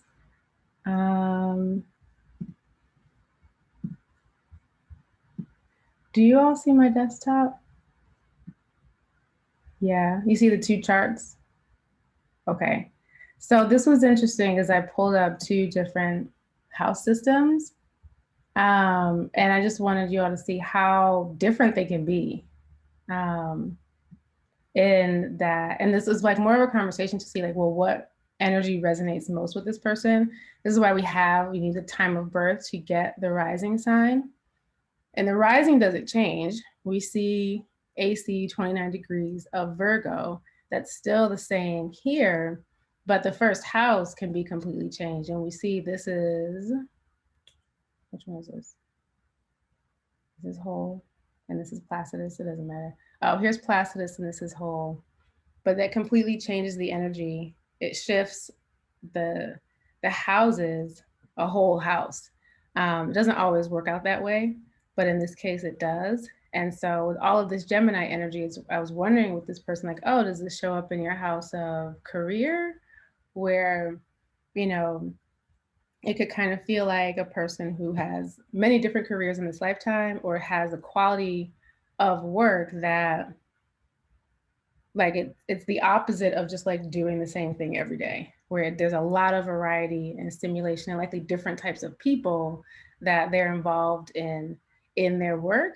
Or this can completely show up in the house of higher education, which is like just being really someone who's really curious about life, wanting the big reader, maybe someone who's always inviting in new experiences, because this is a learning kind of energy where people are really, that butterfly, like just wanting, needs mental stimulation. Those are the words I'm trying to get to.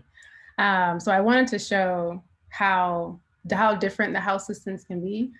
And I know this can overwhelm people sometimes when they're studying astrology and they're like, well, which house system is right and which one should I use? And it's not about that. It's about, we all have all of the energies. So you're going to resonate with what it says anyway. But choosing the house system picking one and studying and learning from that, and then you can start to play. I hope that makes sense. Also, the Gemini, highly stimulated nervous system. So this person would have to really nourish the nervous system. Again, Gemini is that really rapid mental activity. And the person has the sun wherever it is, doesn't matter which house system, but the sun, ooh, this is really fast. Yeah, I wish she was here, he or she, I'm not sure. I wish they were here.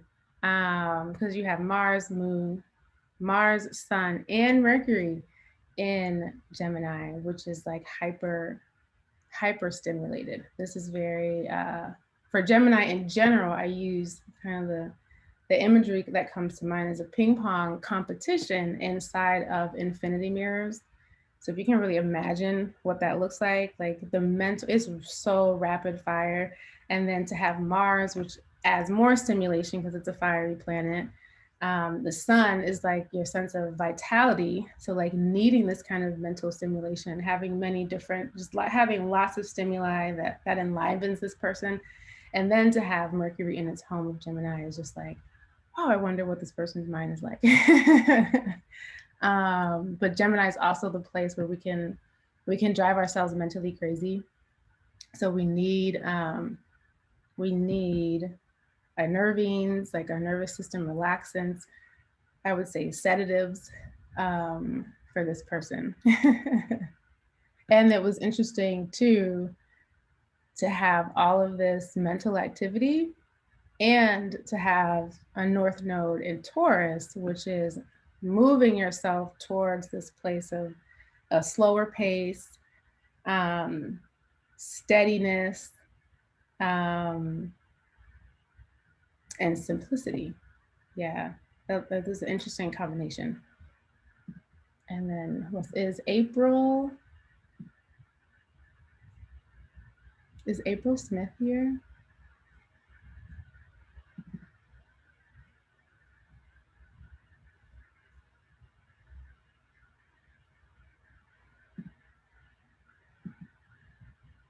Hello. Yes, I'm here. Hey. I couldn't pop off mute quick enough. How are you guys? How are you?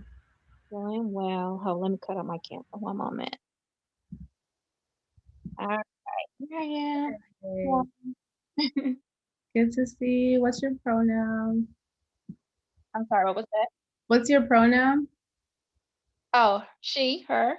Oh, I'm sorry, and you put it too. Yeah.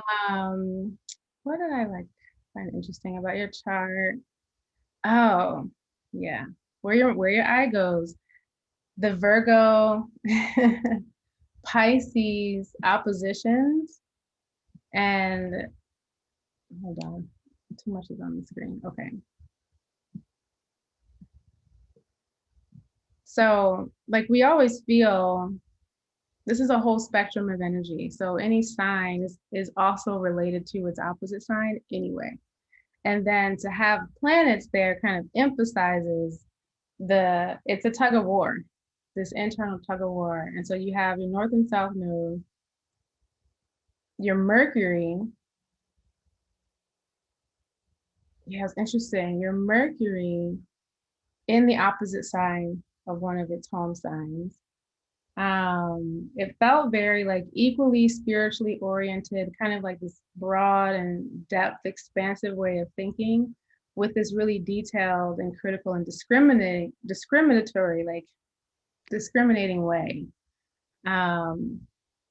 It's like this, can we all get along, but very personal, like detail driven. It reminds me of like, there was this artist we saw, and I hope I can describe it well, this artist we saw in a gallery years ago that did paper art, and it was these like almost like with a scalpel, these little teeny notches where when you look at the piece of art from about 3 feet away, you just see this beautiful image. But when you get up close, that's when you see that there's all this detail that went into it. Is any of that making sense to you? Sure. It's just like, I just see like, I don't even, it's almost like the ability to zoom in and zoom out. It's just like, not to zoom in, zoom out, like this humanitarian, like big thinking for the us, But then when it comes to self, it's this very detailed, internal, I don't know. I have to think more about it, but that was just something that stood out. It will probably help. If you want to share anything, you can. And this is like the house of us. What am I creating? And the 11th house is like, what am I creating out in the world with a collective group of people? What are my hopes and dreams for the world? Versus like, what's just my personal self-expression? What am I doing for fun? How do I create? So very detailed personal creations, but that kind of like, can we all get along? And how can we all get along? And how, yeah, like, how can we all get along? I don't know. Yeah, does that make sense? Sort of. I'm wondering if it has something to do with my need for community, or always searching for community. I do have a nonprofit organization that provides support to women impacted by cancer. I'm always good with community, but then when it comes to myself, I get stuck for me because I want things to be perfect, so I get stuck. So Yeah, I'm perfect, yeah. thinking that's where it all lies. I can create and plan for the community, but when it comes to me, I won't move forward unless it's perfect. Yes, so Virgo is definitely what rules our perfectionistic tendencies. And people won't release, they won't let it go out in the world because they don't feel like it's in the right place, but it's, like, it's stuck in the weeds and the details. But it's like you learn so much in the process. You learn so much about creativity and what needs to be improved when you release it. Like feedback is a really important part of creativity. And then the general like moon, where that shows up, that's our general, it's our emotional responses that feel very default. But it's also our general mood over our lifetime. And moon in Virgo, yeah, it's very discerning, very critical. It can be one of the most judgmental signs, but it's only because it's so hard on itself. Yes, for sure. And Saturn, yeah, anywhere. So what we were talking about with Capricorn in the workshop, like that, generally, like you have implications of that. Of course, where Capricorn is in your chart, but also where Saturn is showing up in your chart and the 10th house. So they kind of all interplay here too. So like Saturn being that planet of like you're building, building, and you're building the foundation. It's a really good place to learn. So like, I like this one. If you say you wanted to be a musician, there's actually a lot of artistic energy in your chart too. But say you're wanting to be a musician and you want to be one of the great jazz improvisers of our time, you don't just sit down at the piano and start playing and think it's going to sound great. This is like learn scales, all of them. Like that's how jazz artists become great improvisationalists, is because they study the foundation. So it'd be interesting to see like what are the skills that you have to learn that allow you, that give you the confidence to feel like your thing is good enough to let it out into the world. Gotcha. Spot on there. We're gonna get there. What else? I think, yeah. Oh, lots of energy in the 12th house.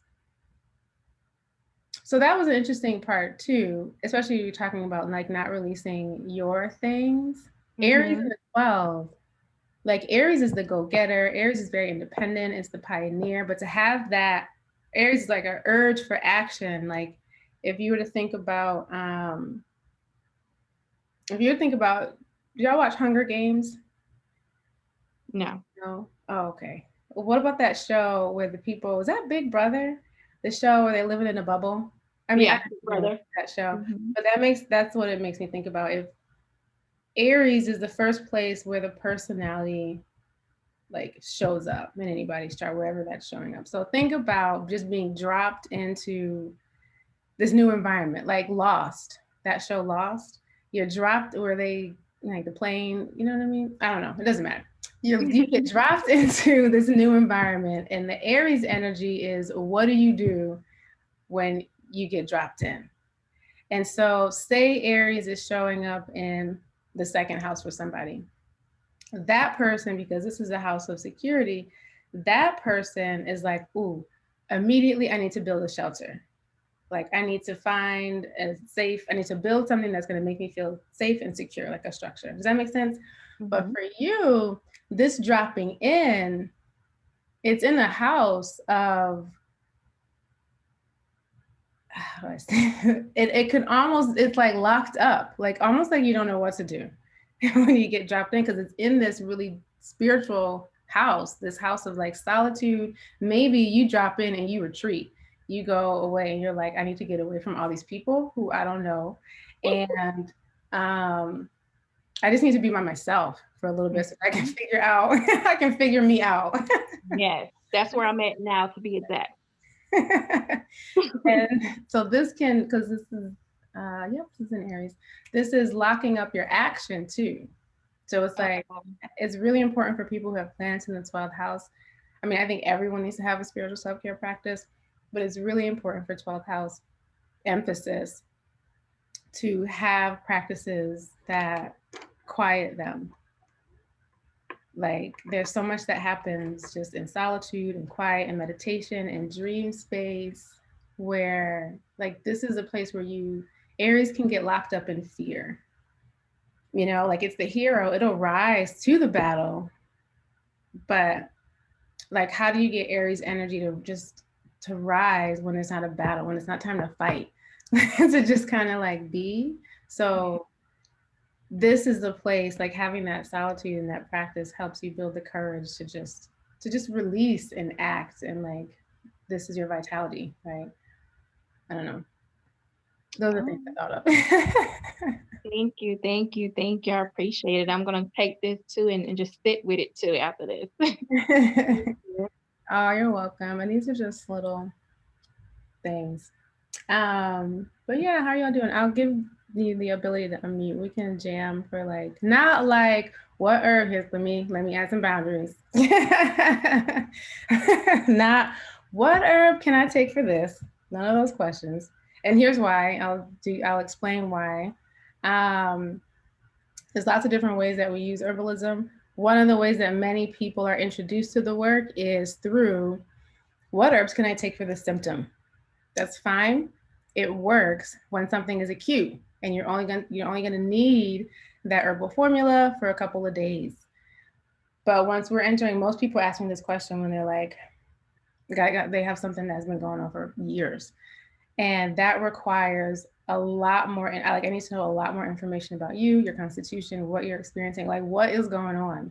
And you would be taking those formulas for a very long time. And I want to make sure that what you're taking is not going to throw you off balance in new and different ways. And that's what happens when you kind of just say like, oh, I need this for a cold, but now I'm going to take it for 3 months, for 6 months. That might not be appropriate. So none of those questions, and none of the, we can do some planning stuff, but I'm very visual, so it's hard for sometimes me to, without seeing the chart, to be like, oh yeah, to do like the analysis, like I look at people's charts beforehand. But I'm happy to jam for a minute. We have a child-free weekend. So I have a little bit of time. Wait a minute. I think that you should have the ability to unmute yourself if you want to. Let me know if you don't, if it's not working. Hey. I got a question for you. Hi. Hi. Thank you, by the way, for this. This has been amazing. Oh, you're welcome. So my sister and I were talking about the 2 different house systems, and I'm realizing that, especially after you posted the second birth chart, the differences, I didn't even realize that was much of a thing. Do you have any guidance in kind of navigating those waters between reading the 2 charts, or that you've? Yeah, most of the systems will, there's an echo. I might mute you again. Most of the systems, I believe, pull up Placidus, and I prefer I think it's just the way my mind is. I prefer whole sign where all of the signs are given 30 degrees. All of the houses are 30 degrees and the signs are cleanly like this sign is begins and ends with this house. And we know like there's no lines in the sky that are saying this is where the energy ends and this is where it begins. But it's really about what helps you study and where can you start. Just be in the work and start and not feel so overwhelmed. A lot of the medical astrologers use whole signs. It's just cleaner. It's easier to see, but you can also, so that's where I would recommend starting, but you certainly don't have to, because it gets really detailed and it gets really layered. And then you start to bring in, you get to see the cusps more when you bring in Placidus and knowing that like really where it's this energy, it's like a gradient, where it's not just this clean line of like, the seventh house only has Aries. Like, no, it has a little bit of Pisces and it moves into Aries. Does that make sense? Yeah. But whole sign is probably the easiest one visually to look at and to start studying from. Yeah. Anyone else? Thank you, Anna. Selima, hey, can you hear me? Hey, what's up, sis? How you I'm doing? getting ready to get to work. Did you get my message? I instant messaged you. Yes, I did. All right, I gotta go. It was great. I enjoyed it. I look for that call. Okay, I'll call you.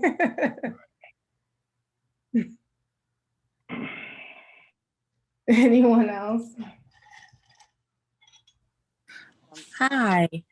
I have a question about my chart, and it has like kind of inadvertent Capricorn tendencies. Like, well, I wouldn't say inadvertent, but like my Mercury and my Venus are both in 10th house, which is in Gemini, and then my MC is in the 10th house, but it's in Taurus. So wondering exactly what that looks like for I guess my relationships and my thoughts, because I relate to the Gemini portion of it. I'm like, I get that part, but it's always when it gets into the houses that I'm like, I don't actually know what this means. So yeah, this is one of those like I would need to see it. You already lost me. And you said Venus in Venus and Mercury. Venus and Mercury in the 10th house of Gemini. Mm-hmm.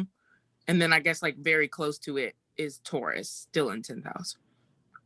Yeah, I would need to see it because then there's more to see too. Because then you asked about relationships, where Venus always has an implication on our relationships. So think about people being places where you get mentally stimulated from. But what about I would need to see it. Yeah. What about relationships? I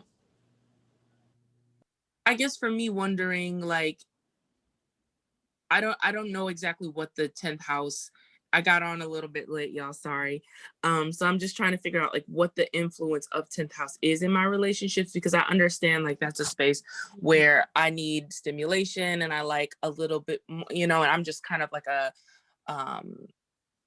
I'm just more of a fun-loving kind of person. But seeing if that connects to business or if that connects to my finances, I'm not sure exactly what that influence does. It is going to impact all of those things. 10th house is about how we're known, essentially how we're known for the work that we do. So on the one hand, it is community and relationships, but it also depends on how you use the word community. Like I use community in a more intimate way, but think of like the community of like, just how in your career. I use my mother often as an example for this. Like some people knew her as a judge and some people knew her as a flautist, but those were completely separate from like her friends. Does that make sense? So it's like it's the work that you do and how people know you in that work. And like if they only knew you kind of in a professional or just mission setting, they would be like, oh yeah, I know this person. They do X, Y, and Z. That really might not be all that you do. So with Venus there, I mean, it feels like, people and different different types of people help to feed you. It could look like, and there's lots of ways that it could manifest, like people know you in many different ways, in many different roles, if that makes sense too. But I would need to know more, and I would need to see it. Oh, sorry. And then money, like first place of looking at money is the second house. Okay. And then there's also implications with money in the fifth house, because if you can create, so this is actually a very good example of how what you create just for yourself, just for fun, can turn into something that people know you for, 10th house, something that you get paid for, kind of 6th house, a little bit of 2nd house, a little bit of 10th house. I started studying astrology because I wanted to, because it was fun and it was fascinating and it was helping me like develop, like it was helping me grow. In the back of my mind, I was like, well, maybe, I mean, definitely didn't feel the confidence, like maybe one day I could do readings for people, but look at what it turned into. You know what I mean? So it's very dynamic. There's a lot of different pieces that they're all connected. I don't know if that helps, but we can sign up for a reading if you want to. Okay, gotcha. Anyone else? This is Donna. Hey, Donna. Thank you for this first off, and I You're just have welcome. like a general question, because thank you for so much, because I buy you guys products and so on and so forth, and they are there's a lot of stuff around the house that we do related to you guys. Thank you. This was the first time I've done one of these. I keep every month I'm saying, okay, I'm going to do it, and then the date doesn't work or I forget. But I guess what struck me, and it's part, obviously I've been a doctor for a while, and it's highly informative of how I see a lot of things, whether I like it actually or not. But I felt like I've tried to do a natal chart like online years ago, and obviously there's some limitations to it.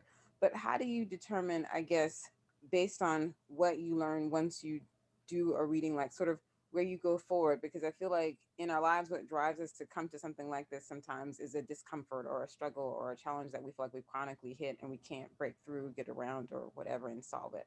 And then sort of once you have this amazing and massive piece of information that is very personalized, and because so many things fit and resonated, but then like how do you, I guess, get guidance to go forward? Because I feel like I saw a lot of things, and ironically right now one of the things that I undertook was yoga teacher training, which I'm coming up on the end of, and it has been amazing and kind of right down this alley. But I guess I feel like, how do you go forward and kind of knowing whether you're on track to kind of get through some of the obstacles, but also be validated and affirm that you're moving, quote unquote, in the right direction?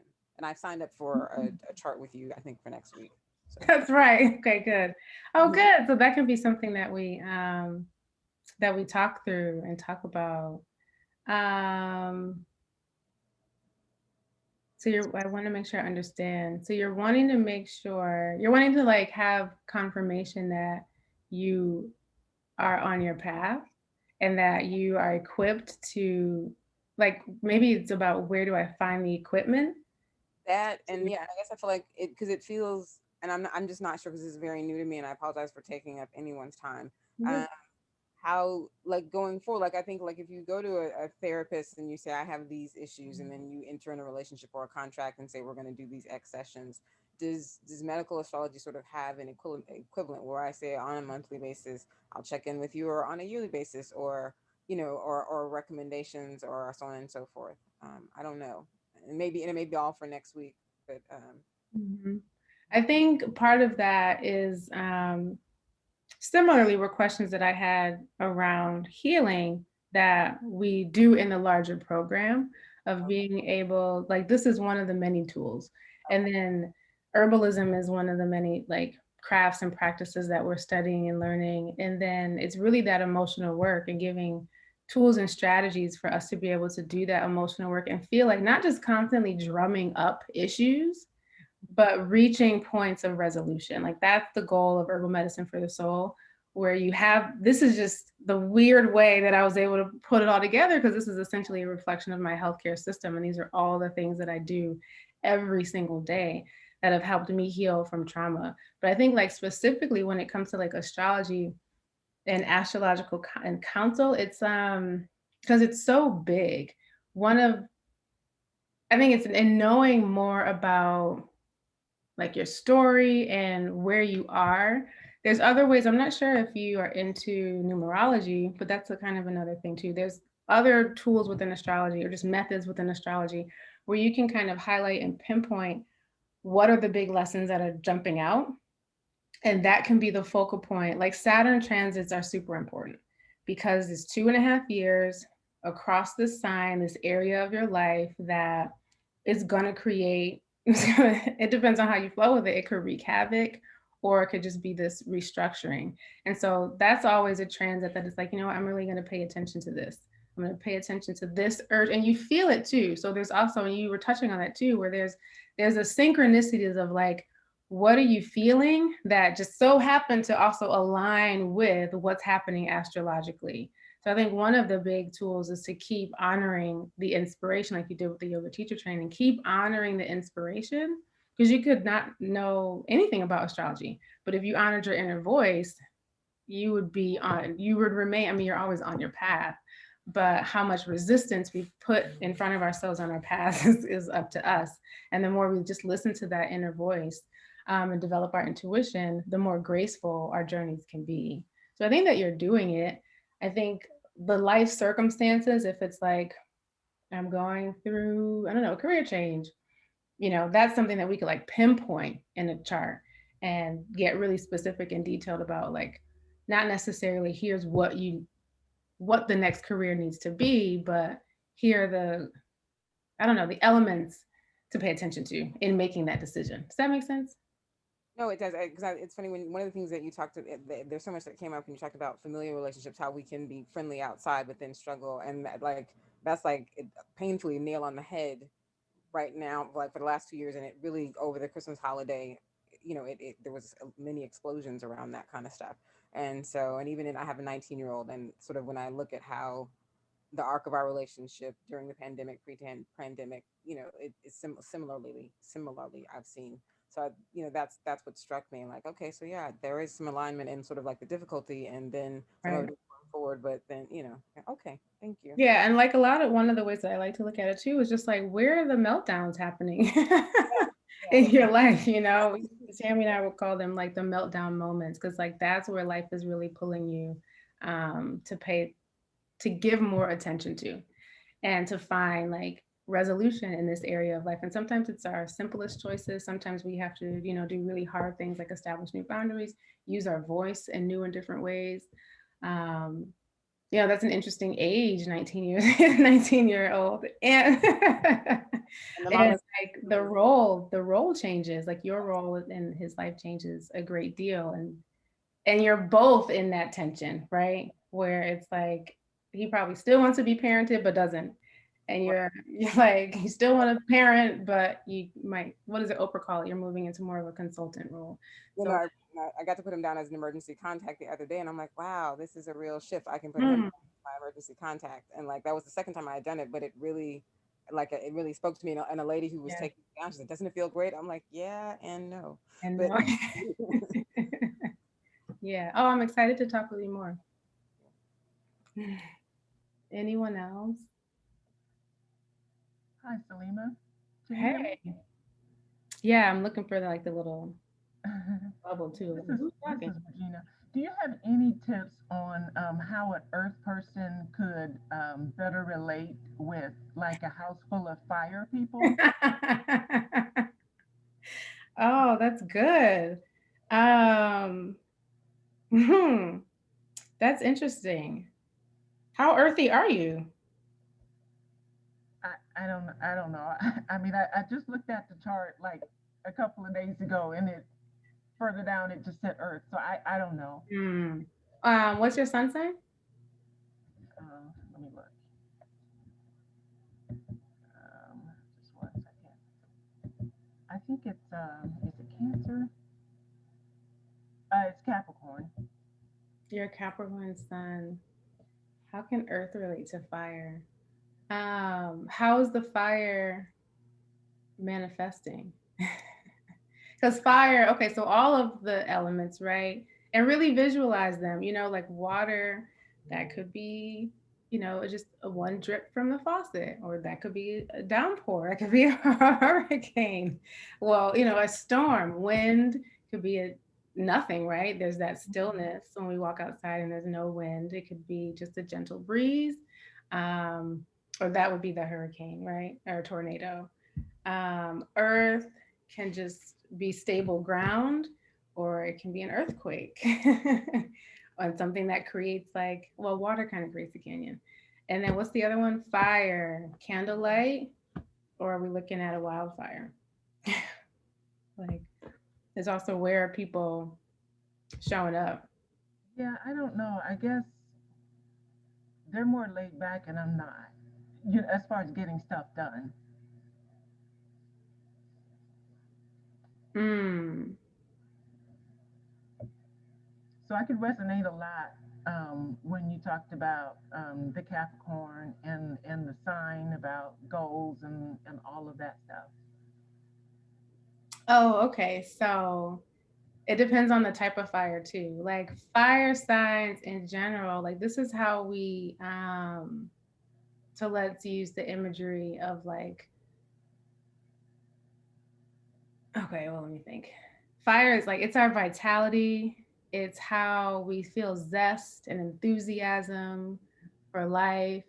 Um, it's the places where, you know, if it's a, we add logs to our fire, it's inspiration and action. And sometimes like fire is not really, like Capricorn's very stable, and yeah, you're climbing a mountain. Sometimes fire is just like, I'm inspired to do this in the moment, and then that's it. It can, it depending on the different modes, like it can be restless. It can just want to, it can be start and stop. Does that make sense? Yeah. And so, and there's also, is this your house? Is this your, is this a family? It's interesting too, because in family dynamics, like we're all, if we allow it, we're all teachers for each other. And so in with that, perhaps we are not meant to be compatible, right? Sometimes family is like, these are, this not your, it's not your tribe in the sense of like, these are the people you always want to hang out with all the time. Like these are the people you get big lessons from. So also thinking about like, it's not about wanting other people in your house to be like you or vice versa. But like, what can you learn about how they express themselves that maybe helps you relax into not having a goal, and to not feeling like, oh, I have, it's not so like I have to do this work. And if no, it really will be okay if it doesn't get done. Right. So also like think of, instead of thinking about like, how can we all, maybe that is the path of like, how can we all get along, is accepting of who they innately are, and thinking about, oh, what can I learn from you in how you are, and realize that influence goes in both ways. Like, I don't know how old are these other beings? 1917, and then my husband. Well, the 19 and 17-year-olds, I mean, they're going to be out soon. And like, I mean, it's similar to what Donna was saying. It's like your role with them is changing, and they want more of their independence. And like, you're kind of done parenting, you know what I mean? Where they need to now take what you've taught them, the foundation that you've laid for them, and they need to run. And they are going to abandon some of your values that you've taught and instilled in them, and they're going to return to some of them. But now, like, they really got to go off and have their own experiences. And can do that even still being in your house. Yeah, that's a struggle of a different role. I mean, our kid is only 5.5, so we're not there yet. And then your husband, oh, that's funny. I mean, influence goes in all directions, you know. So, but there are you know, I don't know how long you've been married. Tammy and I've been married I don't know, 10 years. And then there are just certain things that each of us as individuals, I'm unwavering on. Yeah. And we reach different places of acceptance around that, right? Can you post your website as well? Yeah, iwillaRemedy.com. But I do think like we add more attention when we try to we do this globally. Like we want everyone to like live how we live by these set of standards. Like if we were just, I think I said this to my mother when I was really small. I was like, if we all could just do the same thing, and she was like, no, like that's not what this adventure is about. It's really about like how can we anchor into greater self-acceptance even when everyone around us is different, expresses themselves differently, has different values, wants different things. Can we still be anchored and rooted in who we are and still allow us like be as accepting of ourselves and allow ourselves to change and be influenced? And I don't know, the diversity in the world is really, it's quite remarkable, and it's what overall, I'm glad you're here. And here's what we're diving into today. And let's just all be intentional about receiving the information that is for us, that's for our highest good. Anything that doesn't resonate, let it fall off. And let's just use this to help improve ourselves and help improve our contribution to the collective, which is all about what Aquarius is about. So we're going to get into just Aquarius energy 101, Aquarius through the 12 houses. So really everyone can kind of see how this energy plays out in your life based on your chart placement, how to use Aquarius energy for good. Excuse me, I got a scratch in my throat. Body parts that are ruled by Aquarius, self-care practices that help Aquarius channel its energy productively, herbal medicine that encourages balance, and some planetary transits to pay attention to in 2021. And we'll also set Aquarius season intentions. I get you started on some prompts, but definitely set intentions that resonate with you. And we'll wrap up by looking at a few of the charts that were pre-submitted. So Aquarius is in all of us. Let us know again if this is your birthday season. Let us know so we can wish you a happy birthday. Happy birthday to all the Aquarius suns in the building.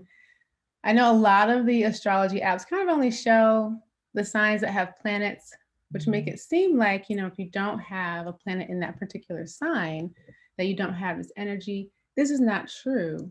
We all have all of the energies, all of the planets. So, and this is how, like, it's, you get a better detailed view when you look at the natal wheel, that it's like, here's Aquarius, everyone has it, no planets, but you still have it. All right, let's dive in. So, you know, of all of the air signs, they all have rulership to some degree over the relationships that we have in our lives. Gemini shows us perspective and like how we shape and reshape our perspective of the world. Every person, you know, we interact with has the potential to show us, teach us, expose us to a new consideration, a new way of thinking. Then we have Libra, which rules our intimate relationships and our closest relationships, the ones we have with partners, spouses, business partners, enemies, really close friendships. You know, those are mirrors for us, reflecting back what we need to work on. It's how we learn true cooperation and harmony, like that true giving and receiving and balance of love. And then we have Aquarius, which rules how we come together collectively to change the world. It's where, you know, after we've determined our work and personal contribution to society in the 10th house work arena, you know, Aquarius is where we more broadly think about how do our efforts have a ripple effect? Is it a ripple of good or a ripple of destruction? The intention with 11th house Aquarius work is for us to push itself and society forward in some way. But, you know, what that means is different for each person. And like the group associations that they have can be very different. I'll get into more of that. So Aquarius has two planetary rulers, Saturn and Uranus. The bottom wave in the symbol represents Saturn. The top represents Uranus. Saturn is past oriented, like all about tradition and upholding traditions. Saturn wants to uphold the status quo in many ways, likely because, you know, it took a long time for the status quo systems to be built. Saturn is attached to its achievements and structures and wants them to endure. even if they are flawed. But Uranus is future oriented, thinking about ways that change needs to happen. It's disruptive, call it radical, call it chaotic, call it weird. You know, Uranus understands that change is the only constant. Uranus rules our willingness to create change in an active way instead of happening, you know, just kind of life happening to us passively. Saturn can be long suffering for the sake of, you know, resisting what it takes to create change. And Saturn likes proven paths to success, is unlikely to experiment with the untested. But Uranus is like, yo, this isn't working. So why are we continuing to do things this way? Uranus is the planet of awakening and revelations. Uranus sees the ruts we've gotten stuck in and dares to set us free. So some Aquarian people are very Saturnian, while others express the qualities, more of the qualities of Uranus. And because this energy, you know, is about the collective, our us consciousness, you know, kind of a fitting example of Saturnian Aquarius energy would be like the MAGA folks. Yeah, they want change, but their kind of change keeps us rooted in the traumas, the violations, the thefts that the country was built on, tradition. And then you have more Uranian Aquarians. And I feel like Aquarius kind of operates in extremes. It doesn't really feel like a middle ground energy. Now, of course, this is expressed in people's lives very differently based on the planets. That makes a huge difference. But an example of this would be like abolish the police. That's a Uranian-like extreme where it's clear that since the foundation of the system is deeply flawed and not meant to serve all, tear the whole thing down. Reform the police is just not Uranian-like. It's too incremental and not likely to succeed since its branches will sprout from the same damaged and diseased roots. It's because of Aquarius that we have change. Aquarius is the water bearer. Really think about, you know, that image of the water bearer, person pouring water out, washing over, that water's washing over, cleansing, wiping out what needs to be removed. Like almost like if you think about a tsunami, you know, you have some warning that it's coming, but very little, and it rushes in. Only the most resilient structures remain. Another image that kind of comes to mind to give you an idea of Aquarius energy is like a water balloon with holes being, you know, the holes that's being filled. Aquarius knows that the balloon, the structure has flaws even before you fill it with water. And being the water bearer, then filling it, you know, that kind of helps others see the flaws too. As a mental sign, it sees the changes that need to be made before most people realize there were problems. And in a way, you know, it has to release that water. Not only it tears down the weaknesses, but it reveals the problems in a way that the world actually gets to see them. It's like most people need to see the water coming through the holes of that balloon before they even believe that the balloon was damaged. The evolutionary path of Aquarius is that of individuality. It's unconventional, rebellious, weird, but only according to, you know, the cultures, like on a micro or macro level that it grew up in. Weird to one could be normal to another. So how different Aquarius appears is really, you have to contextualize it inside of the conventions of the consciousness of the individual. For example, I grew up in the AME church where tarot cards, astrology, you know, talking about chakras and magic was not a part of the norm, nor was it acceptable back then. Aquarius is a very social sign, friendly, likes to be around other people, but doesn't always feel accepted within the collective. Aquarius needs groups to understand the problems it wants to solve. And as the sign of the phrase, I know, Aquarius learns to value its individuality by being misunderstood by the collective. Aquarius likes to be around other people, but until it's clear on its value in that collective dynamic, can kind of feel like it doesn't fit in with the crowd. And that's the whole point. Aquarius is not meant to fit in, it's meant to add. It's an energy that's really meant to stand out. It's very forward thinking, very problem solving. Like it doesn't fit in because it sees the BS and doesn't want to be a part of that. When I think of, you know, Aquarius, like an image that comes to mind is that, like, just imagine like a video game and like where you're building worlds.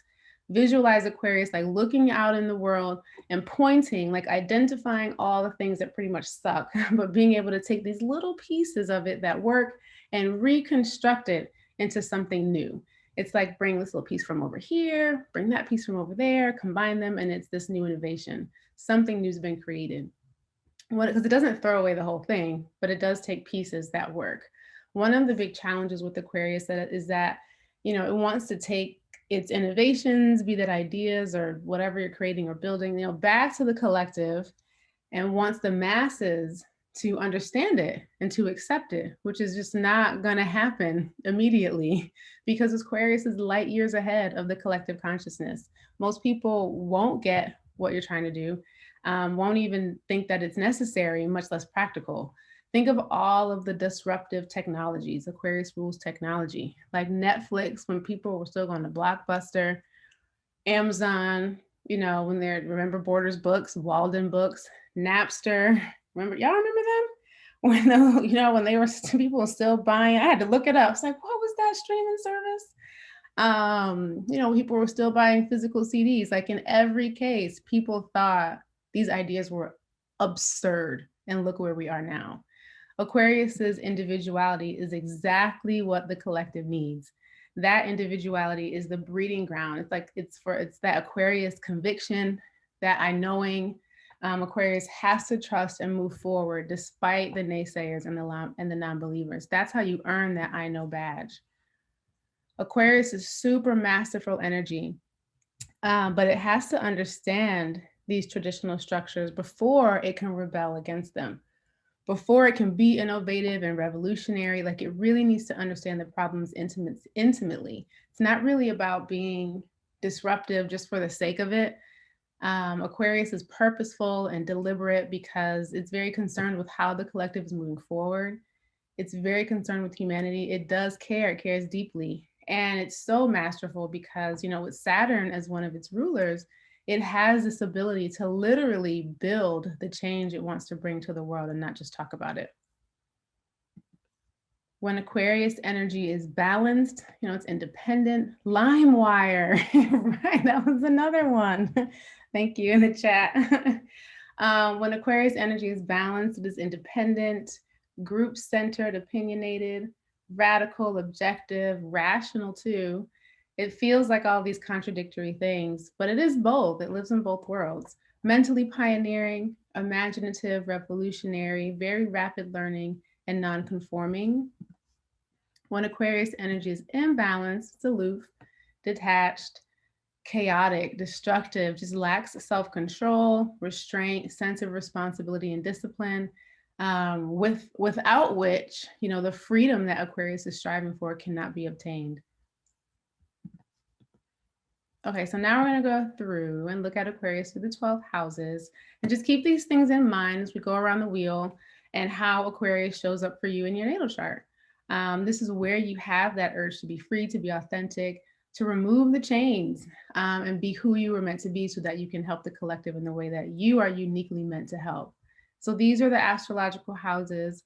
I'll go around the wheel, talk a little bit about what each house represents in terms of the area of life and personality that it represents, and then give a snapshot of what it means to have the sign of Aquarius in that house so everyone gets to see a little bit of how it shows up for them. This is the first house. The first house is the first place of action in our identities. You know, it's a framework of who we are, our outlook on the world, how we naturally demonstrate our identities. It also represents our appearance, our disposition and manner, our body's constitution, and other natural forms of initiative and leadership, like how we just naturally express ourselves. I see someone who's very like outwardly friendly, superficially social. Like I don't mean superficial in a bad way, but just like able to be around many different types of people. Agreeable, but inside this person is highly opinionated, unwilling to go along with the crowd. There's a deep drive with Aquarius to do something meaningful. You know, it is partly ruled by Saturn, which like rules our great work in this lifetime. And, you know, they have to do it their own way. This person's whole life is colored by, you know, thinking and acting and contributing to society in ways that reflect their authenticity and their individuality.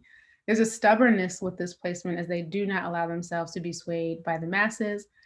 Frustration mounts when this person doesn't honor their inner knowing, and basically in every area of their life, because the first house, the ascendant, colors the whole wheel. So it's like the lens that you live, the filter for the whole the whole wheel your whole life. Here we go. Second house, this is the house of material security. It's how we all feel secure and stable while being in these physical bodies, living on planet Earth in this lifetime. You know, it's the tangible things that matter with this house that help us to feel secure. It's our resources, our money, our possessions, the things we own and value, our spending and earning capacity, our desires to control the things and people within our reach, because, you know, we tend to, if we think we can control them, that tends to make us think we're more secure. It's also though like our giftedness, how you can draw from your own innate personality and skills to create the things that help you feel materially secure. But most people do just associate it with like, yeah, it's money. Capricorn is on the rising. I'll give some context with each one around the wheel. Capricorn is on the rising because again, it colors the whole wheel. So you'll likely see someone who pursues like traditional, steady, like proven to succeed paths of creating financial security. You're looking at someone who maybe who works with or for like established businesses and institutions, organizations, maybe does some work in real estate, like the whole Capricorn. Cancer spectrum rules the home. So the home is important. That could be real estate is a proven path to financial security. So that could be something that happens here. I think that once this person has like really reached a stable place in their finances and their security, depending on how strong that Uranus quality is, you could see, you know, ventures into riskier and more entrepreneurial endeavors. The important thing about this house is like, no matter what the sign is, you have to reach a place where you just have peace of mind. A lot of people get stuck here. We have peace of mind and you can relax your shoulders around money because you know how to make it. How is really the operative word. And that's what true security is, like building your skills to the point where you feel confident that you'll be able to earn, take care of yourself no matter the circumstances. Third house. This is all about how we think based on the people we associate within our early environment.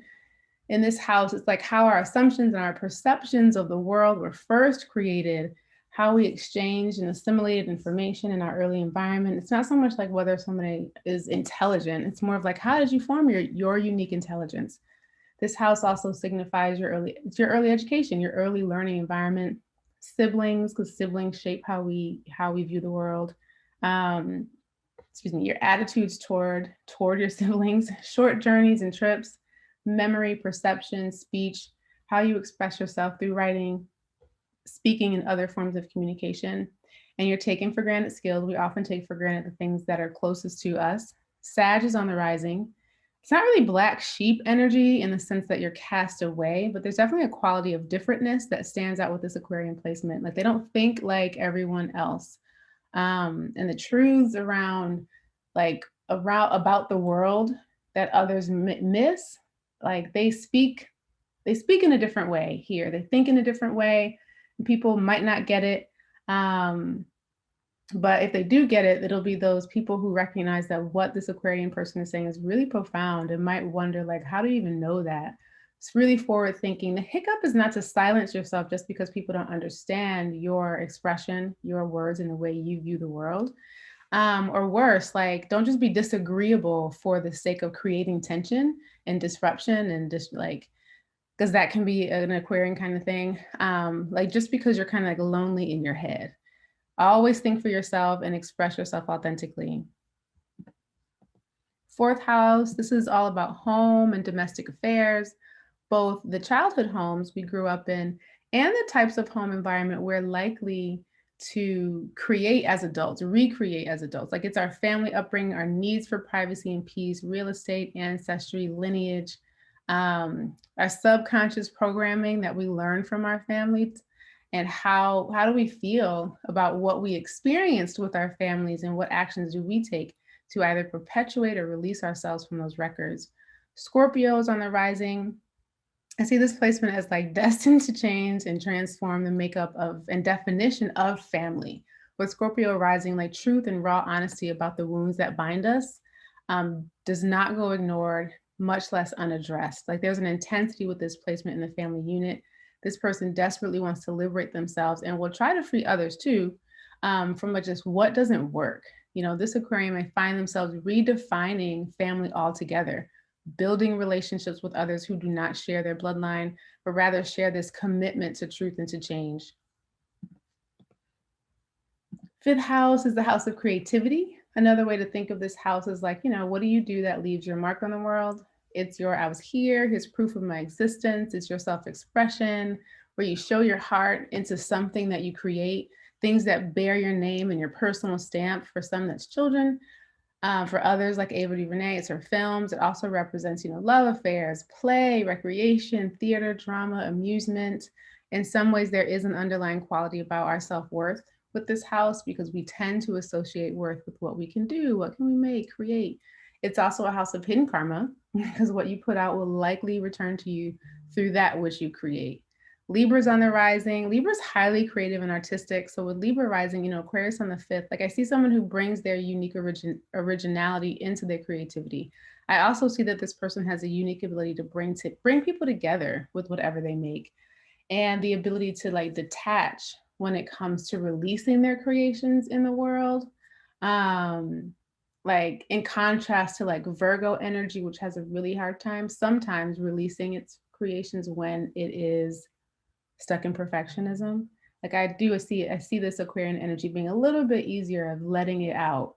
And this is where like that emotional detachment actually comes in quite handy for Aquarius, because this person, especially if they've learned the discipline that it takes in whatever your craft is. Musicians don't just come out or pianists come out knowing how to improvise and being the best. There's a foundational discipline, discipline with it, the craft. You have to learn scales, all of that. So if this Libra takes the time to really learn the craft, the placement becomes more concerned with like creating as a form of self-liberation rather than being concerned if people understand it. I hope that makes sense. 6th house, this is the house of health, self-care, our capacity to handle the mundane, just our day-to-day life and work. How do we adjust, resist, or become overwhelmed by the demands of daily life? Everyone's 6th house work in this pandemic world has been challenged. How do we adjust? It's house of self-adjustment. Everything in this house, though, is under our control. It's our work, it's our health, it's our food, our clothing, our comforts, our pets, your employer, your employees, your dependents, your working conditions. Believe it or not, all these things you have the power to change. What happens here basically determines like how and if we are able to be of service to others from this place of fullness, not emptiness. Like everything in this house contributes to our capacity to work, to serve, and be healthy. Virgo is on the rising, the sign that rules this particular house. So meaningful work that might look unconventional to others, but is deeply satisfying to the individual. It could like generate the response of people kind of like not realizing that, oh, you could make a whole living out of doing that. Perhaps self-employed in a literal sense. The most important part is that the work serves others, and likely in ways that are necessary, but seem kind of to outsiders just different. Highly wired nervous system here with Virgo, which is ruled by Mercury on the rising. Because this placement also rules like routine, like you could see like just looking, being disciplined and regimented, but like on your own terms. Yeah. 7th house, this is the house about how we behave in one-to-one relationships. It's our closest relationships with spouses, business partners, known enemies, our marriages, really close friendships, business relationships, not necessarily family unless you work with them, or just friends and acquaintances unless you work with them, or those are like those soul level friends. This house represents our cooperation with others who are close to us, or our lack of cooperation. It's our we consciousness as opposed to the I am consciousness of the 1st house. This is we. You are in partnership in this house. It rules the lower courts. Like think about small claims courts. If you're suing or you're being sued by someone who was once close to you. This house is all about how you learn about yourself through your closest relationships. Leo is on the rising. This person has to know themselves before they can know others and have harmonious and mutually cooperative relationships with others. It's a tricky placement because Leo is personal, like needs attention, can find itself putting on costumes to get attention instead of really being authentic and showing its heart and being vulnerable. Aquarius is all about authenticity. So this person might find that they choose partners and like soul friends who exude that individuality and freedom that they crave. And so they might have a good opportunity to learn what that looks like being expressed in somebody else. Lessons with this placement are to show your heart. Choose people who will embrace your individuality, and you embrace theirs too, meaning like that Leo in the rising can always be about you. Sorry for the Leos in the building. 8th house, this is about how people save themselves. Think about the Christian expression, you know, Jesus saves, but here you save you. It's the house where people seek inner stability, emotional stability, soul security by spiritual, magical, and material means. So some people turn to religion, some people turn to sex, turn to the occult, turn to money in form of like joint finances and loans and inheritances. In a lot of ways, it's like, you know, the ways in which we need to feel secure and emotionally secure and spiritually secure, like in the now and in the next lifetime, but also with other people too. This house is about merging. And so once you do that 7th house work, this is deepening into some of those relationships. You're merged now with another person. You're merging your magic, merging your beliefs. And this is also the house of like our deeply felt personal experiences, our rebirths, our inner deaths, because when you like kind of realize that you've dissolved into another, or you realize the means that you've been turning to feel emotionally secure aren't serving you, like you're dying to that old self. You're kind of being ripped apart in this house sometimes and being asked to be reborn. Cancers on the rising are most absorbent of the signs. Really, it's like taking in the energy and taking on the energy of others most easily. With Cancer on the rising, Aquarius, and the sign of merging, it's really interesting with others like intimately. I think it might be difficult for this person to clearly see who they are and like where they begin and end in the most intimate of unions. That kind of initiation happens here with Cancer when they're learning to return to self, perhaps. Sexual freedom also comes to mind, like depending who the person partners with, like there's a curiosity about how people feel in their most intimate and vulnerable states, something that, you know, Aquarius doesn't do well, but it could allow itself to be like liberated by this intense emotional expression and feel like safely held in it too, because this is our most intimate relationship. So it's like, it's meant to be shared with just you and another, not, well, for some people it could be many. I don't know about that. It's an interesting placement. 9th house, this house is all about how we choose to learn about ourselves. So it's the superconscious mind, education that we choose, going beyond our horizons for self-discovery and identification, moving from 8th house of regeneration, death, rebirth. You've had this initiatory experience and you're like, okay, I'm reborn, I'm raw. You know, what do I have to learn about myself now? You need to learn about, you know, this new identity and reshape it. So this house is associated with people who return to religion, you know, like they return to the traditional ways and philosophies typically. Foreign travels also ruled here, long journeys, educational experiences. You choose, like, it's your higher education, your apprentices, your intuition, your spiritual visions, your publication. It's the house of self-understanding. And those experiences that really take you out of what you think you know, especially what you thought you knew about you in this 8th house work. Gemini rising here, the quest for truth and like defining one's own life philosophy is kind of never ending. Gemini on the horizon needs constant stimulation, questions everything. Aquarius here sees the conventions like within the culture, that microculture, to be limiting, maybe macroculture too. This person seeks freedom by learning about, you know, what else is out there. And freedom comes when this person allows themselves to really kind of like create your own religion, so to speak, like through your lived experience in this and the work in this house, like create a life philosophy that doesn't look like anything you've seen in any sacred text, probably any text. 10th house work this is what we do in the world publicly. It's a house of career and vocation. It's the work you get paid to do and the work you say, like, you know, when you introduce yourself to others at a networking event, hey, I'm Selima, I'm an herbalist, astrologer, spiritual teacher. Like, how do you fill in those blanks? The 10th house is our reputation, our position in the world, how the public views you, your calling and contribution to society, like your personal contribution to society. Because it's so forward facing too, it's also the house of approval. And whose approval do you seek? Taurus rising. This person's public work and ideals for the world are one, they're merged. This person pursues their mission with practical patience, is loyal to it and to the people who work with them to really see this vision come to life. Taurus on the rising here is like kind of softens that Aquarius a bit, reveals more of its heart and helpfulness, where, you know, it feels like the embodiment of that idea that like freedom for all means freedom for me. 11th house work. This is all about who we are in group settings. Do I feel secure and stable when we're around friends, acquaintances, or in other group settings? Am I only secure when I'm around like-minded people? It's the house of how we learn about who we are when we're in the us collective situation.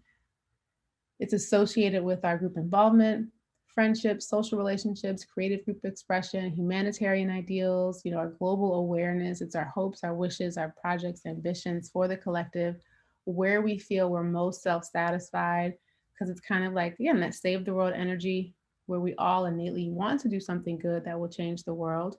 This is Aries rising. This is Aquarius's natural home, where it shines, you know, and it aligns itself with people who are as free thinking and individualistic as itself. Aquarius has its community here and feels most safe to be the person it was born to be and to change the world in the ways that it knows it can. It's probably the leader of the pack with followers who understand the mission, you know, it's trying to accomplish in the world. You can also see this placement like having two distinct communities too, especially looking at, you know, that Saturn energy, that Uranus energy, you know, one that kind of fuels the conservative nature of Saturn, the business-minded nature of Saturn, the like getting things done and building in a tangible way of Saturn, and then the other that feeds that freedom-seeking energy, which is Uranus. Both are necessary. And then lastly, 12th house. This is all about what lies in our subconscious that needs to be awakened so we can journey onto the next life, the next soul cycle in our evolution. I always like to think of this house as like a body of water where it's not the ocean, it's not like a little pond, but it's a large body of water, and you see the ripples at the surface of the water, but you don't know what underneath is causing those ripples. This is the house of discovering what's underneath the surface, you know, what's in the subconscious, and some of the things that we get caught up in, the knots we tie ourselves in, live in this house. It's the things that are so ingrained in us, like we kind of barely notice they're unfolding, but they tend to show up in bothersome ways in our lives, calling for your attention.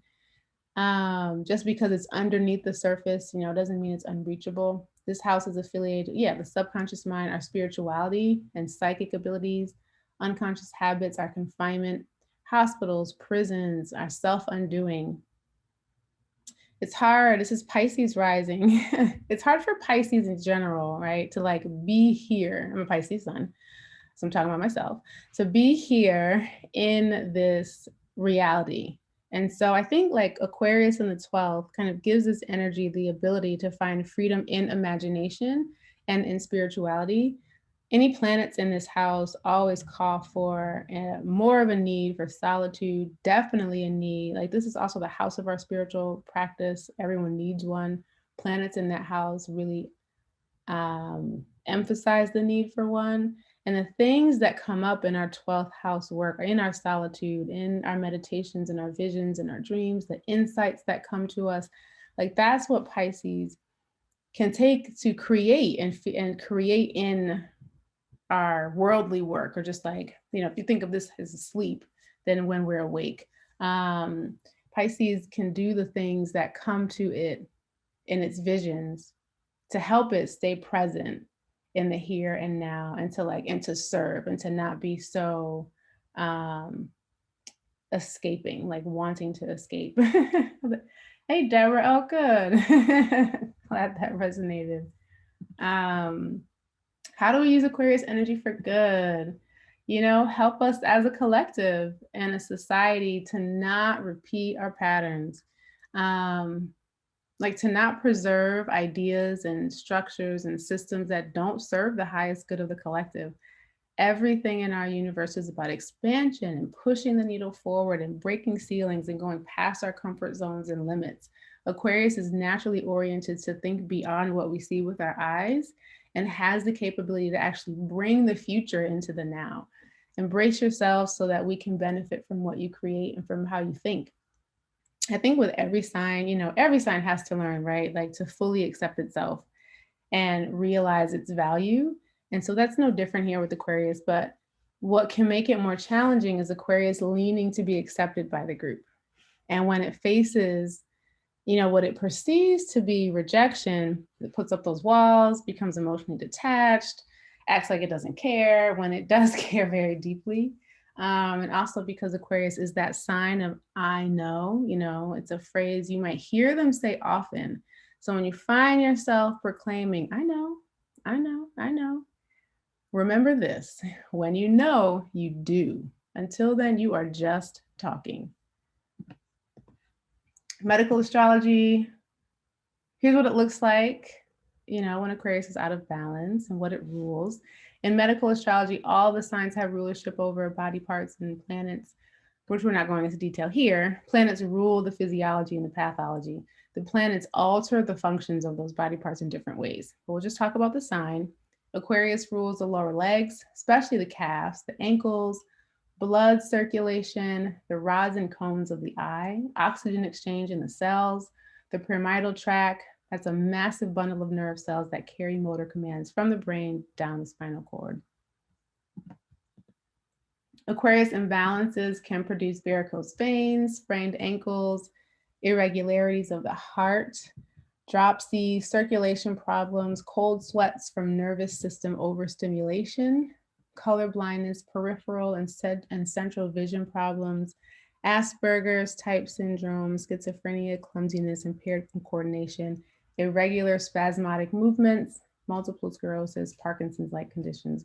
This isn't to plant seeds. This is also like the way we use medical astrology in the program is really kind of reverse engineer where it's coming from. But it's good to see where you fall. Like if you just think of Aquarius, like the other air signs and Virgo as just being nervous system oriented, and you see just remember, like, look at remember the tension, right? Just like the tension, what's creating tension? Look at that Aquarius energy and the house that it's in, and like, how can you, the call to action with this energy and using medical astrology is to not have, these things kind of progress into deeper pains, but it's to like, what's that internal work that you can do in the moment to relieve the tension, but where the call to action is for you to express your individuality, right? Are you feeling yourself like feeling rejected by the group? How can you come back to self and to center? So no, never take any of this stuff as like planting a seed, like you're gonna get this. It's not like that. What balances Aquarius energy? As with all of the air signs that have some rulership over the nervous system, practices that cultivate calm, that lessen worry and anxiety are necessary for Aquarius. Blood cleansing foods and herbs, fresh air, exercising. Yeah, movement is really important, especially with it ruling circulation. Breathing exercises. Just think about when we're tense, when things take our breath away. We need to remember to return to the breath. That's one of the best practices that we can take to really return to the present moment, is to focus on the breath. Harmonious surroundings, regular but moderate mental work. Like I have a Mercury in Aquarius. You need tech breaks. Even though it rules technology, Aquarius needs breaks from the computer, from the screens. Brain building food, blood building foods, like heating and stimulating foods could be aggravating, but if the Aquarian is already kind of tense and the musculature is constricting the blood flow to the extremities, that could be impaired, and then warming foods and herbs would be supportive. So just see where you fall on the spectrum. Where Aquarius is in your chart, you can ask yourself these questions. What within myself am I trying to master? What inner structure needs to be broken down in order for me to reach my next level? And this is like the personal work that we can do. because those two waves, you know, they live within us, the Saturnian side of us, the Uranian side of us. What parts of the personality do I need to break down? Do I need to let go and leave behind? And then how can I help the world? Yes, it's where you shine. Herbal medicine, I chose a blend. Red clover because it is tonic, which it's nutritive, really good for the respiratory system. Chose skull cap as like the nervous system relaxant in the blend, little on the bitter side. So if you were just kind of making a blend, make red clover be the most, skull cap kind of secondary, and a little bit of rose and cayenne pepper. The cayenne pepper is like a catalyst. Cayenne pepper is really great for circulation and helping drive the blood to the capillaries, drive the blood to the extremities. So it warms the whole body. And then rose for that heart work, always. That heart work where we get to see ourselves, we accept ourselves, we move more gracefully. We don't take that kind of, you know, rejection. It's our perception of rejection. And it's not that people are personally rejecting you. They just don't get it. Like they don't get it. You've already made the connection that this is the solution or the idea or the creation that we need. And people are like, what?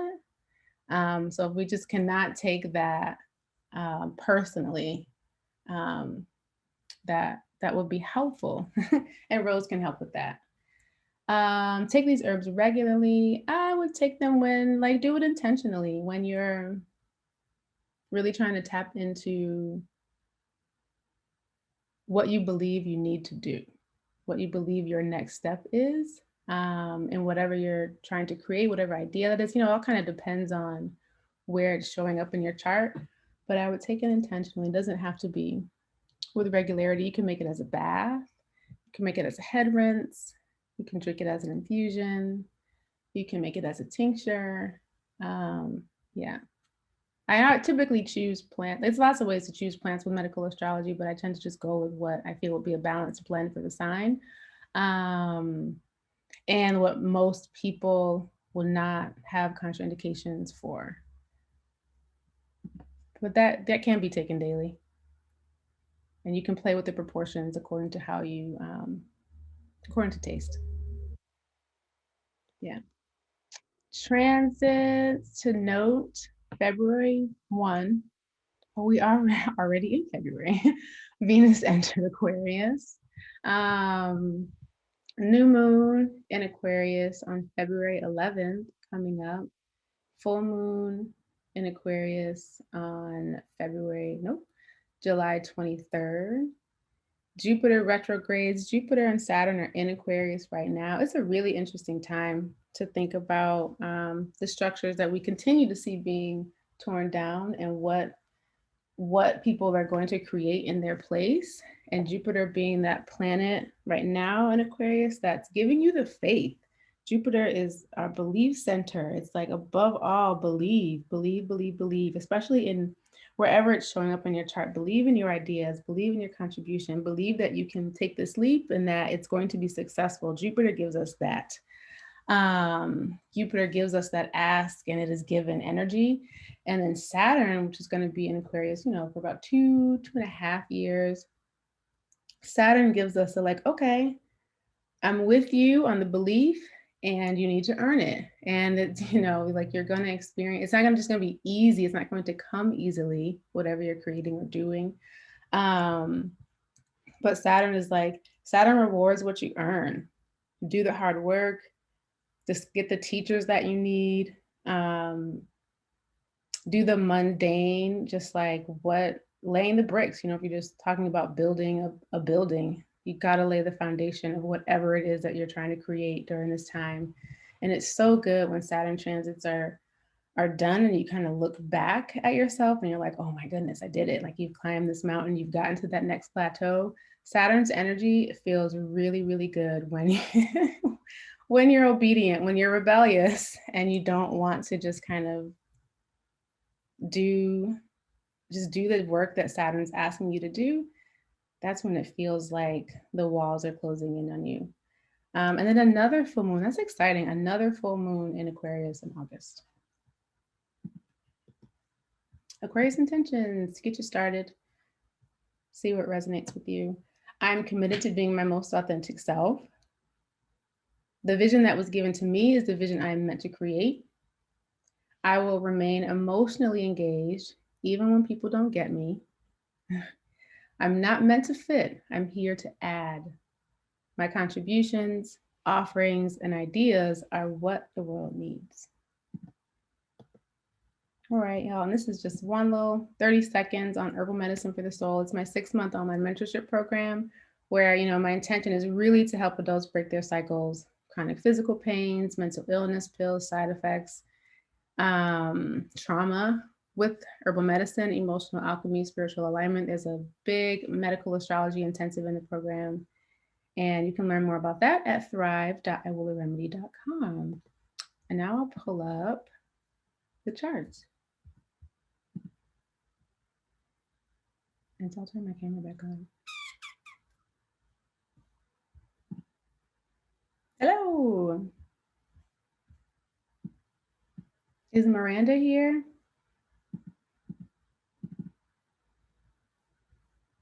Look.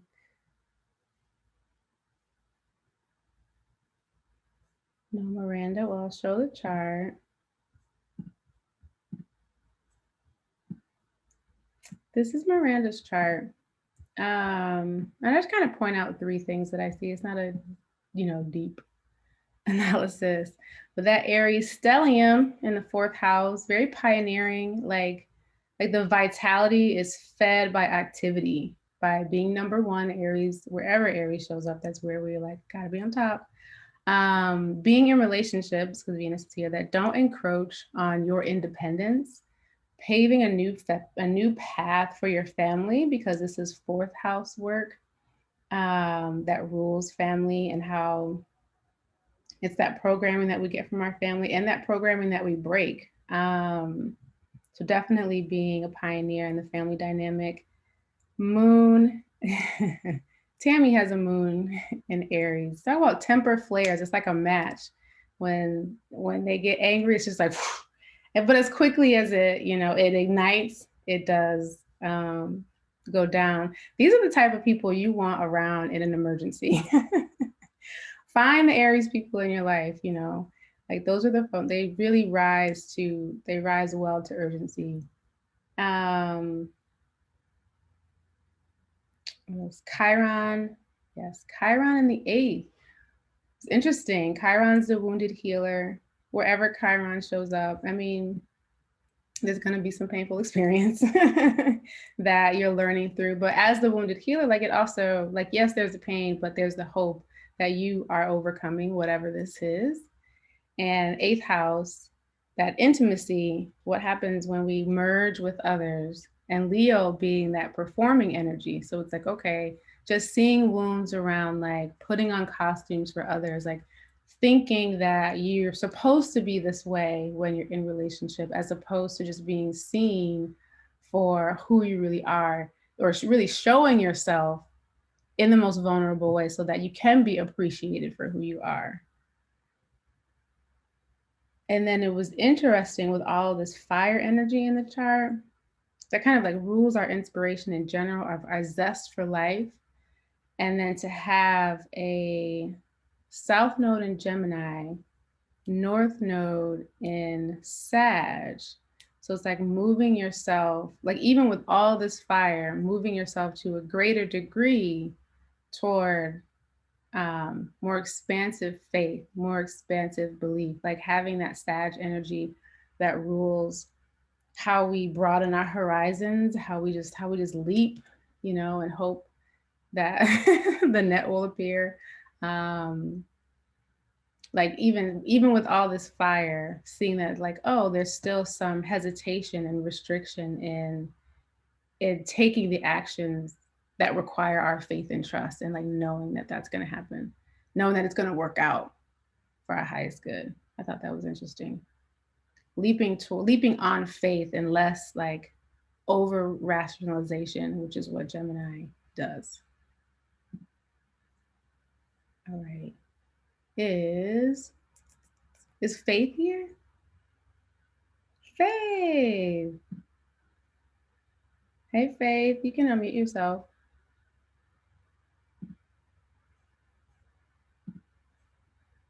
Oh, I don't know if she hears me.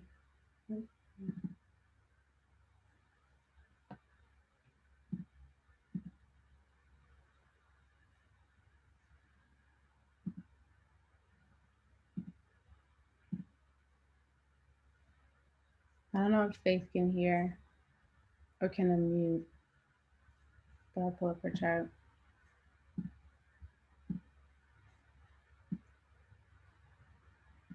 All right, Faith's chart. Yeah, the first thing I saw was that Mars in Leo. That's Beyonce's energy. And she looks like a lion. But that's in the house of career, like destined to be in the spotlight in some way. Doesn't necessarily mean world stages unless you want it to be, but it does mean that you'll be seen anywhere Leo shows up. You're in the spotlight, you have a platform. One of the big questions is, how do you use it? And there's a desire there too, to be seen and to be recognized and to be appreciated for what you do. I don't think I'll see if there's anything in the chat. Faith's a farmer, y'all. So the herbs that you see on our website by Long Walk Springs Farm, that's her farm in Texas. Black on farm, support. And it was interesting too. Anytime we have like a lack of one element, that means we have to bring it in kind of into our lives mechanically. But she has such a strong Mars in Leo that it balances that down here. And Mars is always hotter. Yeah, always burns hotter when it's above the horizon. So if your Mars is up here, it's hotter, it's cooler when it's below the horizon. Faith can hear you. Oh, she can hear us. Okay. But we can't hear her. I did do the thing so that she could unmute herself. Hold on.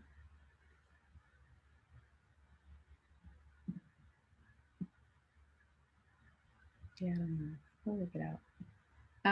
What else?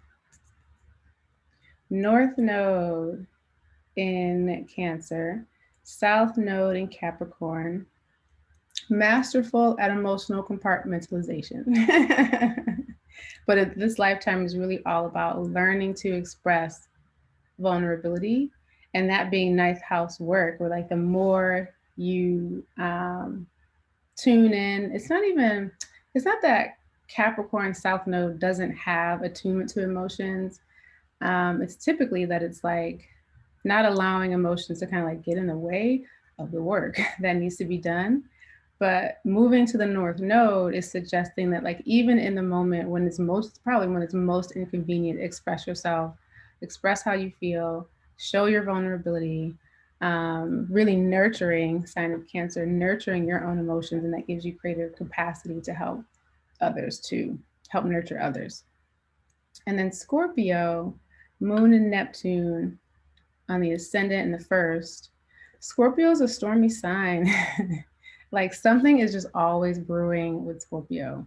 I always see clouds above Scorpio head. And there's like with Scorpio on the rising, it's almost like if you could put on, I see like pictures and stuff, like emotional X-ray glasses, like you look at the world and you see the truths and the problems that people get all knotted up in and don't necessarily want to talk about, all of the taboo subjects that people don't want to talk about, but that we all have a shared experience of. And that colors the whole chart of just like being able to penetrate into the truth. But sometimes it's another like kind of future oriented sign in that like Scorpio wants to bring it up and talk about it, but people might not be yet emotionally ready and there to do so. I hope that makes sense. And then Goddess, I know you're here. Hey, you can unmute yourself. Hey, Hi. how's Hey. it going? Good. How are you? I'm good. Have you seen your chart before? Yeah. Okay. Yeah, look at all that air. Especially as we're talking about, you know, having a dominance in one element, which means that other elements are a little bit lacking. That's that earth element. And because these are outer planets too, in Capricorn, which is good, but outer planets like bringing in the earth element through routine, through grounding foods, think like root vegetables. It's all like we bring in earth, spending time outside in nature, having plants around. It's like, you know, a kite needs a tether. I don't know what the cord is called on the kite, but like the kite needs a tether, needs an anchor so that it's just not gone. And that's what we have to bring in. How's that resonate? It actually really resonates. I was just talking with a friend about creating anchors as an Aquarius. And I have like most those anchors. Do I use them all the time? No. But it's good. You have a good Saturn placement. Saturn's in its home. So that is strong and that helps. That helps a lot.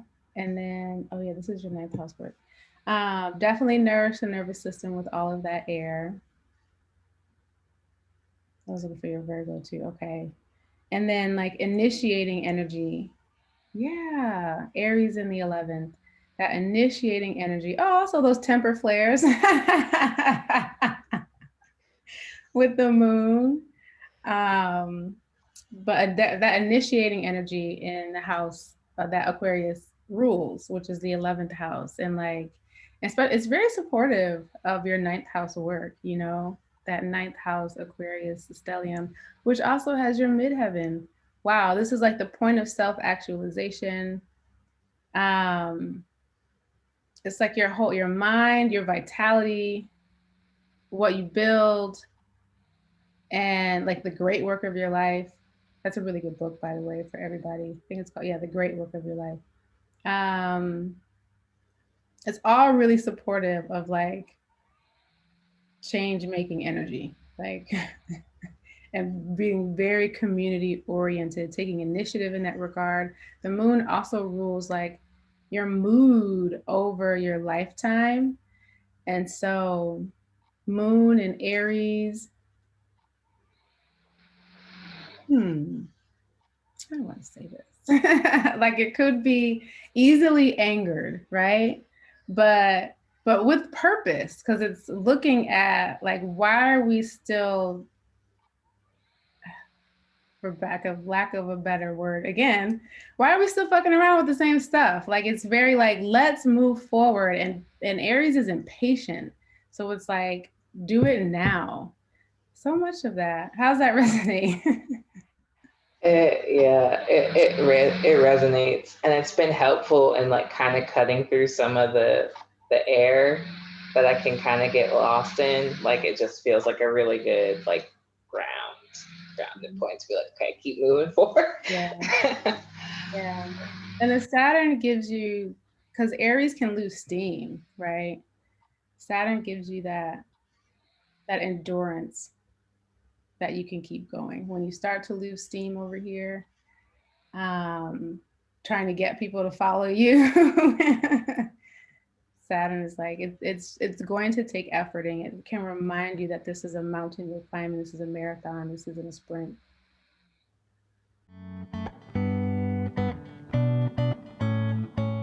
We're going to talk about Pisces energy, what it's about, Pisces through the 12 houses, so everyone can really kind of see where this energy shows up in your chart, in your life, based on your natal placement. How to use Pisces energy for good, you know, body parts that are ruled by Pisces, that's the medical astrology, self-care practices that help to channel Pisces energy, herbal medicine to encourage balance for Pisces, some planetary transits to pay attention to in 2021. We're in Venus in Pisces right now. And like setting Pisces season intentions, Pisces energy in your life intentions, and wrap it up by looking at a few of the charts with the birth details that were pre-submitted. So Pisces is in all of us, just like all signs are in all of us, whether you have planets in that sign or not. I know some of those apps just kind of show a grid of, where you have planets, and we all have all of the energies. Even if you don't have planets in a sign, you still have that energy coloring a particular area of your life. So let's dive into Pisces. Pisces is the final sign of the zodiac. For those who've been with me since Aries, it's like we're finally here at Pisces season. The 12th sign of the zodiac, the final leg of our spiritual journey around this astrological wheel. And, we're arriving at the end of winter in the Northern Hemisphere. And just as in nature during this time, we see the transition from like dormant to the rumbling of new life as a final mutable sign representing transitions and flexibility and changeability, and the in-between. Like Pisces ushers us into the in-between in our own lives. Where Pisces shows up, we have an ending that's making room for a new beginning. The end of a season, the end of a cycle, the end of a consciousness, where we're going from, one level in our consciousness and rising to the next. Sometimes the end of life, but it does represent an ending and a new, the rumblings of a new beginning and our rise to the next. Like Pisces is a portal. Pisces is ruled by two planets, Neptune and Jupiter. And Neptune is the dissolver. So when I think of Neptune, the image that always comes to mind is that of a foggy car windshield. And our vision is blurred, when the windows are foggy, and we have to turn on the air in the car to defog the windows. And with Neptune, like we're in this physical world, in these bodies, but who we really are, we're the energy that lives in these bodies, that animates these bodies, the energy that sees through these eyes, touches through these hands, and breathes through these lungs. Neptune blurs our vision, and it makes it difficult for us to distinguish between like what's real in the physical and what's real beyond the physical. Neptune teaches us to be that defogger, teaches us to remove the veil between this physical world and our spiritual world, and to really see past the physical into what's real and true for all. And Jupiter is the expander. Jupiter always urges us to push beyond our limits, beyond what we think we are, what we think we know, exceed our own expectations. I think I said in the Sag workshops, to turn our ceilings to the new floor. Jupiter wants us to rise and expand our self-understanding and our self-knowing. Jupiter, as the archer, urges us to seek new experiences so that we can connect with something greater than self. And the archer, it shoots its arrow at targets that are unseen by the physical eye. So the symbol for Pisces is the two fish, one swimming downward, one swimming upward. One fish represents the soul. The other represents the personality or the ego. What's now often talked about with the Piscean fish is that they're tied together. We don't have one fish swimming like in the Atlantic and the other one is in the Pacific.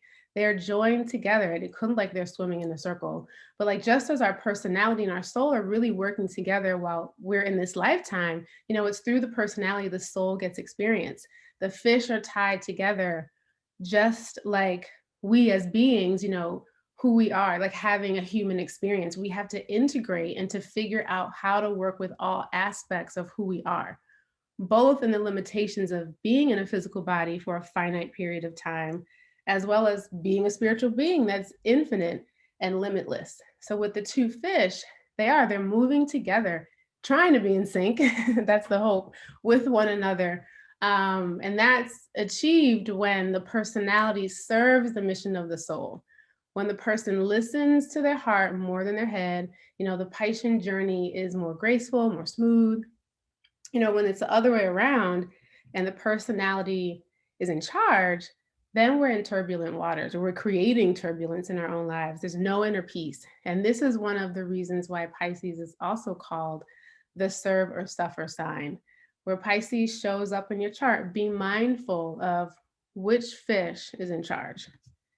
Combine, these planetary energies with the symbolism together, and you have, in Pisces, this person who lives in and experiences multiple realities at the same time holds a deep longing to like synthesize all of these perspectives into something that makes sense and applies to everyone. Pisces is the sign of synthesis. Because Pisces can view experiences through the physical eyes and the third eye, you know, it sees the truth of limitations that we live under in our reality and the truth of what we are capable of as limitless beings. My Pisces sun, this is probably one of the harder ones for me to do of all of the workshops. My Pisces sun, my best friend and I, we had this hours long conversation, kind of an argument about capitalism some months ago. I agreed with everything she said, that, in essence, it boils down to it's a shitty system. Okay, I get it. And we see that highlighted now more than ever with COVID. And at the same time, while this is one of the systems we live with in our physical realities, and we have the power to change it, we are at the same time infinitely abundant spiritual beings who have the power to create our own realities and rise above the conditions we think limit us. See, two worlds, two perspectives, two realities, two truths, not to mention like the highly imaginative nature of Pisces, which in addition to seeing what's true in the physical, what's true in the spiritual, Pisces can dream up many other possibilities. So when Pisces stays in the realm, though, of like seeing the suffering of people and the planet, it suffers too. But when Pisces remembers like our divine potential and figures out, in its own way, how to use its energy as a doorway for others to see our spiritual potential, then that Piscean personality is serving the soul, and it's feeling vibrant and alive. More than anything, Pisces' deepest urge is to feel as close to God, spirit, source, whatever you want to call it, while in this physical body in this lifetime as it can. So it's like halfway here, halfway not. Like Pisces wants to merge with the all that is. Like that's the deep inner peace that Pisces is looking for while being in a body. Otherwise, you just stay in spirit. you wouldn't come. Everything with Pisces too is directly tied to our spiritual lives and like our spiritual awakening. Oh, I forgot to change the slide. All right. When Pisces energy is balanced, it's compassionate, it's a dreamer, sensitive, both sensitive, like emotionally sensitive to people, but sensitive also to things we don't see, sensitive to energies that not everybody sees and experiences. Spiritual, inspired, artistic, musical. When Pisces energy is imbalanced, it's idealistic, confused, gullible, a little lazy, lacks boundaries, timid, tearful, not wanting to do work that is just absolutely necessary. For sometimes for Pisces, efforting feels like hard. Depending on your planetary placements too, like if you have a strong Saturn or Mars, that can compensate for some of the ways in which Pisces doesn't want to effort. Prone to addiction, we hear that a lot. It's terrible. We hear that all the time. Prone to addiction, fantasy, escapism, drugs, and it's like one of the so I'm a Pisces sun, but Niles, he has he has 5 planets in Pisces with his rising in Chiron. It's crazy. And so I try not to actually read what other people say about Pisces because they make it sound like these people cannot survive being here. And it's not true. It's learning how to handle the gifts and the skill set that this Pisces energy has. And being attuned to I know how sensitive he is. I know that he talks about things that we do not see in the room that he sees, and being able to be in a community of people where that's normalized, to where it's like you have an incredible sensitivity and an incredible imagination, and things that are happening in the mind are real to the Piscean that might not seem real to the other. So I think it's part of of course, accepting and embracing all of who we are, and accepting that there's more in this reality than what we see with our eyes. And if we can help Piscean people accept themselves in those gifts, then we can see less of that escapism, less of that addiction. But they just make it sound like Pisces can't handle life, and that's not true. All right, so we'll go through the 12 houses. Just kind of keep some of these things in mind as we go around the chart, see where Pisces shows up for you in your natal chart. And that's like, it's where you have this urge to merge with spirit, your spirit, you know, whatever makes you feel spiritually vibrant and connected and alive. Also understanding, because it was so much to write that I didn't get to. But a lot of the Piscean path too is deepening into consciousness itself and really understanding. And I wrote that I think in the intro, like the ad part, like in the email and the graphic of like Pisces is trying to understand, or Pisces has a way of synthesizing this whole experience and understanding that the things that really knot us up and entangle us and all the problems that we have, they're really not all that distinct and different. Pisces is looking for sees and looks for the similarities, and the problems are few. They're very few. And so Pisces has this inner understanding of like what gets people all tied up in their own knots, and how to, and can be a vessel of like helping people understand how to unravel themselves from their knots and from our own knots, right? So here are the houses. I'll go around the wheel. I'll talk about what each house represents, and like in terms of the area of life, the personality that it represents, and then discuss what it means, some of what it means to have Pisces in that house, so everyone kind of gets to see, you know, how it shows up for you. So this is the first house. The first house is the place of action in our identities. It's the framework of who we are, our outlook on the world, how we naturally demonstrate our identities. It's also represents our appearance, our disposition, our manner, body's constitution, our natural forms of initiative and leadership, and how we naturally express ourselves. So this is Pisces on the ascendant, and it's the last sign in the first house of like action, like the ending of the personality is high priority. It's a deep compassion to the point where this person can like lose itself in another and into everything it does. You know, the first house, the ascendant, it colors the entire wheel. And Pisces placement has to find the right thing to lose itself into.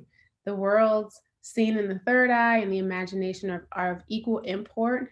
It's almost like, so when you think of the rising sign, think of yourself like standing on the horizon and you're looking, or this beautiful view, and you're looking out in the world. And the image that keeps popping up when I think about like Pisces on the rising is that when you're looking out at the world, it's like split in half. You see the earth plane, and then like on top maybe, and then on the bottom, you just see everything else, this vastness of everything else that's not seen in the earth plane. Does that make sense, y'all? So with this first house placement, you're also looking at a watery constitution, someone who runs wet, loose, flexible, someone who is also highly emotional, sensitive, and emotionally reactionary. Second house, this is the house of material security.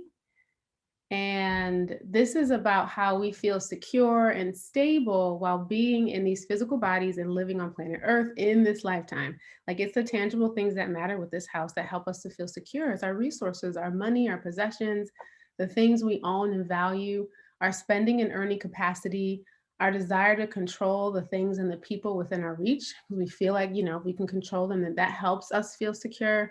It's also the house of your giftedness too, and how can you draw from your own innate personality, your skills, to create the things that help you feel materially secure.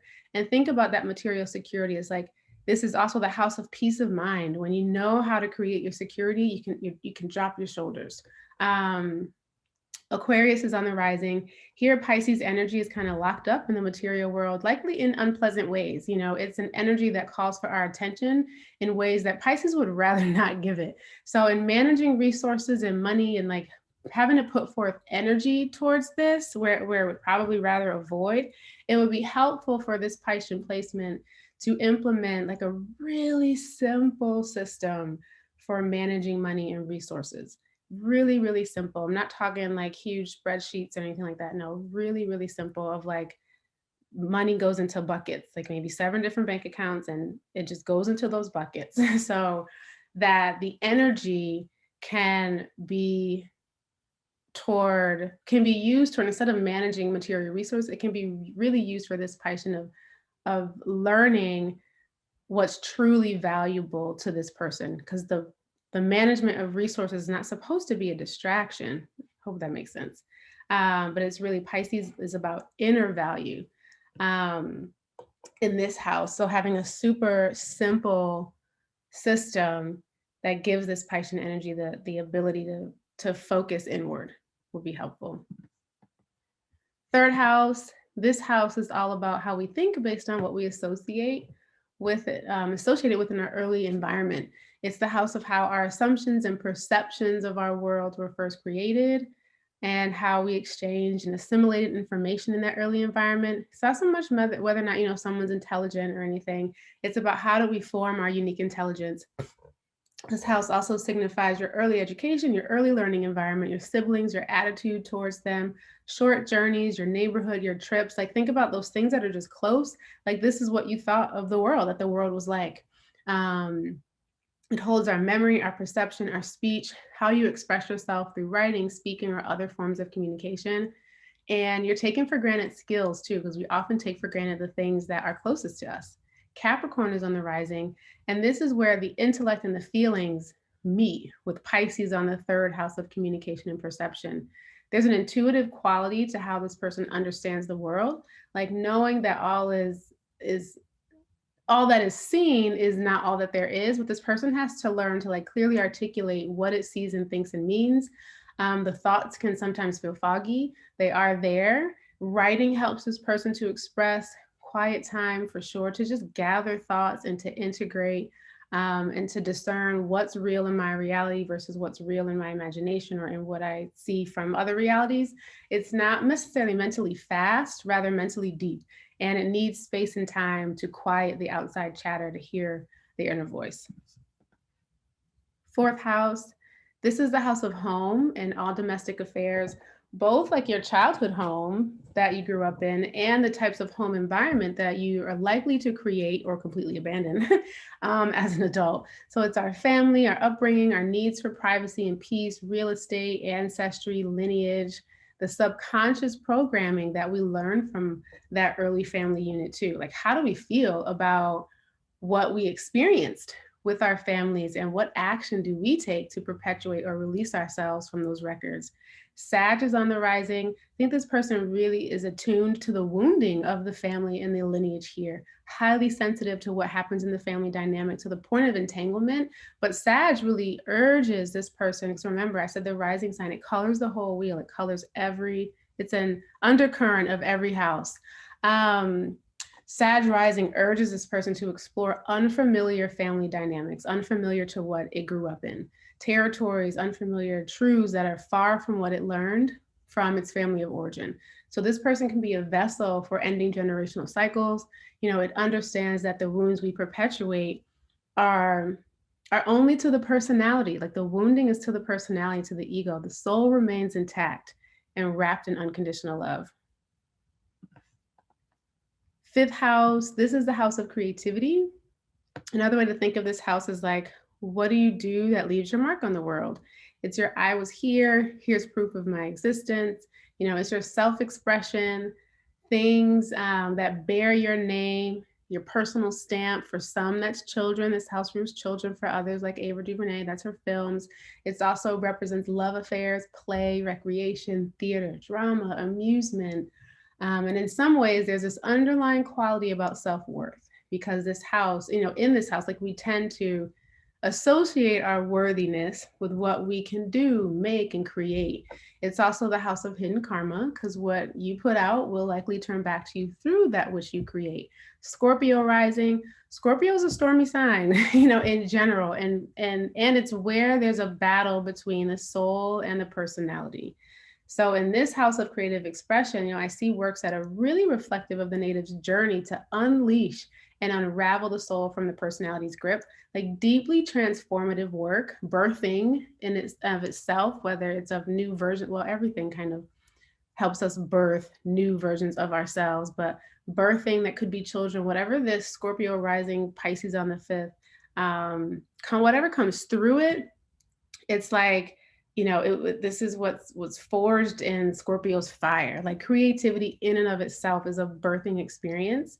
And this Piscean Scorpio energy has to let go, let go, let go. That's always kind of the trap with, because Pisces can easily surrender, but Scorpio here might make it hold on a little bit longer than it should. That's one of the hangups with Scorpio, is not letting go, because it knows that when it lets go, it's going to be changed. And we need that. Sixth house, this is the house of health, self-care, our capacity to handle the mundane, our day-to-day work. How do we adjust, resist, become overwhelmed by the demands of daily life? Everything in this house is under your control.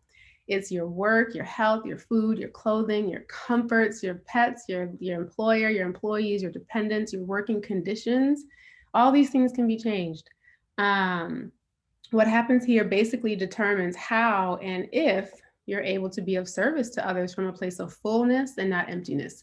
Everything in this house contributes to our capacity to work and to serve and to be healthy. Libra is on the rising. Judgment is a tricky thing here with this Piscean placement, because Pisces wants to merge into its work, into its service. And so how does it know when it's gone too far? Because Pisces, sees so much, it kind of experiences two worlds, if not many more, within this body in this lifetime. Pisces and boundaries are difficult. So it can be easy for Pisces to neglect its own needs. This Pisces placement has to have strong boundaries between work and just the rest of life. Leave work at work, one at home, decompress with a creative hobby. If the work is creative, because Pisces is artistic, and both Libra, and so is Libra on the rising, then there still needs to be an outlet that is just for self, and that's not going to be a part of your work. Yeah. Seventh house. This is how we behave in one-to-one relationships. It's our closest relationships, those with spouses and business partners, known enemies. It's our marriages, our partners, business partners, other close relationships, not family, unless you work with them too, not friends or acquaintances, unless you also work with them. This house represents our cooperation with others who are close to us, or our lack of cooperation. It's our we consciousness as opposed to the I am consciousness of the first house. You are in partnership in this house, or choosing not to be. It rules the lower courts. Like, think about small claims courts. You're being sued by someone close to you. It's not a stranger or someone you've never interacted with. This house is all about how you learn about yourself through those closest relationships. Virgo on the rising. Virgo is the most critical sign of the zodiac. Sorry, y'all. Always striving for improvement. And this is where we get this Virgo imperfection, this ideal that Virgo hardly reaches because it's about perfection. And with Virgo on the rising, Pisces on the seventh of partnerships, like, this person could easily think that relationships in the physical realm are exactly the same as what we experience when we're merged with others in spirit. Like, we can get as close as we can get, but ultimately, like, the union here will be imperfect. Its challenges will require, all of our Piscean understanding without the Virgo criticism. Eighth house, this is all about how people save themselves. This is about, think of the Christian expression, Jesus saves. Here, you save yourself. This is the house where people seek inner stability, emotional and soul security by spiritual, magical, material means. To some extent, people turn to religion, some people turn to sex, some people turn to the occult, some people turn to money in forms of joint finances, loans, inheritances. This house is all about merging too with another in the deepest ways. So it's an extension of the seventh house with more intimacy. And you're like dissolving into one another. And think about, what happens when we dissolve into people. We merge our beliefs, we merge our money, all of that. This is a house of our deeply felt personal experiences. It's also our rebirths, our inner deaths, because when you kind of realize that you've lost yourself in this, this merging, or in the wings that you've been turning to try to save yourself, And to feel emotionally secure and stable, and you realize they're not working for you, you have to die to that old self and be reborn. You can also think of this house as like, you know, if we go from the 7th to the 8th and we've deepened into those relationships and those merging, it's like what happens when people really merge? Their trauma comes up. Their trauma comes up, and that's all 8th house work that we have to deal with, and we deal with it with other people. So Leo's on the rising here, and this is a sign that wants to shine on the rising with a sign that wants to like dissolve in the 8th house of merging, shared resources and obligation. Heart-centered and heart-forward is the only way, with like a clear grasp on what's needed to be in intimate exchange with another. No costumes, no pretending, no fantasy. Those are both like Leo and Piscean things. You know, our deepest relationships require most of our presence in the here and now and our rawness. 9th house, this is the house about how we choose to learn about ourselves, as opposed to the 3rd house where that early environment is and that early education is typically chosen for us. It's the superconscious mind, education we choose. It's going beyond our horizons for self-discovery and identification. Moving from the 8th house of regeneration, you know, death, rebirth, trauma, you know, this is the house where we say, okay, whew, I'm reborn. Now, what does this new me have to do? Who am I? You know, you need to learn about this new self, this new identity. So this house is associated with our religious and philosophical attitudes, foreign travel, long journeys, educational experiences that you choose, like higher education or apprenticeships, intuition, spiritual visions, publication. It's the house of self-understanding and those experiences that take you outside of what you think you know. Cancer rising, this is the path to self-understanding is through mystical and devotional experiences. Where Cancer shows up, we're always looking, this is Cancer on the rising, where Cancer's looking for a home. So who and what, with Pisces on the 9th, like who and what are you devoted to? What does that home look like that allows you to learn the depths and the inner workings of your soul? That's the question that this native seeks to answer. Cancer on the rising needs to feel some sense of home in every endeavor, otherwise it retreats. It wastes time, you know, it lives fearfully instead of fully. So here the Piscean can find itself, you know, learning through the experience of mystery. 10th house, this is the house about what do you do in the world? You know, it's your house of career and vocation. It's the work you get paid to do and the work that you know, when you introduce yourself, you know, at a networking event. Hi, I'm Selima. I'm an herbalist, astrologer, a spiritual teacher. How do you fill in those blanks? This is our public work. This is our reputation, our position in the world, how the public views you, your calling to contribute to society. Because it's so forward facing, it's also the house of approval. And whose approval do you seek? Gemini rising, Gemini requires constant stimulation, and Piscean has little sustaining power. This could look like someone who has multiple jobs and career paths. It's 100% more than okay, especially in our society where, you know, we think that people have to have it all figured out at 18 or at 22 when you graduate college. Like, no, this is okay for you to have multiple interests and to pursue those in a public way. The heart and the mind could be in conflict with this place. Like, do I pursue what I love as public work, what I love, or do I do something more logical? That's a Gemini, you know, and who says it needs to be either or? Whatever the case may be, like, be sure you work in an arena that really allows you to do many things, not simply, this is not like sit at a desk all day doing the same thing over and over and over. That won't work. Seeing people here, you know, who are teachers and they're musicians on this placement, so you can have more than one thing. I think the biggest thing is giving yourself permission to do that. 11th house, this is the house about who we are in group settings. Do we feel secure and stable when we're around friends, acquaintances, other group settings?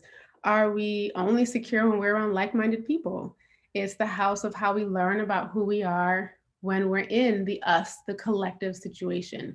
It's associated with our group involvement, friendships, social relationships, you know, creative group expression, humanitarian ideals, global awareness. It's our hopes, our wishes, our projects, our ambitions for the collective, and where we feel we're most self-satisfied, because it's kind of like that save the world energy, we're coming together with like-minded people. We want to change the world and make it a better place. Taurus is on the rising. Pisces here cares deeply about friends. Where Taurus shows up, Taurus is a sign of I value and values. So that's coloring the whole experience. So Piscean here really values friendships and community, and the endeavors that you'll do together to impact the world. Values are ruled by Taurus on the rising. There's a commitment and a loyalty to community here. We just don't want it to be to the detriment of the Piscean, just being mindful of that sensitivity and the boundaries. Sometimes when we see, like, if we just think of the element water with Pisces, and like water always looks for the boundary, it looks for the guardrails. And so what we can see here with Pisces, if it's not strong in its own boundaries and it's just what it, just its own, I'll leave it at that, its own boundaries, we can see that Piscean here kind of leaning to what the group wants to do. But here, Pisces, that does a disservice, where Pisces has this ability to really bring care and gentleness and nurturing and compassion to the community. And especially when we think about trying to make change in the world, like we need more of an understanding than just like the problems. We need the Piscean to bring that synthesis, to bring that deeper understanding of why they're suffering that's happening. And so Pisces here, you just can't lean to what the group wants to do. You've got to stand in your gifts. Yeah. And this is a 12th house. This is what lies in our subconscious that like needs to be awakened so we can journey on to the next life, the next, soul cycle in our evolution.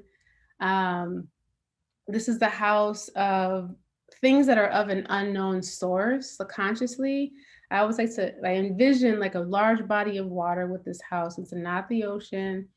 It's not like a small pond, but it's a large body of water. It has no waves. It seems still. And you see this ripple on the surface.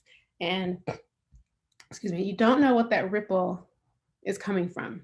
Like nobody threw a rock, And so this is the house about figuring out what is that thing that was underneath the surface that created this ripple. Like the things in this house kind of, they emerge within us and they seem to have an unknown source. Astrology helps. And it's the things that are so ingrained in us, we like barely notice they're unfolding, but they typically show up in bothersome ways in our lives, calling for our attention. So just because it's underneath the surface doesn't mean it's unreachable. This house is affiliated with the subconscious mind, our spirituality, our psychic abilities, our unconscious habits, our confinement, hospitals and prisons and self-undoing. And also like think about, like, yes, it rules hospitals and prisons, but just think about the ways in which we feel imprisoned in our own habits.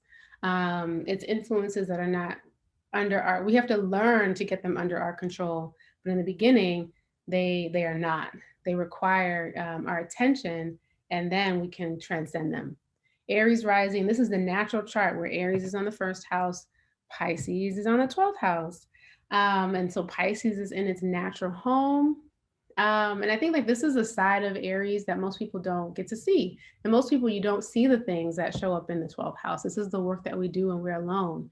That this Aries person, especially your Aries rising people, they are deeply sensitive and compassionate and do have empathy for others.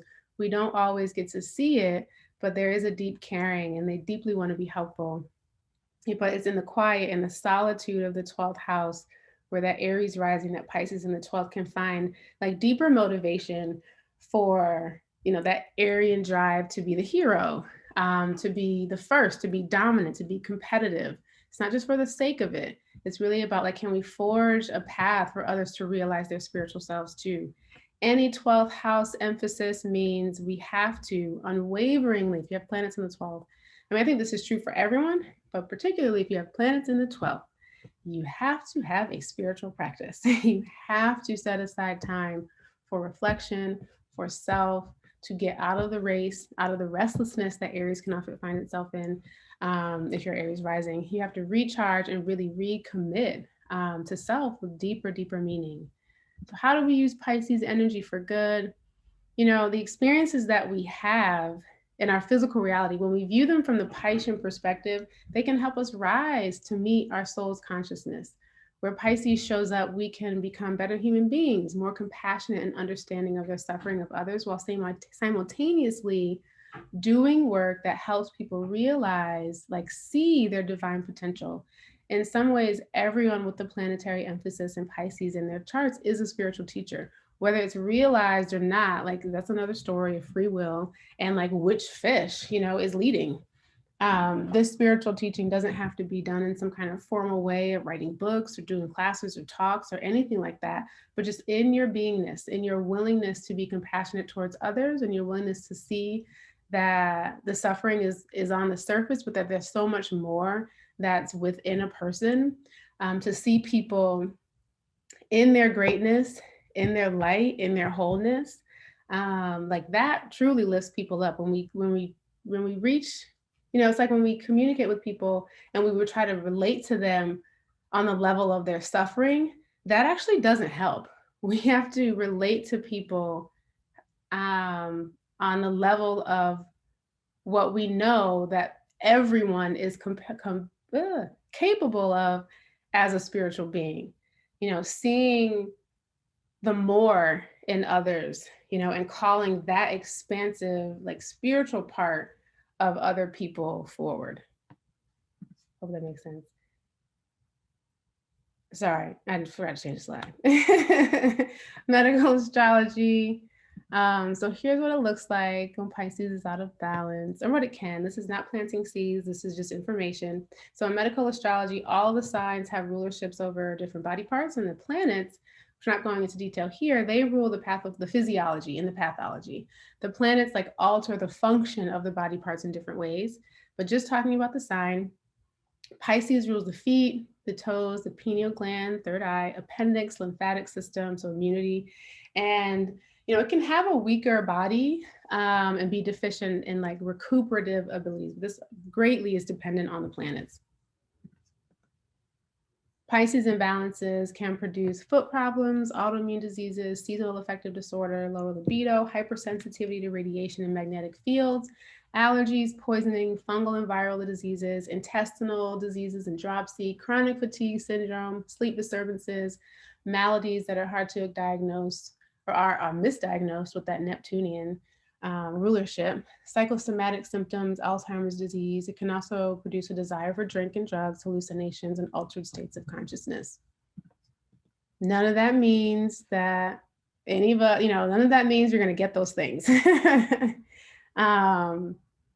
Self-care practices for Pisces, what balances Piscean energy, meditation in all forms. You know, a spiritual practice for Pisces is a must, because this is where we find the courage and the energy to keep diving deeper into consciousness.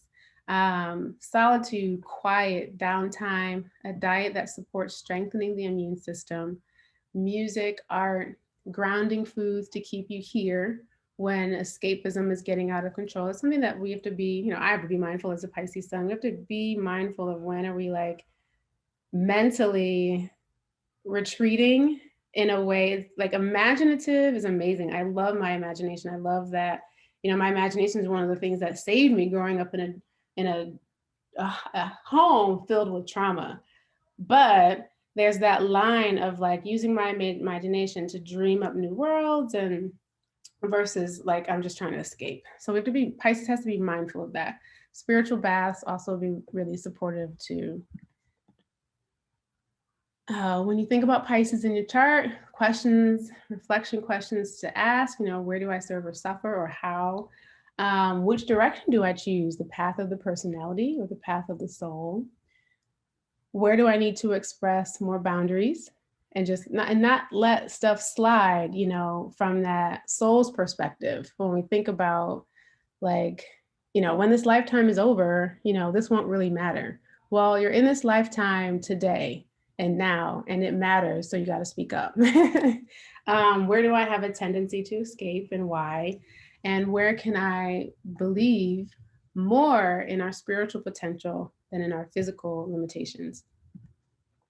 And then for the herbal medicine, I chose 3 plants. More individually, not necessarily as a blend. I chose elder to bring in wisdom, and that can be, I'm thinking the berry, but it could also be the flower if that's what you have access to. But yeah, elder for the wisdom, dandelion root for grounding, but also for truth telling, and for voice work. Dandelion can help us express what we tend to resist.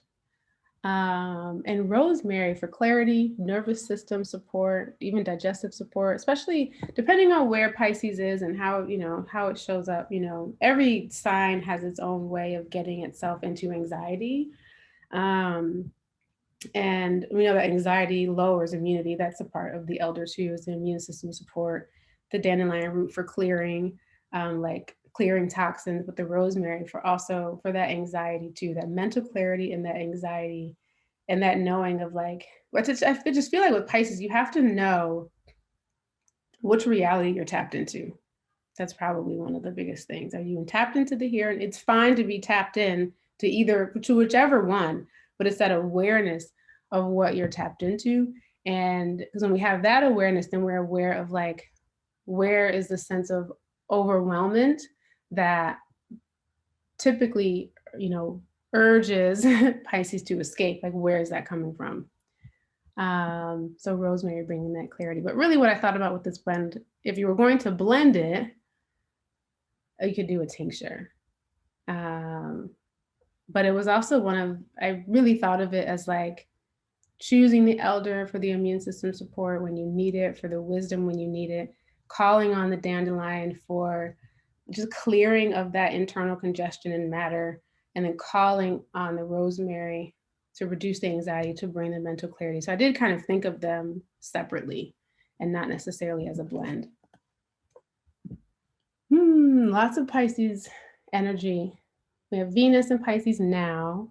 March 13th, a new moon in Pisces. Of course, we know new moon time is always a great time for regeneration, for renewal, for setting intentions. But it's interesting, you start new moon rituals, you also have to do the full moon because it's like the bookends, complete the cycle. And interrogate, you set an intention on the new moon, you got to interrogate yourself throughout and look back when that full moon comes. It's like, ooh, did I show up in the way that I said I would through that cycle? Mercury enters Pisces on March 15th. I think that's going to be an interesting time because Mercury is communication between you and you, between you and your physical. This is how I view Mercury. Communication between you and like your physical mind reality, and your inner being, higher self. And because Pisces is tapped into so many realms in a way, I think that Mercury in Pisces is going to be interesting. I'd be interested to see how people feel during this time. But I think it could be a time to really channel and to focus on that inner communication between self and self, and not necessarily allow, and could heighten the experiences, that sensitivity of other voices coming in, which calls for us to be even more deliberate about having that quiet time so that we can really hear the communication between self and self. Jupiter enters Pisces. That should be fun. Jupiter's in its home sign. Probably more imagination, more ideas, more more ways of thinking, like, how can I expand myself? Full moon in Pisces on September 20th.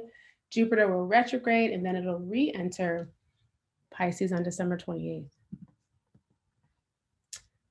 Pisces intentions, these are just to get you started thinking, generating intentions on Pisces energy, not just during Pisces season, but just Pisces energy in your life.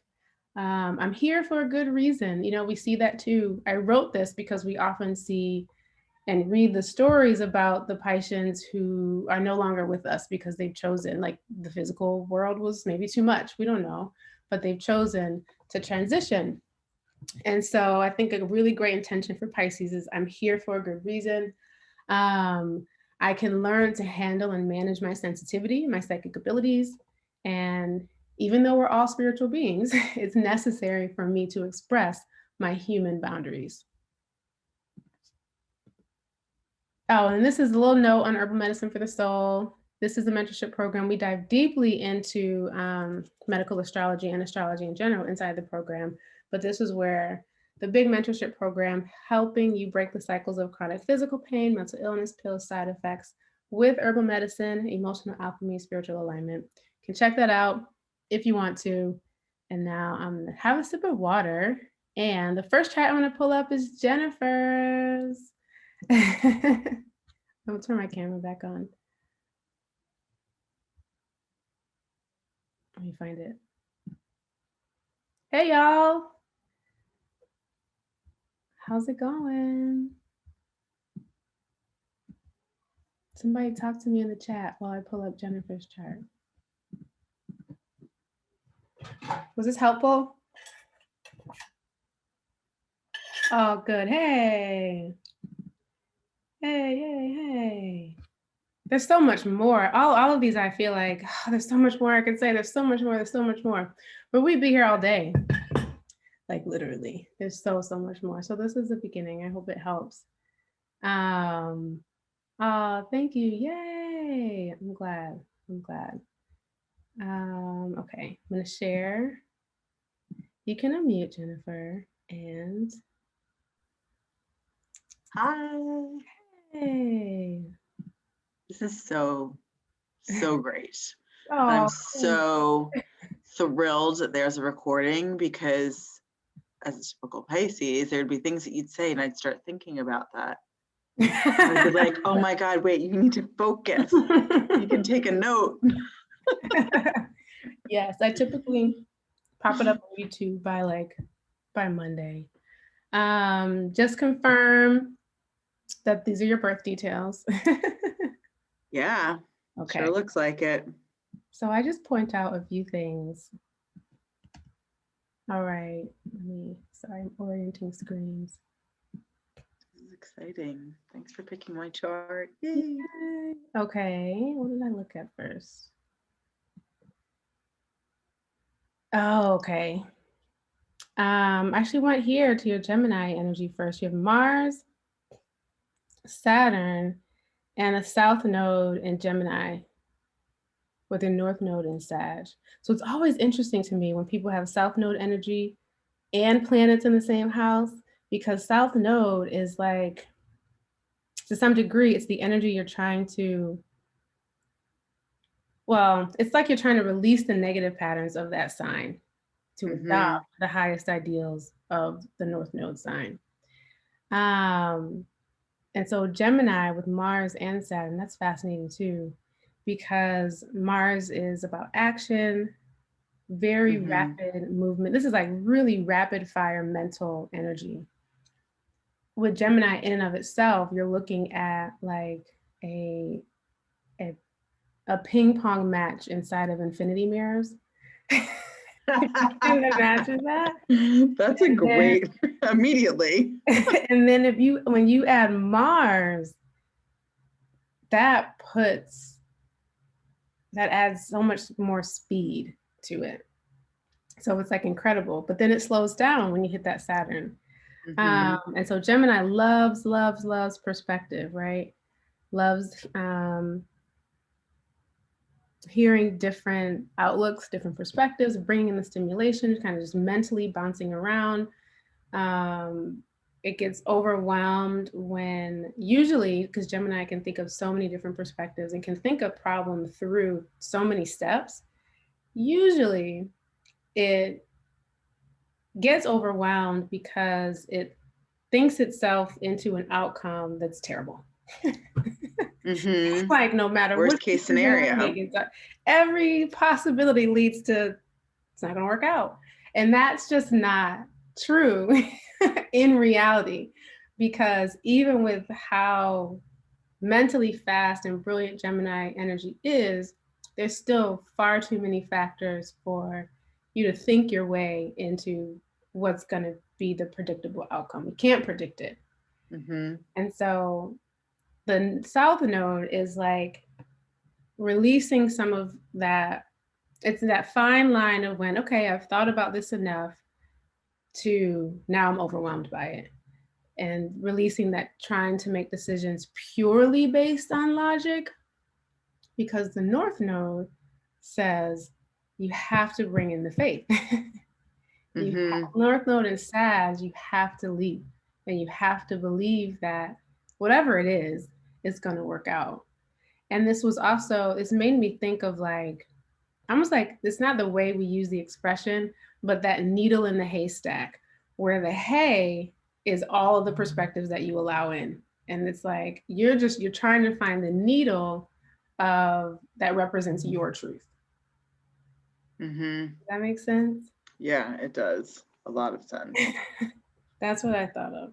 And then the 12th house, Sun and Jupiter, in the 12th house, vibrant spiritual life, definitely requires a spiritual practice or renewal, to know what's real.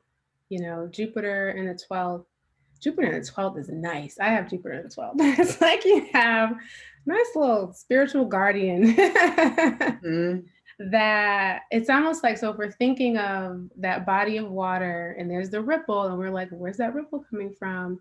It's like you have with Jupiter in the 12th, it's like you have a guide saying, let's go find it. Like you have help. Right. You have help to find those bothersome sources. Help doing that inner work. You just got to show up for it. Where other people, you know, have to really put forth effort to do their spiritual work. This is just like, you probably just need to sit down. Sit down, close your eyes, put on some music, and you're there. Yeah, that it definitely does feel. I mean, as just getting to sit down sometimes is the biggest problem. Once I've sat down, you're gonna have trouble getting me up. Right, and that's air, right? You have a lot of air in your chart. Personal planets, you know, Mars and Saturn. It's going back to the Gemini, but like think of a lot of air. So that means we have to bring in the elements that we're deficient in a mechanical way. So you have to bring in the earth. And that's spending time in nature, eating more grounded foods, having a routine.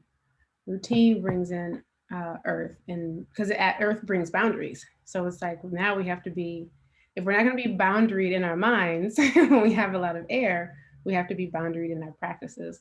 And then Pluto in Libra in the 7th house of partnership. So a lot of people have this placement because Pluto moves really slowly. But where Pluto shows up, we can think about pain, might as well LP with pain. And we can also think about that we're repairing our belief in something. And so Pluto in Libra, the house of weak consciousness, in the house, you know, the house of one-to-one relationships, partnerships, you're repairing your belief in love in this lifetime. Well, I guess we're still working on that.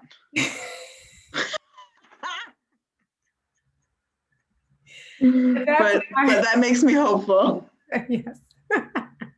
It's the work. It's the work of a lifetime. Good. That's great. Thank you. You're welcome. I love seeing you. I love you. I love you too. All right. Who did I pull up next?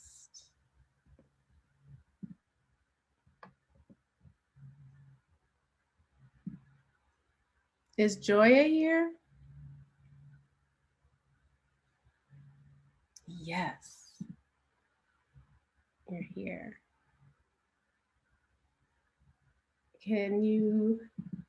Are you able to unmute? Sorry, hi. Hey, how are you? Good, how are you? Good. Sorry. I'm glad you're here. It's all good. Let me pull it up. Your chart was fascinating. Everyone's is. But immediately, so some of it too is like we go where the eye draws us. 2 stelliums in Pisces. Have you seen your chart before?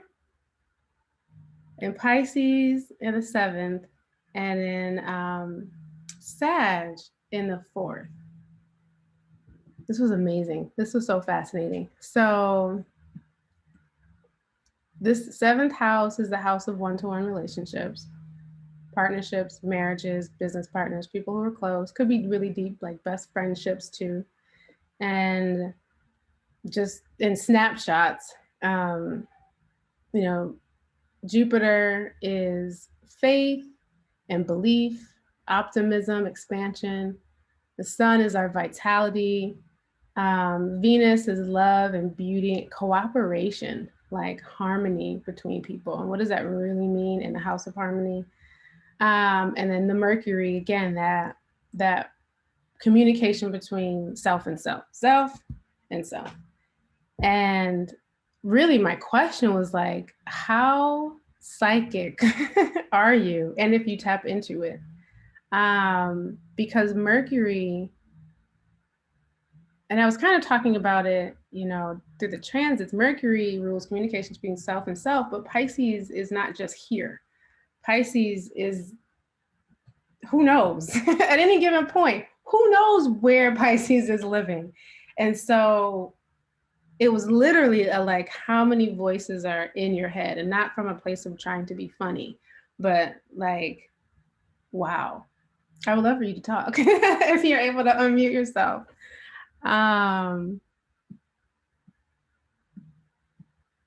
Wait, are you there? Okay, hi. Hey. Yeah, so sometimes I'm a little scared of it, to be honest. I'm all over the place. Like, it's often. Yeah.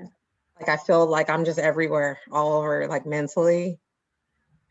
Which I get tired. Right.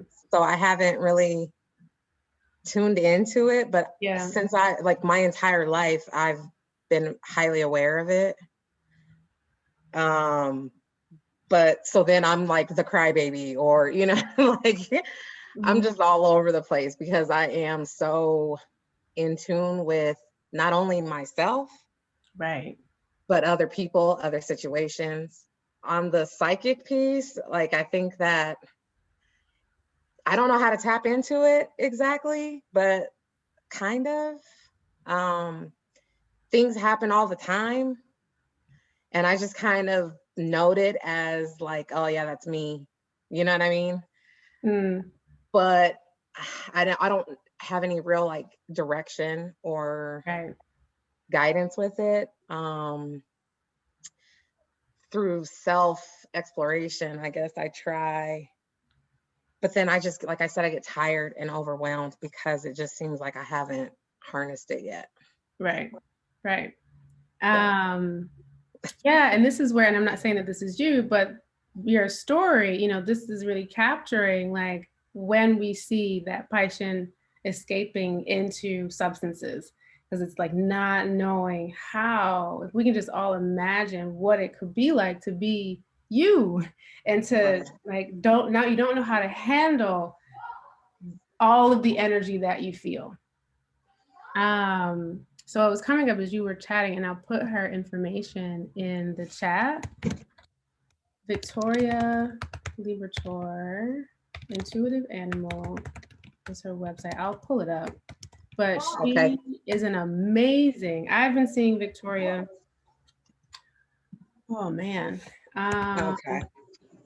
for years. I get readings from her. I've done mentorship with her. She's so good. And there's lots of great people. This is Victoria, is the person that came to me on my path. I just had a birthday meeting with her, but she does mentorship with people to help them harness and control, like feel like you're in control of your spiritual giftedness, because it is a gift, you know? Right. And it's not, you know, it's not spirit pulling an okie doke, like, oh, I'm gonna drop you in here. You're not gonna be able to handle being you.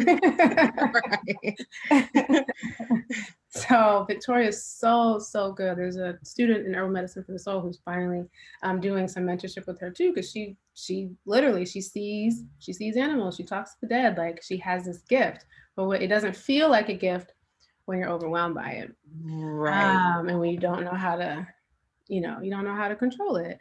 And then use it for service, right? So that's that service suffer too. It's like, I'm suffering because I don't know how to harness this. And then once you do, now you get to be in service to others, which will be incredibly fulfilling and amazing. In any way, it doesn't mean like be a teacher. It just means like in your house of partnership or your closest relationships, you can help draw, you can help hear what people, it's almost like mind reading. I mean, not everybody wants, but right. in the sense I've of got partnership. stories, man, of just it's there, and I just, like I said, just not really fully understanding it. So there's a bit of fear because of how powerful it is. I tone it down often, but I notice like it's out of control. So this is like, I almost feel like I can breathe a little bit. I'm pretty excited that I was able to do it because I'm like, yeah, like I need some guidance in how to control it. So yeah, this is awesome. Thank you so much. Oh, you're welcome. The other piece, like there's more. Hold on. Yes, I mean, hey, I'm all for it. I don't want The other piece, of course, was the stellium in Sag in the 4th too. So they kind of feel like, even though like Pisces and Sag are both ruled by Jupiter, it kind of felt competing. Like there's tension with this energy because you have your two malefics, which people call them bad planets. They're not bad planets, but their way their energies are expressed is competing. Saturn and Mars. They're incompatible planets. I have this conjunction too, but in a different house. But it's this internal tug of war of, do I move? Do I come back? Like, and then you have the awakener, which is Uranus, which brings in this like flashes of knowing, and like it feels like lightning, and it can feel like lightning bolt, like instructions too that can come through. But I saw like very deliberate action toward breaking familiar patterns. Yes. And also a lot of sensitivity, like wanting to, competing here with like wanting to retreat, but the 4th house work, it kind of won't let you. When it comes to dealing with people. And then a moon in Cancer in the 11th, another house is associated with relationships. Yeah. See it. Yeah, it's heavy. It's heavy. Yeah. It's so good. It's so good though. Yeah. And then in this lifetime too, you had a North Node in Taurus. Taurus is about, one of the many things that Taurus is about, not complication, the opposite of complication. Complication happens in Scorpio. And Taurus is about the wisdom of just simplicity. And so in some ways, even though you have all this sensitivity and this sensuality, but taking it easy, like really taking it easy. Yeah. Oh my gosh. Yeah, this is so crazy how dead on this. Oh, good. Yeah. So thank you so much. You're welcome. I hope you reach out to Vic if she resonates. If not, it'll be somebody else will come. Yeah. Absolutely. I'm going to reach out. Thank you. You're welcome. And for anyone else who needs her information and wants to reach out. Yeah. And what's the other one? Alina?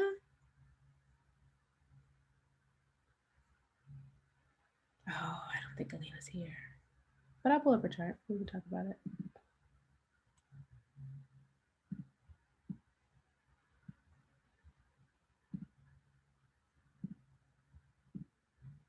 All right. For Alina, I don't think this person's here.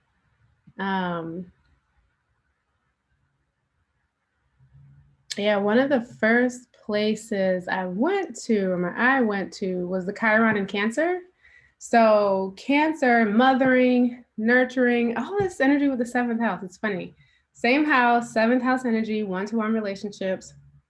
And Chiron is the wounded healer. And so there's lots of implications in that, even just that phrase, Chiron, so we can expect experiences through pain. The healer, we can also expect like an overcoming of this, and that the means to doing that is us finding our power in this situation.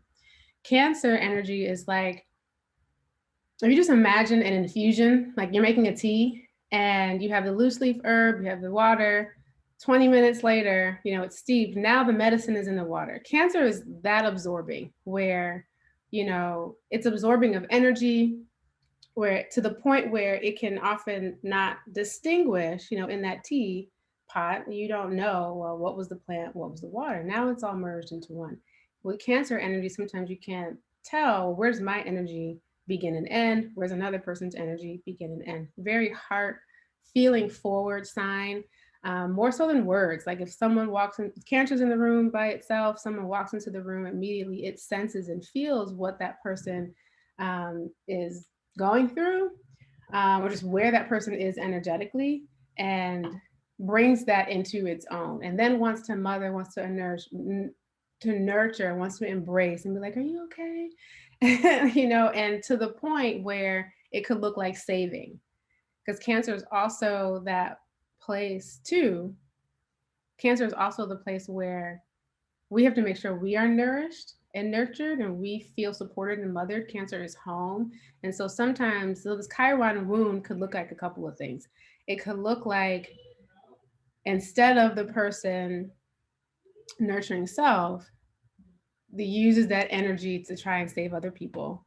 And that's problematic because like everyone is here, everyone is equipped for their life.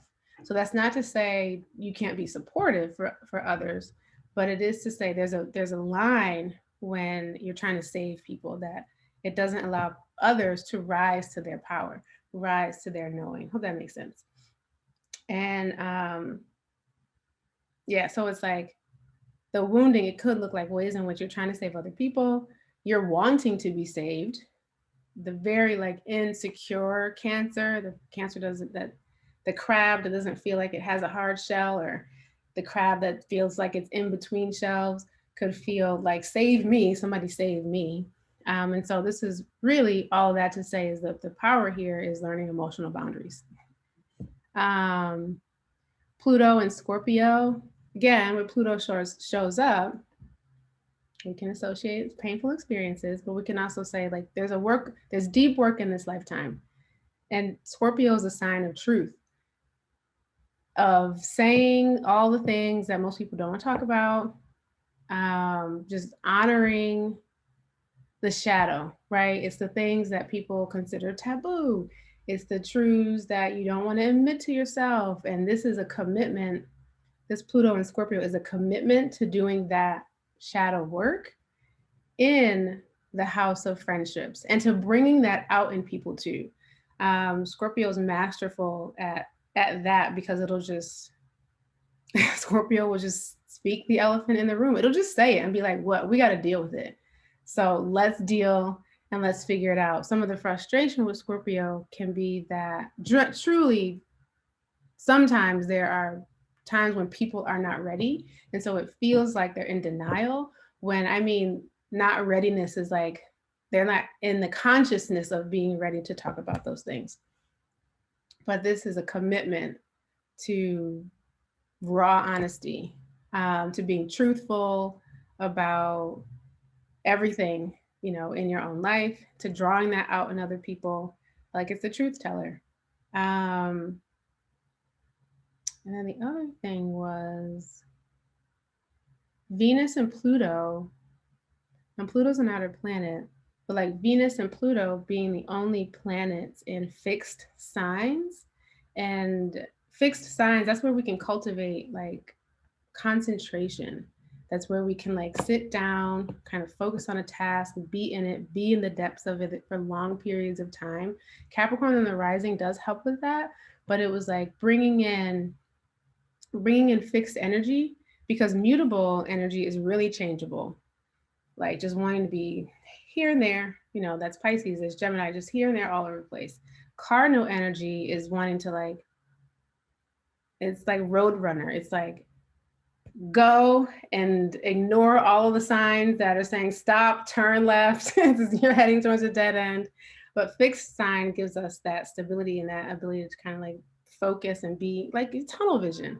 And so cultivating that, when we have a deficiency in some of these modes or these elements, We have to bring it in through practice in mechanical ways in our lives.